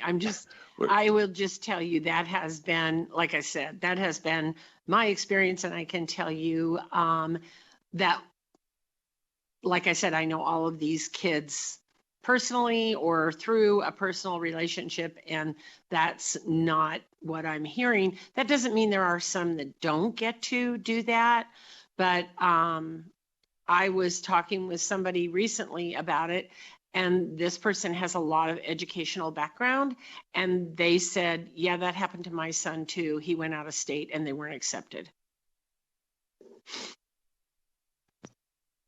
Senator Dondera, if I could comment. Yes, please. Chris Hevey, interim president of UNLV. I have two children who went out of state, and we're in one of those situations. And some universities are extremely particular, so each one is a complex story. There are definitely universities, as Vice Chancellor Davis said, who accept no credits from anything, including AP. Our kids were in that situation when they went to college, would have had 2 years of credit had they gone in-state. So there's also the sequencing of courses required for degrees. And so you might have the credits in order to reach the 120. But if you were going for something like an engineering degree, there's a specific sequences of the courses that need to be completed because of the prerequisite chain. And some of those prerequisite chains might not be completable in 2 years. And so it is very complicated. What I will say is the Nevada system of higher education is highly coordinated amongst ourselves, and that it doesn't happen within the state. Our credits count at our institutions. They're interchangeable among the institutions. And so I think we've built a very good system in Nevada, but we can't control what happens in other states. And some private universities don't take any of it, as you noted. Thank you. Thank you, Senator, and thank you, Mr. President, for coming forward. We do have a few more questions on dual credit, so we'll stay in that vein before we move forward. And thank you, Ms. Davis, for jumping in. We'll go to Assemblymember Torres Fawcett, Vice Chair. Thank you, Chair, and thank you, Chancellor, for being here with us today. It's great to see you again. I wanted to ask about the difference in the types of programming, just because I know that we've seen an increase in dual enrollment programs, and I really think that a lot of that wouldn't be possible without other institutions kind of stepping up to the plate and starting to provide some of these dual enrollment opportunities or enrollment opportunities. So I was wondering if you could talk about how the programs differ, or why a school might choose to go with a different program than what a different high school in that community might use. Sure, I could give you an answer, but there's almost certainly a better answer from somebody behind me. So I'm going to look to see if one of the institutions that's actually working on those partnerships wants to take a stab at that. Here comes President Hevey again. Yeah, thank you for that question. As you probably are aware, the Nevada system of higher education has been on a journey maybe over the last 5 years to create more standardization in the dual enrollment space. And during that time, there was some substantial differences in the nature of the particular programs that were offered by different colleges and universities that sometimes led to some high schools wanting to pick a particular college or university to provide their offerings, and we've moved toward greater standardization. One of the most common reasons that schools chose different institutions is because of the programs that they had to qualify high school teachers. And so some schools were leaning on students, high school teachers who required a master's degree in a particular discipline in order to be qualified as someone to teach the dual enrollment course in the high school. Whereas other institutions were creating greater supports and accepting people who didn't have that master's degrees. There were also different levels of stipends being provided, but the system has moved over the last year or so to create much greater standardization to make sure that all high schools are getting what they need from the institutions who are serving them.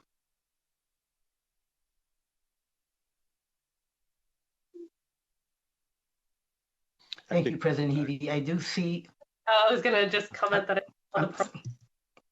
Yeah, if you want to follow up, SMA member, but I do see the provost from the University of Nevada, Reno, who wants to chime in on the response. So perhaps let's hear from him first, because he may answer your question. So, Dr. Thompson.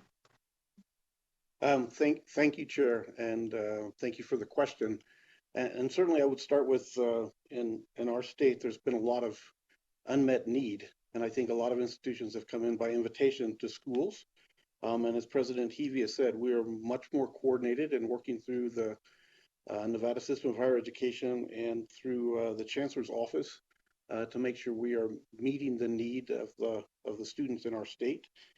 We are also working very hard, and this comes out of the working group that was from the State Board of Education and INSHE to have standards, and that have standards all across our system. And the standards are informed by the guidelines from a national accrediting body, NACEP, the National Alliance for Concurrent Enrollment Partnerships, which I think is a great opportunity for all of us to work together to make sure that we have a national leader in concurrent enrollment across the state. We continue to work with our partners at INSHE, but also work with our school districts to try and meet need, depending on what types of courses the school districts need and what INSHE institution has them to be available. So again, I think we're still learning from each other and making a lot of progress, and I think this is something that we can all be proud of, but we still have work to do. Thank you, Provost Thompson. I want to go back to Senator Torres Fawcett. You wanted to follow up? No, you're good? Yeah, I'm good. I was just going to note that the provost was on. Thank you. Okay. Thank you so much. I appreciate that. Senator Rogich, I know you have a question. Yes, thank you, Chair. I'd like to go back to one of the slides. It's on page 26, and it's with regard to Gateway Math, and it's a two-part question. So the first one is, are there any high school students enrolled in the dual enrollment courses that are being placed into or receiving instruction in Gateway or remedial math or English courses? I don't believe that would happen, but if Renee wants to jump on, she probably has a more informed answer. Renee Davis for the record. I believe you're asking if students take a dual enrollment course and then they continue to college and have to take a concurrent enrollment. Is that, I'm sorry, is that the question, Senator? Well, I'm wondering if you're able to notice if they need some form of remediation. So the child enrolls in a dual enrollment course and you're noticing that they are struggling in math. Are you providing any type of remediation to help them come up to speed? So that they can continue with the dual enrollment? Thank you, Renee Davis for the record. I actually would have to defer to the institutions on this. We don't have data at that level currently. Okay. I don't know if Provost Thompson is able to respond to that, perhaps. I know they teach a lot of the Gateway English and math courses at the high schools. It leads into my next question, actually, and maybe that could be easier to answer, is if you do have any data on the amount of high school students that require remediation courses. So they graduate high school, they apply to UNLV or UNR or one of the other colleges, in the state, and you're noticing that they need remediation courses in order to take a college level English or math course.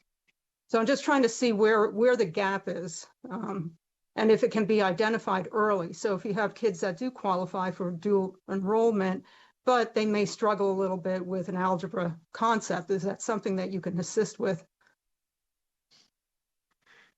Yeah, Senator Rogic, James McCoy, Chief Academic Officer, Vice President for Academics at the College of Southern Nevada, and in a prior life served as the Associate Vice Chancellor for INSHE in the context of implementation around co-requisite Gateway Math and Gateway English sustainability across the state. And what I can tell you is, in terms of the Nevada System of Higher Education Board of Regents policy around Gateway Math and English, it does allow, in fact encourages in that policy language, for INSHE institutions to provide the right type of mathematics and the right type of English in high school. In fact, the policy generally says that any kind of remediation, so that below 100 level English or below 100 level math, ought to be happening in high school. And so students are put into a placement paradigm where we're matching student aptitude in mathematics and aptitude in English and reading, and appropriately aligning the remedial or gateway math or English class that's applicable for that student's aptitude. And so by design then, if a student is falling short in preparation for mathematics college level or English college level, then we are wrapping around them in a dual credit scenario, in a remediation circumstance, to make sure that when they do graduate from high school, they are ready for college gateway math and college gateway English following the conclusion of high school. I hope that's helpful.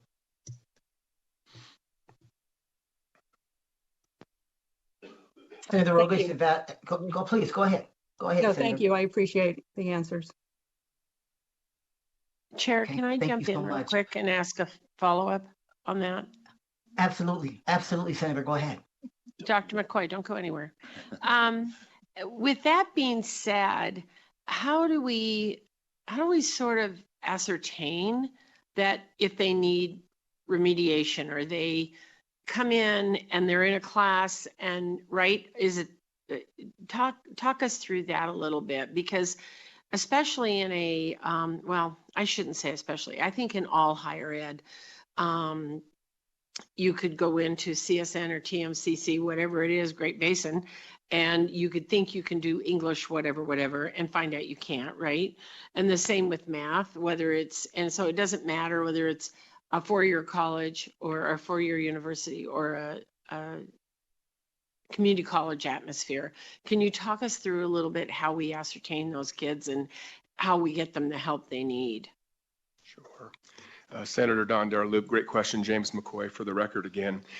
Two parallel pathways on this that I want to respond to your question on. One is in the context of dual enrollment, so a high school student that's participating in college level coursework, particularly in math or English.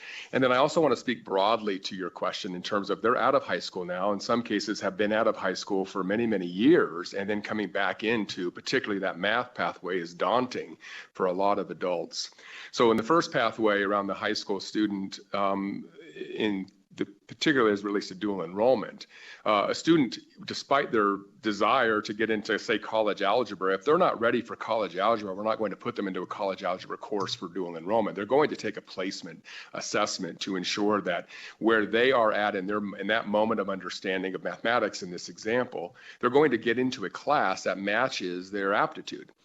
But it gets a little trickier, Senator Don Daraloop, when we're talking about general population of students after high school, and particularly for the community colleges, as the Chancellor's report just noted, the age demographic of our students coming into the community colleges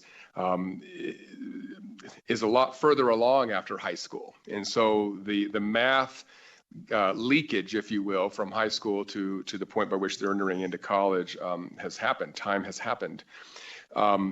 The Board of Regents, it was also a slide in the Chancellor's report, put together a co-requisite math and English policy and contemplated in 2019, firmly implemented in 2021. And what the co-requisite English and mathematics policy requires the INSHE colleges and universities to do is to provide just-in-time, quote-unquote, remedial support in a college credit bearing class, but it's far more seat time. It's far more intrusive in the context of what a individual student needs in that moment. And so instead of a 3-credit college algebra course, that's traditional gateway math, it's a 5 or 6 credit co-requisite course where they're going to get the 3 credits of college algebra, but they're also going to get 2 to 3 more credits of just-in-time support that is nuanced to that each and every one of those individual students. And those are open entry, and that's why I said it gets really complicated really quick. I mean, sure, we celebrate a significant success rate in the co-requisite model that the chancellor talked about, going from single-digit success to 55+% success, but 45% are still not getting through. Right, so it's a significant uptick, but we're still not quite there yet. But that's the design around that co-rec space, is getting the right student in the right math at the right moment with the right support to make sure that we can get them across the finish line. And I appreciate that, and that's kind of where I was going, because in the higher education space, the age and maturity level, even right, can be so diverse. I mean, you can have somebody going back to high school, or going back to your second degrees. You can have people deciding to shift jobs and going to CSN to become whatever. And so they may not have the same level of experience as we have in a K-12 system, where everybody's a certain age when they're a certain spot, right? So I appreciate that. And thank you for being here, Dr. McCoy, and thank you for what you do. I know that probably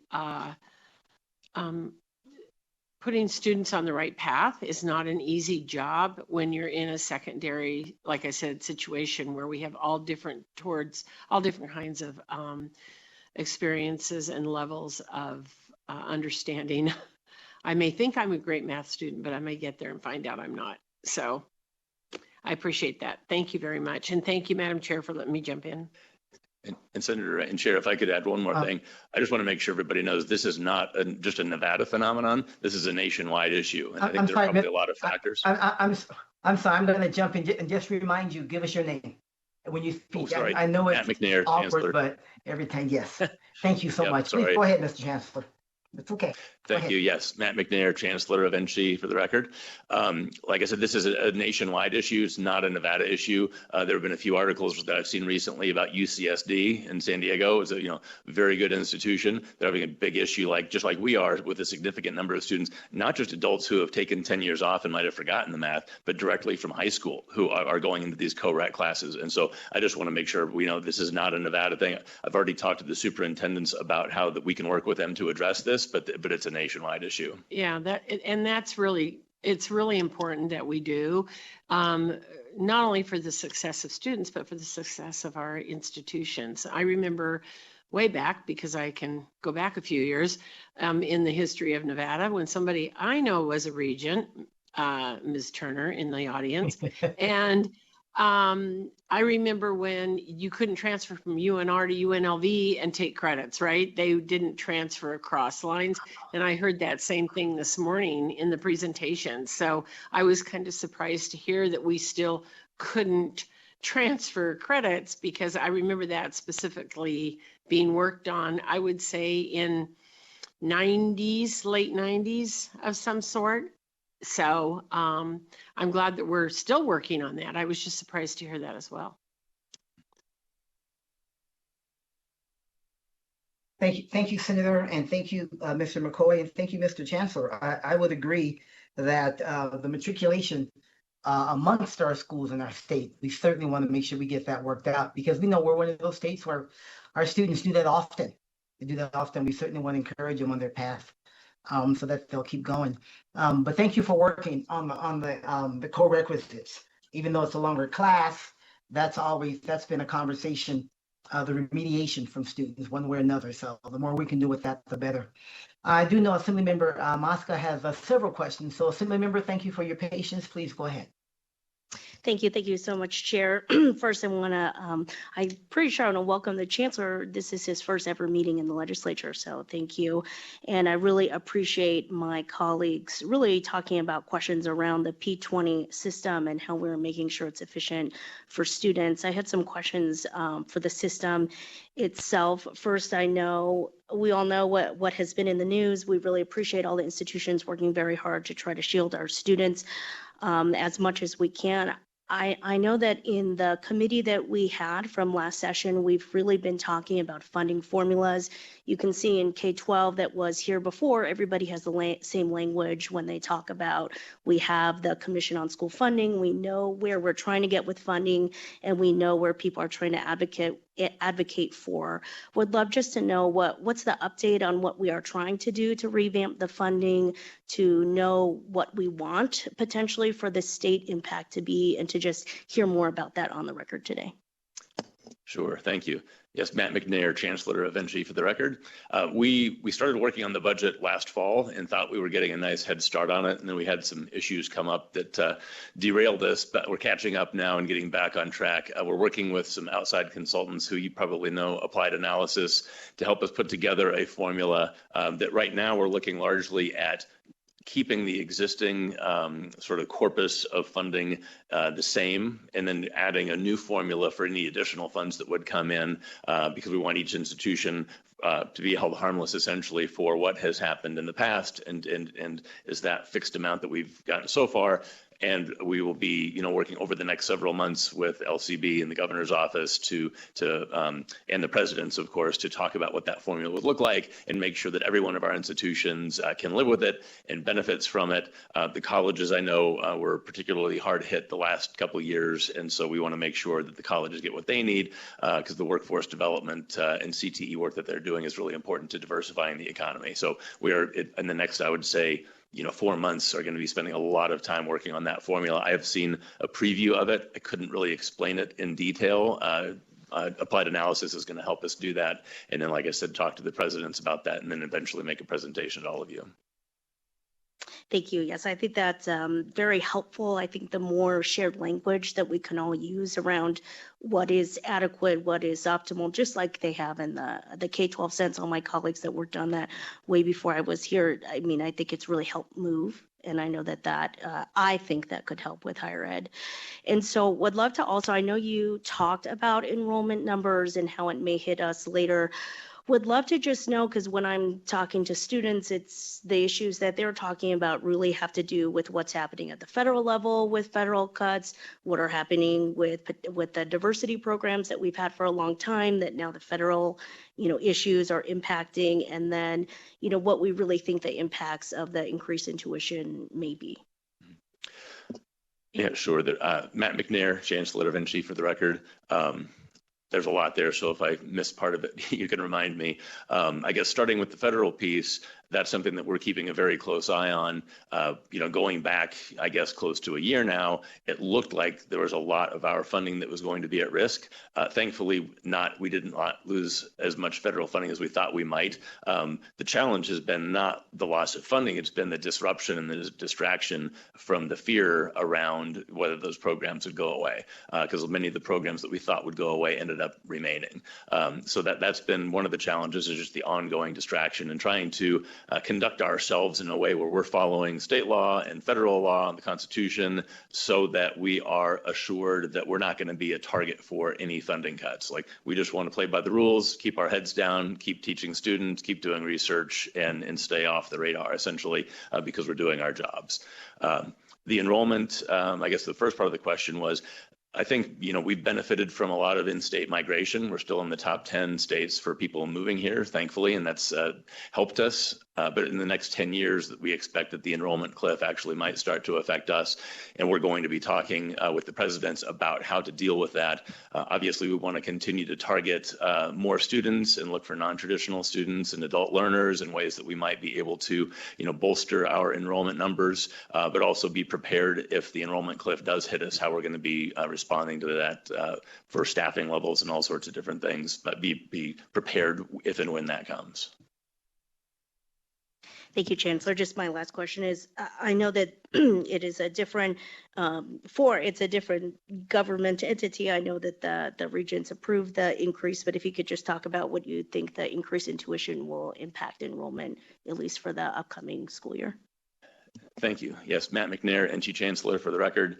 I don't know that the increase, we don't expect to see a decrease in enrollment because of the fee increase. Our data over the last decade shows that when there have been fluctuations, generally increases in tuition and fees, we have not seen any decreases in enrollment. That's the first part. The second part is, even with the increase, and it will be, over the next couple of years between HEPI and the increase that the regents voted for, it's going to be, more than 20% for some of the students, which is a significant percentage, but we are still the third most, after those increases, we will be the third most affordable system in the country. We're currently the second most affordable system in the country, and I suspect there might be movement in other states. So we're going to stay, at or near the top of being the most affordable in the country. The challenge is, like I mentioned before, not so much the financial burden that students face, because our students in Nevada face very little burden for their tuition and fees as compared to other states because of what you have done, what the regents have done in terms of access fees and Silver State grants, Millennium scholarships. We have among the lowest tuitions in the country, the very lowest. The challenge is the other cost of living that have gone up so much. And so more than 1/3 of students at UNR and nearly 1/3 of students at UNLV pay no tuition, no fees, nothing for their education expenses. So it's really the other living expenses that have been the biggest challenge, it seems to us. Not minimizing, I know that there are some families who will be burdened by this. I don't mean to seem insensitive to that. I know that is the case, but we are still among the very most affordable states in the country for higher education. And so really what those increased fees will do is we'll make sure that we don't have to cut any programs, we don't have to cut any staff who are facing students and helping them get access to and staying in school. We don't have to cut programs. It basically just helps us keep our heads above water. Thank you. Thank you, Chair, for the indulgence, and thank you, Chancellor. Thank you.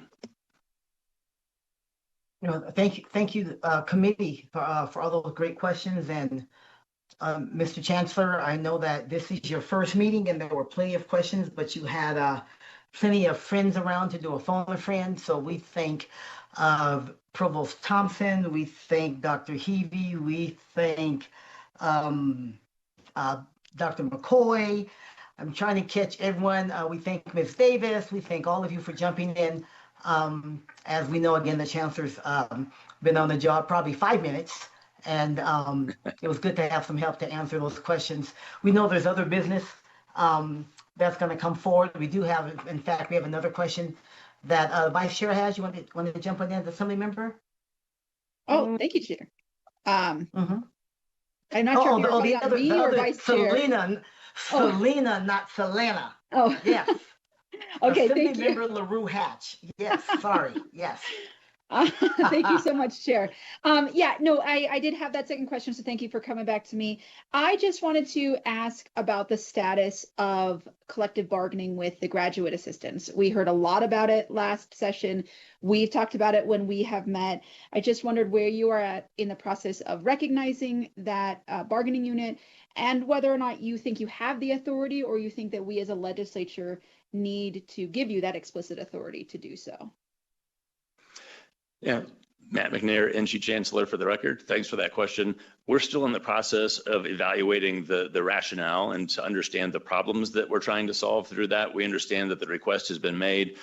We continue to meet with the graduate students. I meet monthly with the student government leaders, but we are, like I said, still trying to assess the need and whether not to say that we wouldn't eventually do it anyway, but really trying to figure out if there are ways that we can address those issues separate and apart from recognition of the bargaining unit, because that's a different matter, but we're more focusing on the challenges that they have brought up that they want addressed and the reason for that.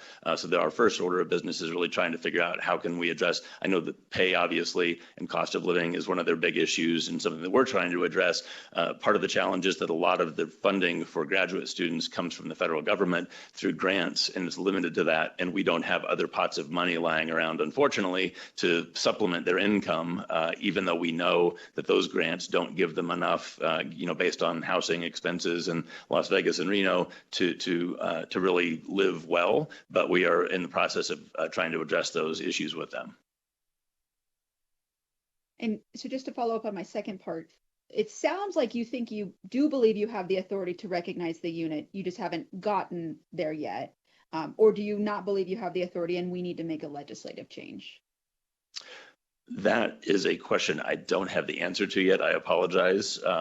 We've been talking about it a lot. We haven't actually talked specifically about whether we have the authority. We've been focused more on whether it would be a good idea and what the problems are. So I'll have to get back to you on that. I'm sure our general counsel is watching right now saying, I told you that, and I just can't remember. But we haven't, as far as I can recall, we haven't covered that yet. Yeah, thank you so much. And when you get that answer, if you could send it to the committee, I'm sure we're all very interested. But thank you so much, Chair. Will do. Thank you. Thank you. Thank you, Assembly Member. And I do want to say that we know there are other business coming forward. There's a reduction in the size of the board that will need to come back our way as well. So we look forward to doing more work together during this interim session before we even get into the next session of the legislature. So thank you so much for being here. Again, welcome to your very, very first meeting. You see you have a lot of people who are really concerned about education. And that's why I think it's a great committee. So looking forward to our work together.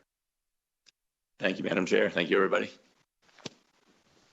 Thank you. Okay. Next item on the agenda item number 8, an overview of the state of Nevada's charter schools, the charter school system, governance structure, and then recommendations going forward. We know we speak a lot about charters one way or another, and so we thought it would be just good to have an overview, like quick review of, I don't want to emphasize quick, you know the time you have on this, but just to make sure that there's just a clear understanding on the interim committee as we move forward. So I'm sure Ms. McAdam, you're in Las Vegas. I don't see that right now, but I see your slides are up or you're on Zoom. Either way it goes. The floor is yours whenever you are ready. Oh, you're on Zoom because this is your screen. So whenever you're ready, please go right ahead. And thank you for being here.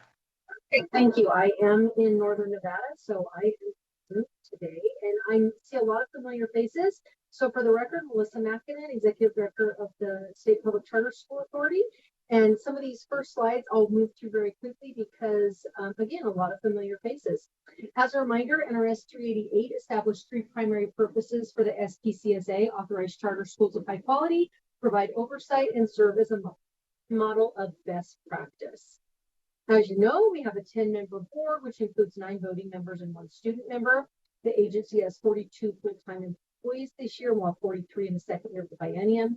Additionally, we have 6 independent contractors working on various projects.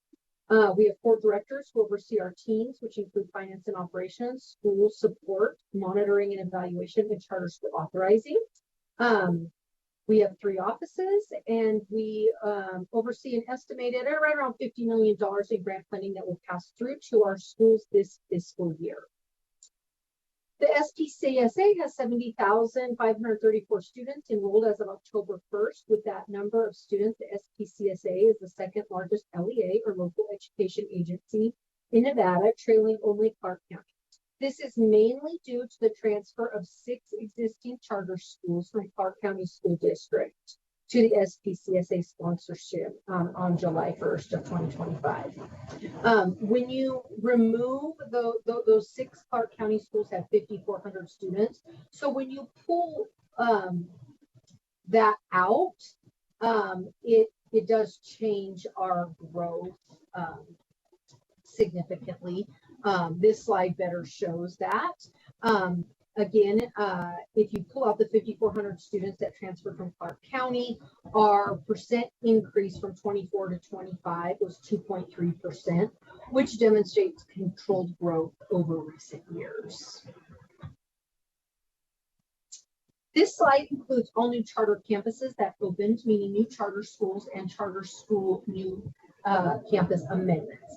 Additionally, of the 20 schools that have opened in the last 5 years, 4 have closed: Teach, Eagle, Battleborn, and Pilot Ed. This slide outlines school closures over the last 2 years, as well as the upcoming closure of Nevada Prep. Notably, Pilot Ed was restarted, and Academies of Math and Science was approved earlier, about a month ago, to restart Nevada Prep next year. This is just a reminder of the vision and mission of the SPCSA. I'm going to move quickly through that for the sake of time. These are the values of the SPCSA. They include student-focused, excellence through improvement, transparency, accountable autonomy, equity and diversity, and leadership. The SPCSA has a new 5-year strategic plan. For the purposes of today's presentation, I'm going to focus on the 2 goals that have historically been of the most interest to this body: student success and student representation. We will now dig into each of these goals more closely and look into our outcomes. Our first goal was to provide communities with access to excellent schools that students and families want to attend. The SPCSA aims for all sponsored schools to meet academic, organizational, and financial performance standards. Our strategic plan measurable objective is that 78% of our schools are 3-star or better, and that 60% are 4-star or better on the Nevada School Performance Framework. As you can see, our schools exceeded this goal and have improved over last year's performance, with 73% were 3-star or better and 52% were 4-star or better. Although our strategic plan does not specifically have a graduation rate goal, we believe it is important to highlight those outcomes. In particular, we are very proud of the fact that 53.5% of students who graduated from a charter school did so with an advanced or CCNR diploma. The SPCSA is very proud to have Beacon Academy in our portfolio. This is an alternative high school that's doing exceptional work with 5th and 6th year seniors. But when you pull those alternative performance high schools out of this rating, our grad rate is 95.2%. So definitely something that we are proud of. This slide provides national context for SPCSA performance in English language arts and math smarter balance assessments given in 3rd to 8th grade. We located a sample of states that also administered the SBAC, including California, Connecticut, Delaware, Oregon, and Washington, and found that in both ELA and math, SPCSA outperformed those states shown for the 24-25 school year. About 82% of 9 Title I schools across the state had an NSPF rating of 3 stars or higher, whereas about 95% of SPCSA non-Title I schools earned at least 3 stars or higher. Moving on to Title I schools, for the state overall, only 1 in 3 Title I schools had a 3-star rating, while the SPCSA had about 74% of our Title I schools having a 3-star rating. The left panel of this slide discusses the SPCSA's academic performance framework, which is very similar to the NSPF in that schools earn a rating based on their performance in various measures, including NSPF index score, performance comparisons, where we compare them to other schools in their zip code, chronic absenteeism reduction, which is slightly different than what the NSPF does, and student group performance comparisons, where we're looking specifically at how students are doing who are English language learners and students on IEPs as compared to the overall student body in each school. As you also may remember, the SPCSA is required to conduct site evaluations at a minimum in the 1st, 3rd, and 5th year of a charter contract. Site evaluations are labor intensive. This year, staff will have conducted 62 site evaluations, and they've completed about half of those to date. This slide looks at the organizational and financial framework. Charter school authorizers must evaluate their schools in both areas. This year marks the 1st year that schools were rated on a new OPF approved by the SPCSA board in 2024. This framework is attempting to answer the question of whether an organization is effective and well run. It looks specifically at things like compliance with the charter contract, statutes, and regulations. It also looks at school governance. We have 3 schools that were issued notices under this framework. The financial framework was also updated in 2024. It's on the right-hand side of your screen. The financial, in the financial framework, essentially is seeking to answer the question, is the school financially viable? Over 72% of schools meet standards on the financial performance framework. At the SPCSA, we are really trying to emphasize the progress being made by our schools.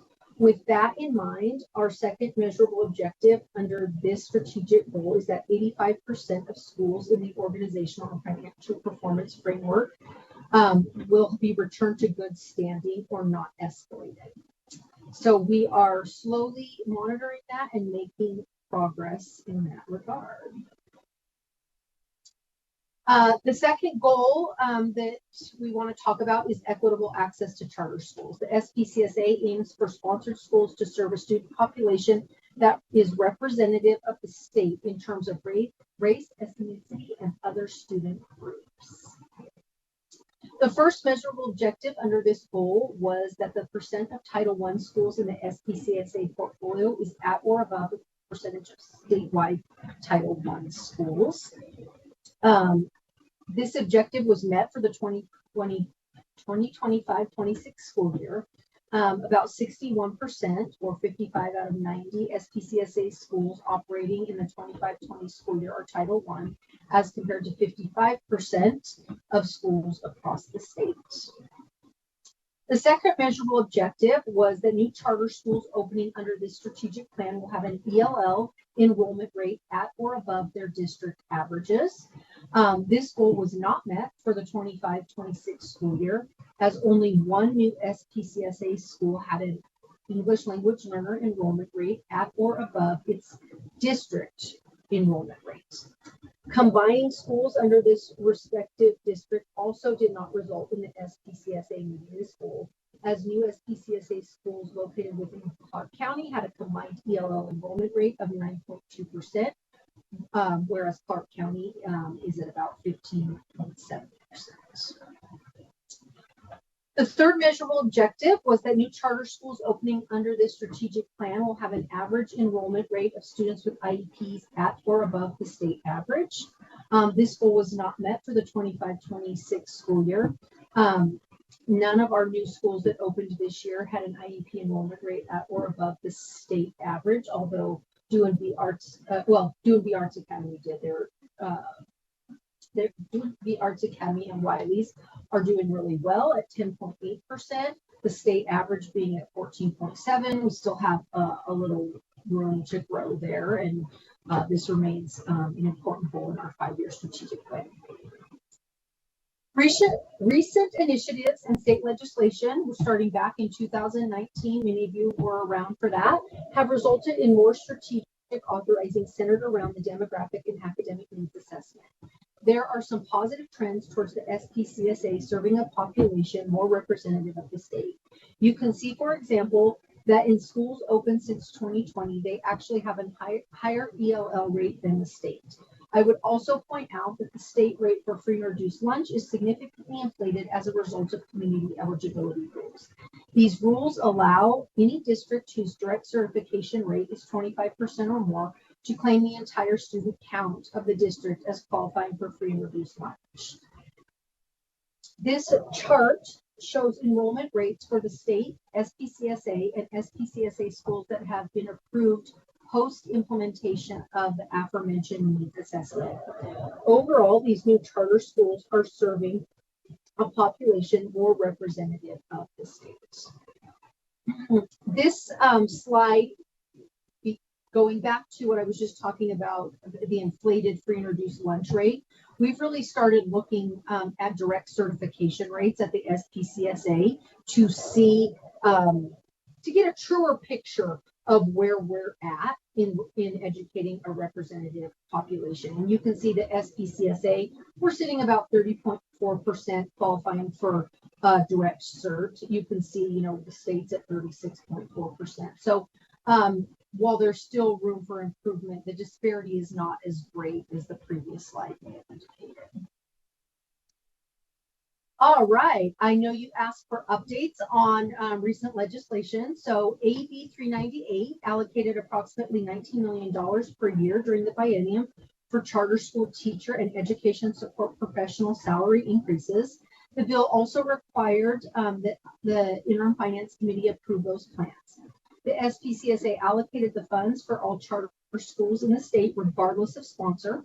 The Interim Finance Committee approved those plans and the money has been distributed to all but one charter school. We will begin the process again for the 26-27 school year this spring with the goal of having IFC approval prior to the school year starting. Let's see here, okay, then we're going to jump to, we're going to jump to SB 460 as it relates specifically to charter schools. So section 19 added an appeals process for school districts when a charter school is approved in their jurisdiction. To date, no school district has utilized this process. Section 20 updated membership requirements and appointments to the SPCSA board. This section of the bill goes into effect on July 1st, 2026. As such, the SPCSA will work with the appointing authorities to ensure compliance with the law for the 2 remaining board members who do not meet the new criteria by that date. Section 23 added a requirement that we hold meetings in counties of 100,000 or more for new charter applications.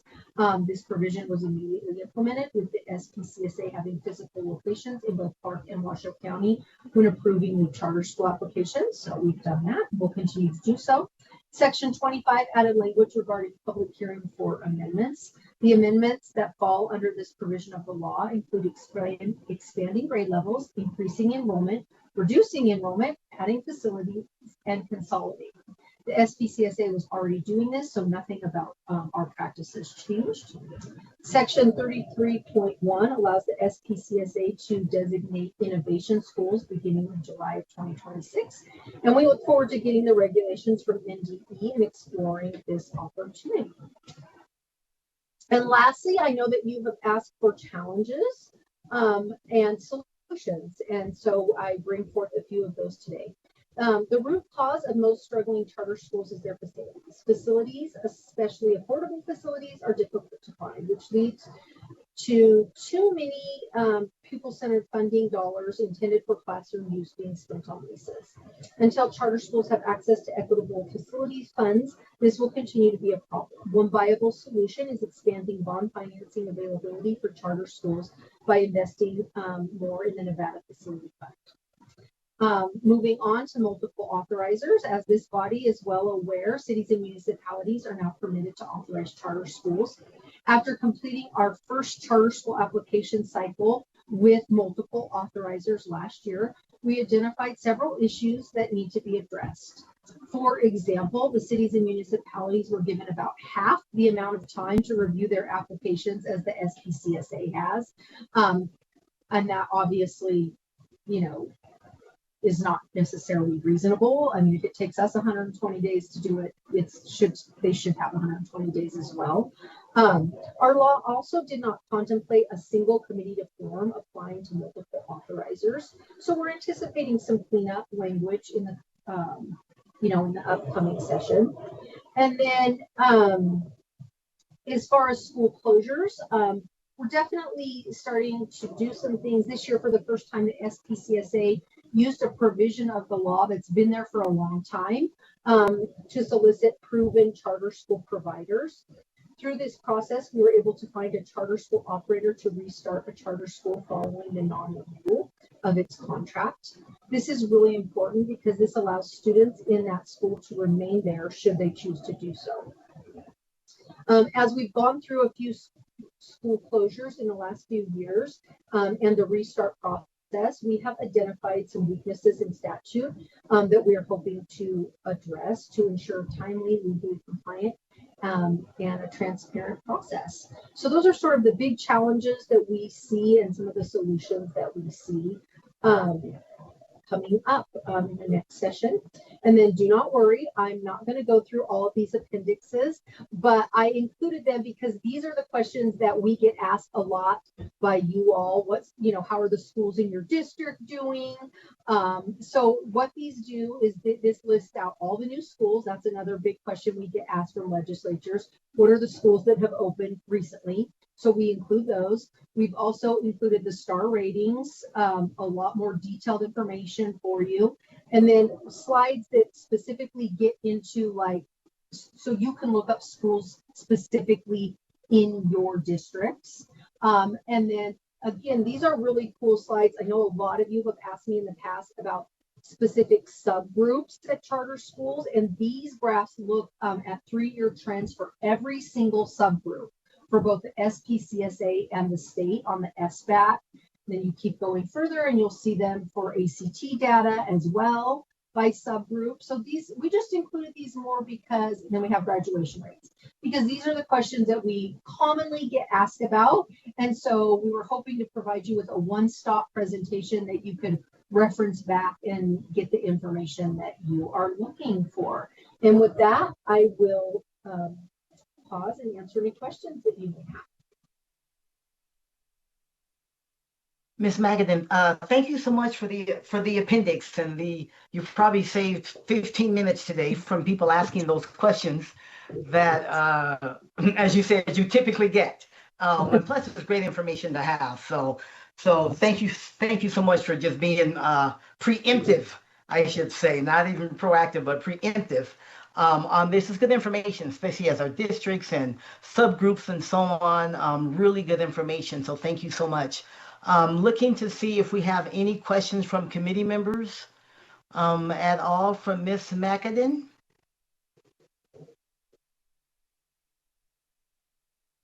See, you may have just preempted yourself out of some questions.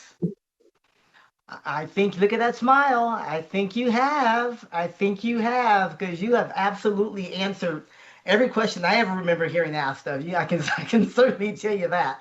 So this tells me you've done this once or twice before, and can anticipate what's to come. But really, it's really good information and allows me to answer questions as I'm asked out in my district and otherwise. So seeing no questions, then I'm going to let you slip away from here while you can before somebody comes up with something. So much. Have a great day. No, thank you so much. Appreciate it. And I'm sure we'll see you again. Oh, like she's like gone. Swoop. Okay. All righty. Okay, so we will go on to agenda item 9, and that is from our Nevada Association of School Boards, roles and activities of NASB, including training, professional development. For members, we have an alum of our own body, who serves as president of NASB now, President Bustamante. Welcome. And I think you have a couple of board members that are on as well, Dr. Nicolette and Mr. Harris, your executive director, and your government affairs person, Mr. Clark. So please go right. I don't see President Bustamante yet. Is she on? She is here. She is here in front of us. Oh, she's in person. Okay. Well, that of course that makes sense because that's where she lives. So we will turn it over to you, Madam President, whenever you are ready. Good afternoon, Madam Chair, members of the committee. For the record, Irene Bustamante Adams. I have the privilege, as the chair said, to serve as the president this year for the Nevada Association of School Boards. It is an honor. I found you guys. Didn't realize that there was a whole nother section of hearing rooms. I'm used to going to one, so I'm grateful. And thank you for staying for our presentation. As you mentioned, Madam Chair, we have people in Northern Nevada with us. They wanted to be there in person in front of you, but I know that there was a weather issue, and you introduced our president-elect from Washoe County, Dr. Diane Nicolette. You also introduced, thank you for waving, you also introduced our executive director for NASB, Mr. Rick Harris. And then you also introduced the person who leads our government affairs team, Mr. Tom Clark. I don't see him, but I'm going to trust that he is there. And then it is my role to advance the slides. And the little mouse, well, oh, wait, do I have to do this? Nope. Did it advance? No, it doesn't. I might be doing it wrong. But in the interim, while she comes and shows me, I wanted to let you know that the Nevada Association of School Boards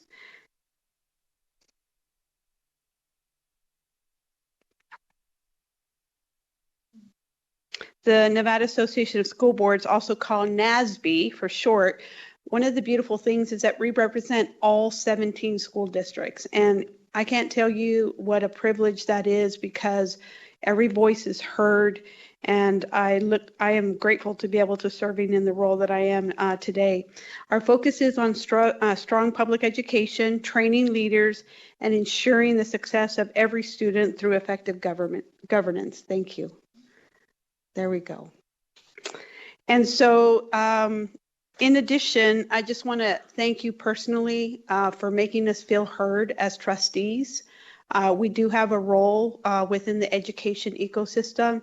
In addition, I'm thankful for your partnership this last legislative session. I really, truly felt like we were rowing in the same direction. And so I'm going to turn it over to Mr. Harris, our Executive Director, for this portion. For the record, Rick Harris, Executive Director, RICKHARRIS. I'm looking out my window here at a foot of snow, so that's why I have my Hawaiian background, wishing I was there instead. So I have the privilege of talking about our core mission at NASB, and we keep it simple but strong with professional development, mentoring, advocacy, and we work in collaboration with NAS and the State Department. That's our philosophy, to listen and learn together. The next couple slides, I'm really going to dive into our training program. You can advance, there we go. And what we do on this slide, it highlights our guiding principles. We really do not look to check the box off or look at a requirement. Our intent is much deeper. We're intentional, and we use these guiding principles to design our professional development. What we want is trustees to walk away saying, that was worth my time, or here's something I can apply immediately, or here's something I can share with other board members. We really focus on stretching thinking, and we know because strong governance, requires reflection, perspective, and a willingness to examine how we lead. So our sessions are grounded in the reality of board services, decision-making, team dynamics. We work really hard on our superintendent relationships. And I really am proud of this, is that we talk a lot about, we don't prescribe the way, we explore a way. We want to recognize that our work in districts may look different, and because of our size and our cultures. But the environment we have encourages dialogue and diverse perspectives and problem solving. So ultimately, trustees leave, more confident, sharper, hopefully, and more effective in their leadership. All right, and then I wanted to highlight a slide. You can advance it, Irene. I thought it'd be good to show you our last workshop, which was just last month, and we focused on conflict, show you some of the content in that one.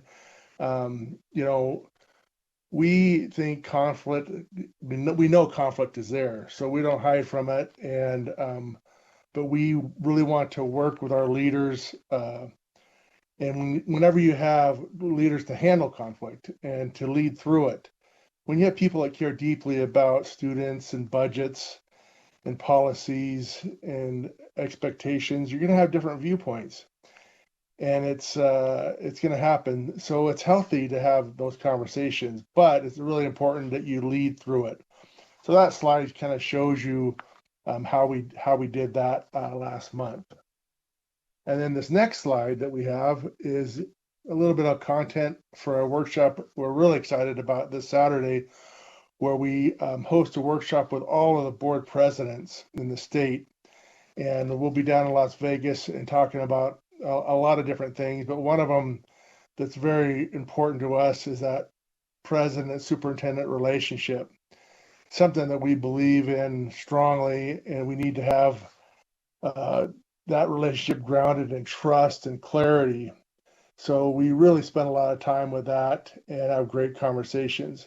We'll also be talking about, as a board member, and particularly as a board member president, the authority is the whole board. it's not just that one individual. So a lot of times in this Saturday is a good example. We'll have a lot of new first-time presidents. So we try to help them say, okay, when you're with the board, you're leading it. You know, you have your responsibility is to build consensus and to work together and make the board stronger as a team. And that stability, as you know, will lead to stronger governance and stronger districts and better outcomes for kids. So that's just a flavor of our professional development. And Irene will talk about our first 90 days. Thank you. For the record, Irene Bustamante Adams. Our first 90 days is on the screen. We are extremely active throughout the state, and this is an example of what we have going on. I want to highlight the professional development workshops because that is one of our priorities. Like Mr. Harris said, we have the upcoming board president workshop this weekend here in Las Vegas, and the next one, which we'll talk about a little later, is also the development workshop that we're doing with legislators, being very intentional to build the relationship with the legislative body. And so we will have one in March up in Northern Nevada, and the one in Southern Nevada will be in April. It's not included in this slide.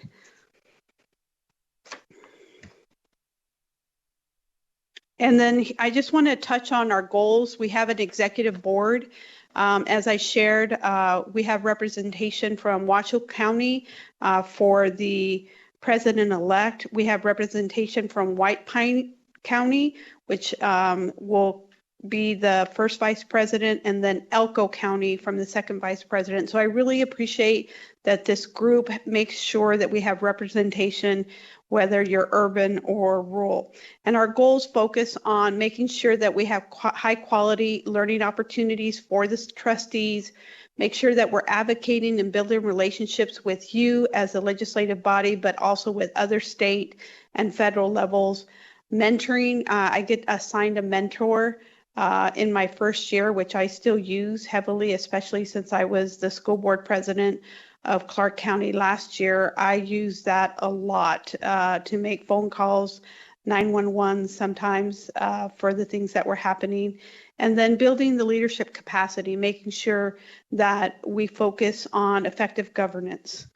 Next, we're going to have Mr. Clark. I can't see him, but this is our 2025 reflection of our legislative priorities.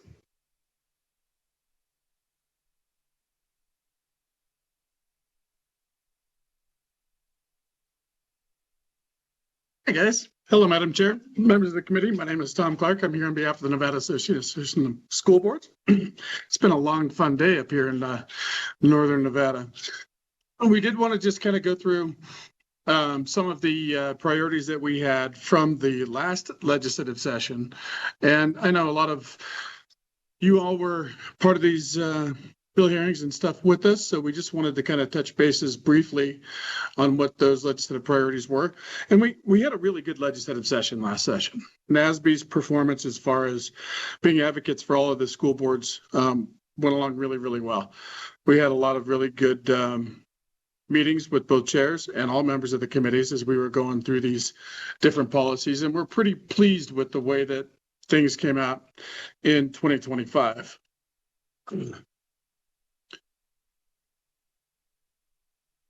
Who's advancing slides for us? I am Mr. Clark. Now it's on 2025 legislative session. So the major themes for the 2025 legislative session that we had was really the accountability in education. We had early childhood. That's going to be another big matter, I believe, coming into the 2027 legislative session. A lot of the issues that you've listened to and heard today are going to be priority policies that we also translate into the 2027 legislative session and came from the 2025 legislative session. The notable bills that we had last session, of course, Senate Bill 460, which we really enjoyed working with the legislative body on working on getting that bill passed. The 224, the rural funding bill for White Pine County, that was a big deal. The cell phone policy bill, of course, that you heard a little bit about earlier today as well. And then, we also know that there were a lot of bills that didn't make it through the last legislative session that we expect we're going to see again going into 2027. Now I'm going to turn it over to our trustee, Diane Nicolette from Washoe County. I do want to mention, though, I appreciate like AB 224 from the last legislative session. This was carried by Member Mosca. And so this shows the collaboration, right, between urban and rural. And so it was for a purpose that benefited White County, but without that support, it wouldn't have happened because we have tried several times. So thank you, our gratitude to this body for that. Ms. Diane? Yes, thank you. Thank you, President Irene.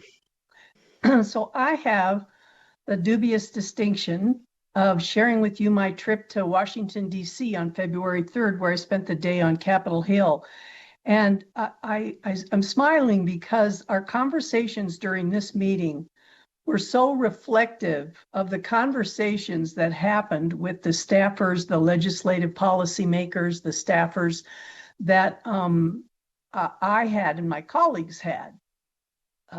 Irene was there, and then we had Brenda Zamora from Clark County School District, and then we had Catherine Whitaker from Churchill. And really, our conversations today have mirrored what we've been discussing.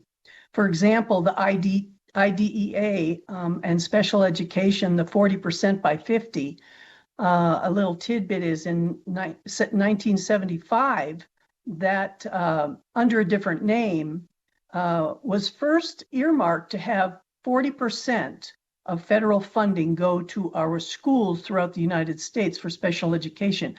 Well, I can tell you right now that we're lucky if we hit 17%, and the typical is about 15%. So next we talked about Title I, which is really an approach to bridging gaps, and Perkins and career and technical education, which is about building futures. And the discussions were really very positive in Washington, D.C., relating to the importance of maintaining Title I funding and recognizing that we are behind the eight ball and needing to build our career and technical education pathways, many aspects of that. Then, of course, the biggie was dismantling the U.S. Department of Education and the oversight and services, which has really caused some great angst throughout our funding mechanisms. And I will tell you, one legislative staffer said something that I thought was really kind of cute, and I will share it without sharing a name. They mentioned that dismantling the Department of Education is like moving cars from one government parking lot to another government parking lot without a roadmap. And I just thought that was a little poignant. And then number 4, the Secure Rural Schools Funding Act really was reauthorized, which is really fabulous news because, as we know, with 17 school districts, some of our states have 300, 400, and 500 school districts, that our rural education and our rural roads and our rural emergency services really do need a different kind of support. And they're different communities, different and special, and we need to support their work. Next slide, please. Next, we'll talk about federal impacts in school services. As we know, there was the universal school breakfast and lunch that was at no charge to any student. Didn't matter, and you didn't even have to fill out the free and reduced lunch application. Well, as we know with COVID, that funding ended. And so we've really turned to what we call community eligibility provision. And many of our schools in Nevada take advantage of that. And basically what it means is that high poverty schools can provide meals to students, and it's regardless of your income level. So there's like an equalization there. And then next is the relocation of U.S. Department of Ed. That keeps coming up because it's really a big deal. We have interagency agreements now, the U.S. Department of Education and the Department of Labor. Our Perkins and Career and Tech Ed now is under the U.S. Department of Labor. And I will tell you, speaking with colleagues that have direct impact, that the Department of Labor, nothing against their work, it's just that they were not ready to accept grant applications and distribute funds. So school district funding formulas and planning has really had to take a back seat so that they can wait and see what kind of funding they have for their career and technical education programs. And then, of course, the uncertainty in Medicaid reimbursements, which we know directly that these services impact positively attendance, safety, and academic performance. And if we have to reorganize how we are going to fund certain programs that support attendance, safety, and academic performance, we know that we are looking at, I would use the word some catastrophic impacts that will impact our students, our families, our employees, and our communities. And there you go. Thank you. And now I will pass it back to Irene and Tom. Thank you, Madam Chair. For the record, Irene Bustamante Adams. I'm going to ask Mr. Clark also to chime in. I won't spend a whole lot of time on this. You asked us for our current financial challenges that we see in the school districts, but you've had a whole day of individuals sharing that. What I would add is just that in examining ways of how could we, in collaboration, I know that some districts are working to include the community because if the enrollment is declining, then how could we reimagine serving the students and maintain the high quality? And so those are happening, and I feel really good about those efforts. Mr. Clark, would you like to add anything? Sure. Thank you, Madam Chair, members of the committee. Tom Clark for the record. This is gee, how things have changed so much in just the last decade, right? When it comes to funding for schools and the ways that your body has stepped up to the plate and really funded schools in a significant manner. And now we're seeing the decreases in enrollment, like Irene said, all of the other issues now that each of the districts are facing are all, we're up to this challenge. We want to have these conversations. We have been working with districts like Douglas County. We facilitated a meeting with the governor's office that I think went really, really well, so that we could bring all the players to the table and really, truly understand what it was that is facing these districts. And, the parents and the students are confused. Suddenly in some of these districts, we are combining schools where we have facilities that aren't being used, whereas 10 years ago, these schools were busting at the seams. So we got to kind of figure this out, and we're looking forward to working with the superintendents and all the other stakeholders, and of course, this committee going into the 2027 session to see what solutions we can find to help address some of these major issues.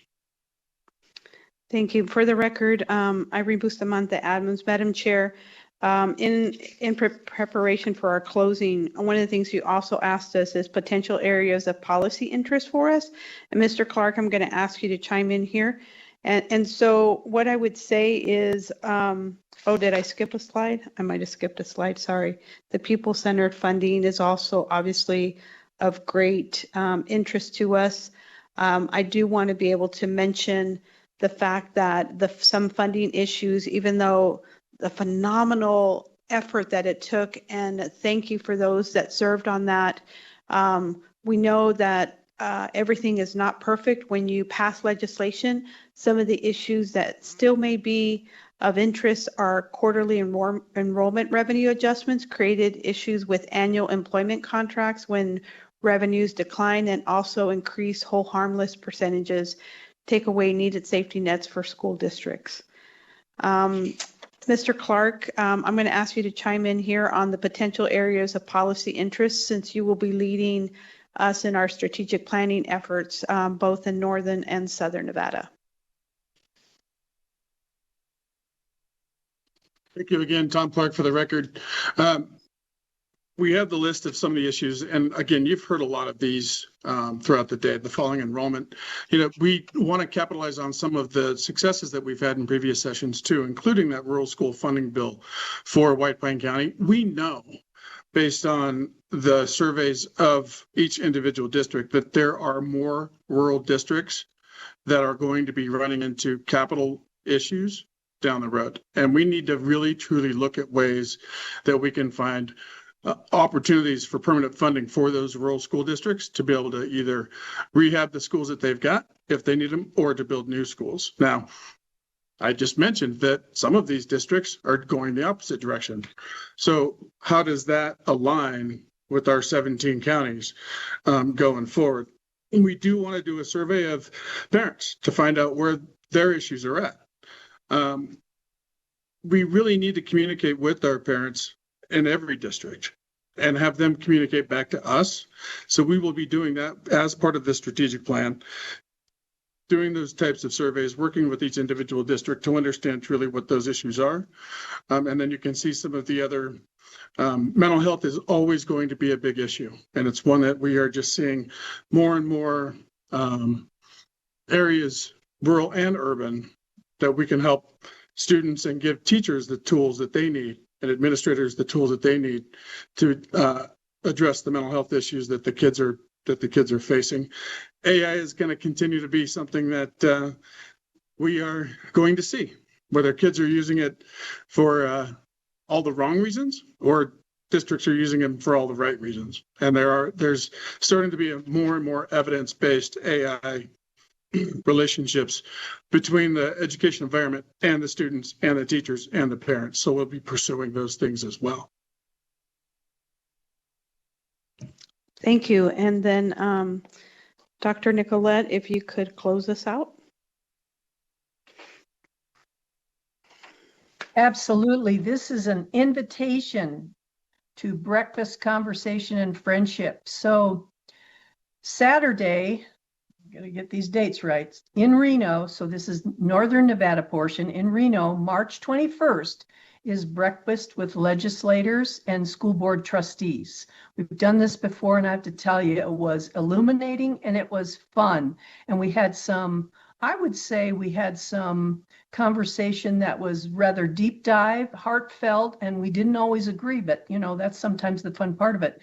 And then we will have a second one in the South in Las Vegas, Saturday, April 25th. Again, breakfast with NASB, Nevada Association of School Board Trustees, and our legislators. Please join us for breakfast, conversation, and friendship. The more, the merrier. Thank you. And that ends our presentation, Madam Chair. Once again, I just want to express my gratitude to the members of this committee and yourself for the collaborative effort. Thank you for inviting us to the table.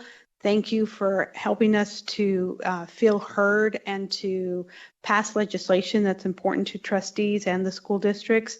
I think, in my personal opinion, we have the right leadership. There's new leaders in this space, and that we're headed in the right direction. We have a lot of uphill battles, but our focus in NASB is to train trustees to be great in their effectiveness and in their governance for the responsibilities that they have. We are available to take any questions. Thank you so much, Madam President and team who's here. We will open it up and see if any committee members have questions for the School Board Association.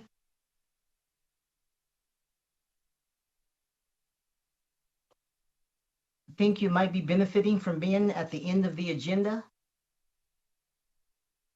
Madam Chair. So take it while you, yes, please. Please, Senator, go right ahead. Thank you. I just sneezed, so I apologize.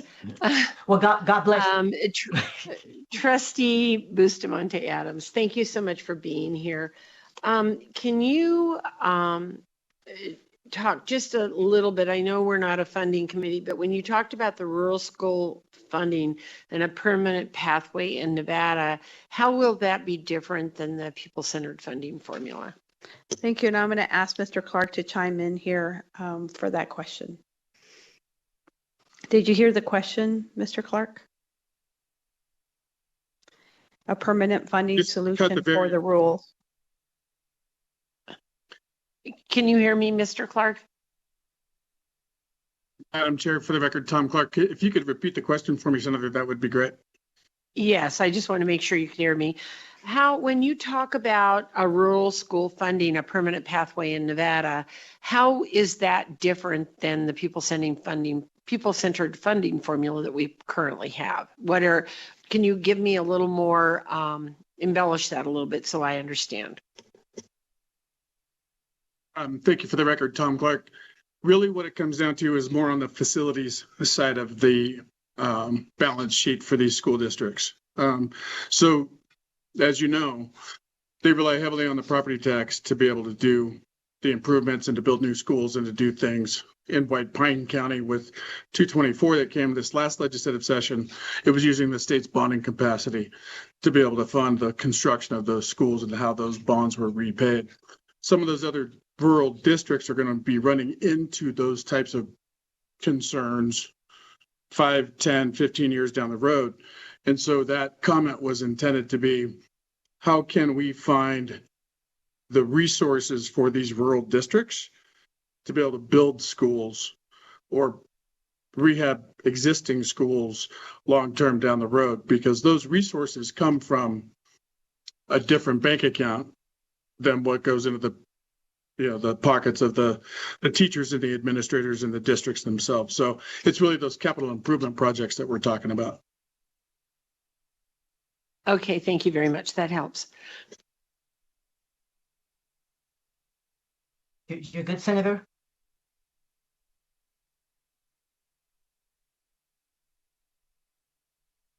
Okay, I guess I'll take that as a yes. I'm sorry, I didn't know you were waiting for an answer. Apologies. Oh, yeah, no, I was processing what Mr. Clark said. Yes, that sort of answered my question. I just was trying to figure out whether we were talking about per pupil or what kind of funding we were talking about. So I appreciate that. Thank you. Thank you, Senator. And thank you, Mr. Clark. Any other questions for the school boards, the State School Board Association, while we have them here? Okay, seeing none. Mr. Harris, thank you. President-elect Dr. Nicolette, thank you. Mr. Clark, thank you. And President Bustamante, thank you so much for being here, for taking the time. We appreciate you all. Thank you so much for having us. You're welcome. Thank you. Okay, so now we are on agenda item 10, which is public comment. If there's any public comment, I don't know if there's anyone there in Las Vegas who may want to make public comment to the joint standing interim committee. If so, please come forward at this time. You'll have 2 minutes, and please state your name for the record. Okay, seeing no one come forward, broadcast, we'll go to the phone lines. Any public comment? Thank you, Chair Taylor. The public line is open and working, and we have no callers at this time. Okay, thank you so much. Thank you, everyone, and staff. Thank you so much for the quick pivot and turnaround. I really tried to have this meeting in person and waited until this morning, but it just wasn't going to be safe. So thank you so much. Hard work. You made it turn and got us ready yesterday, so we just really appreciate it. To those who made it to Carson City and then presented from your hotel rooms, we apologize, but we certainly thank you for your efforts, and of course those in Las Vegas. Our next meeting is a month from today, March 17th, and hopefully we won't have a repeat performance in terms of snow. So thank you, everyone. Thank you for being here. Our meeting is adjourned. Have a great day and be safe out there in the north. Thank you, Madam Chair. Thank you.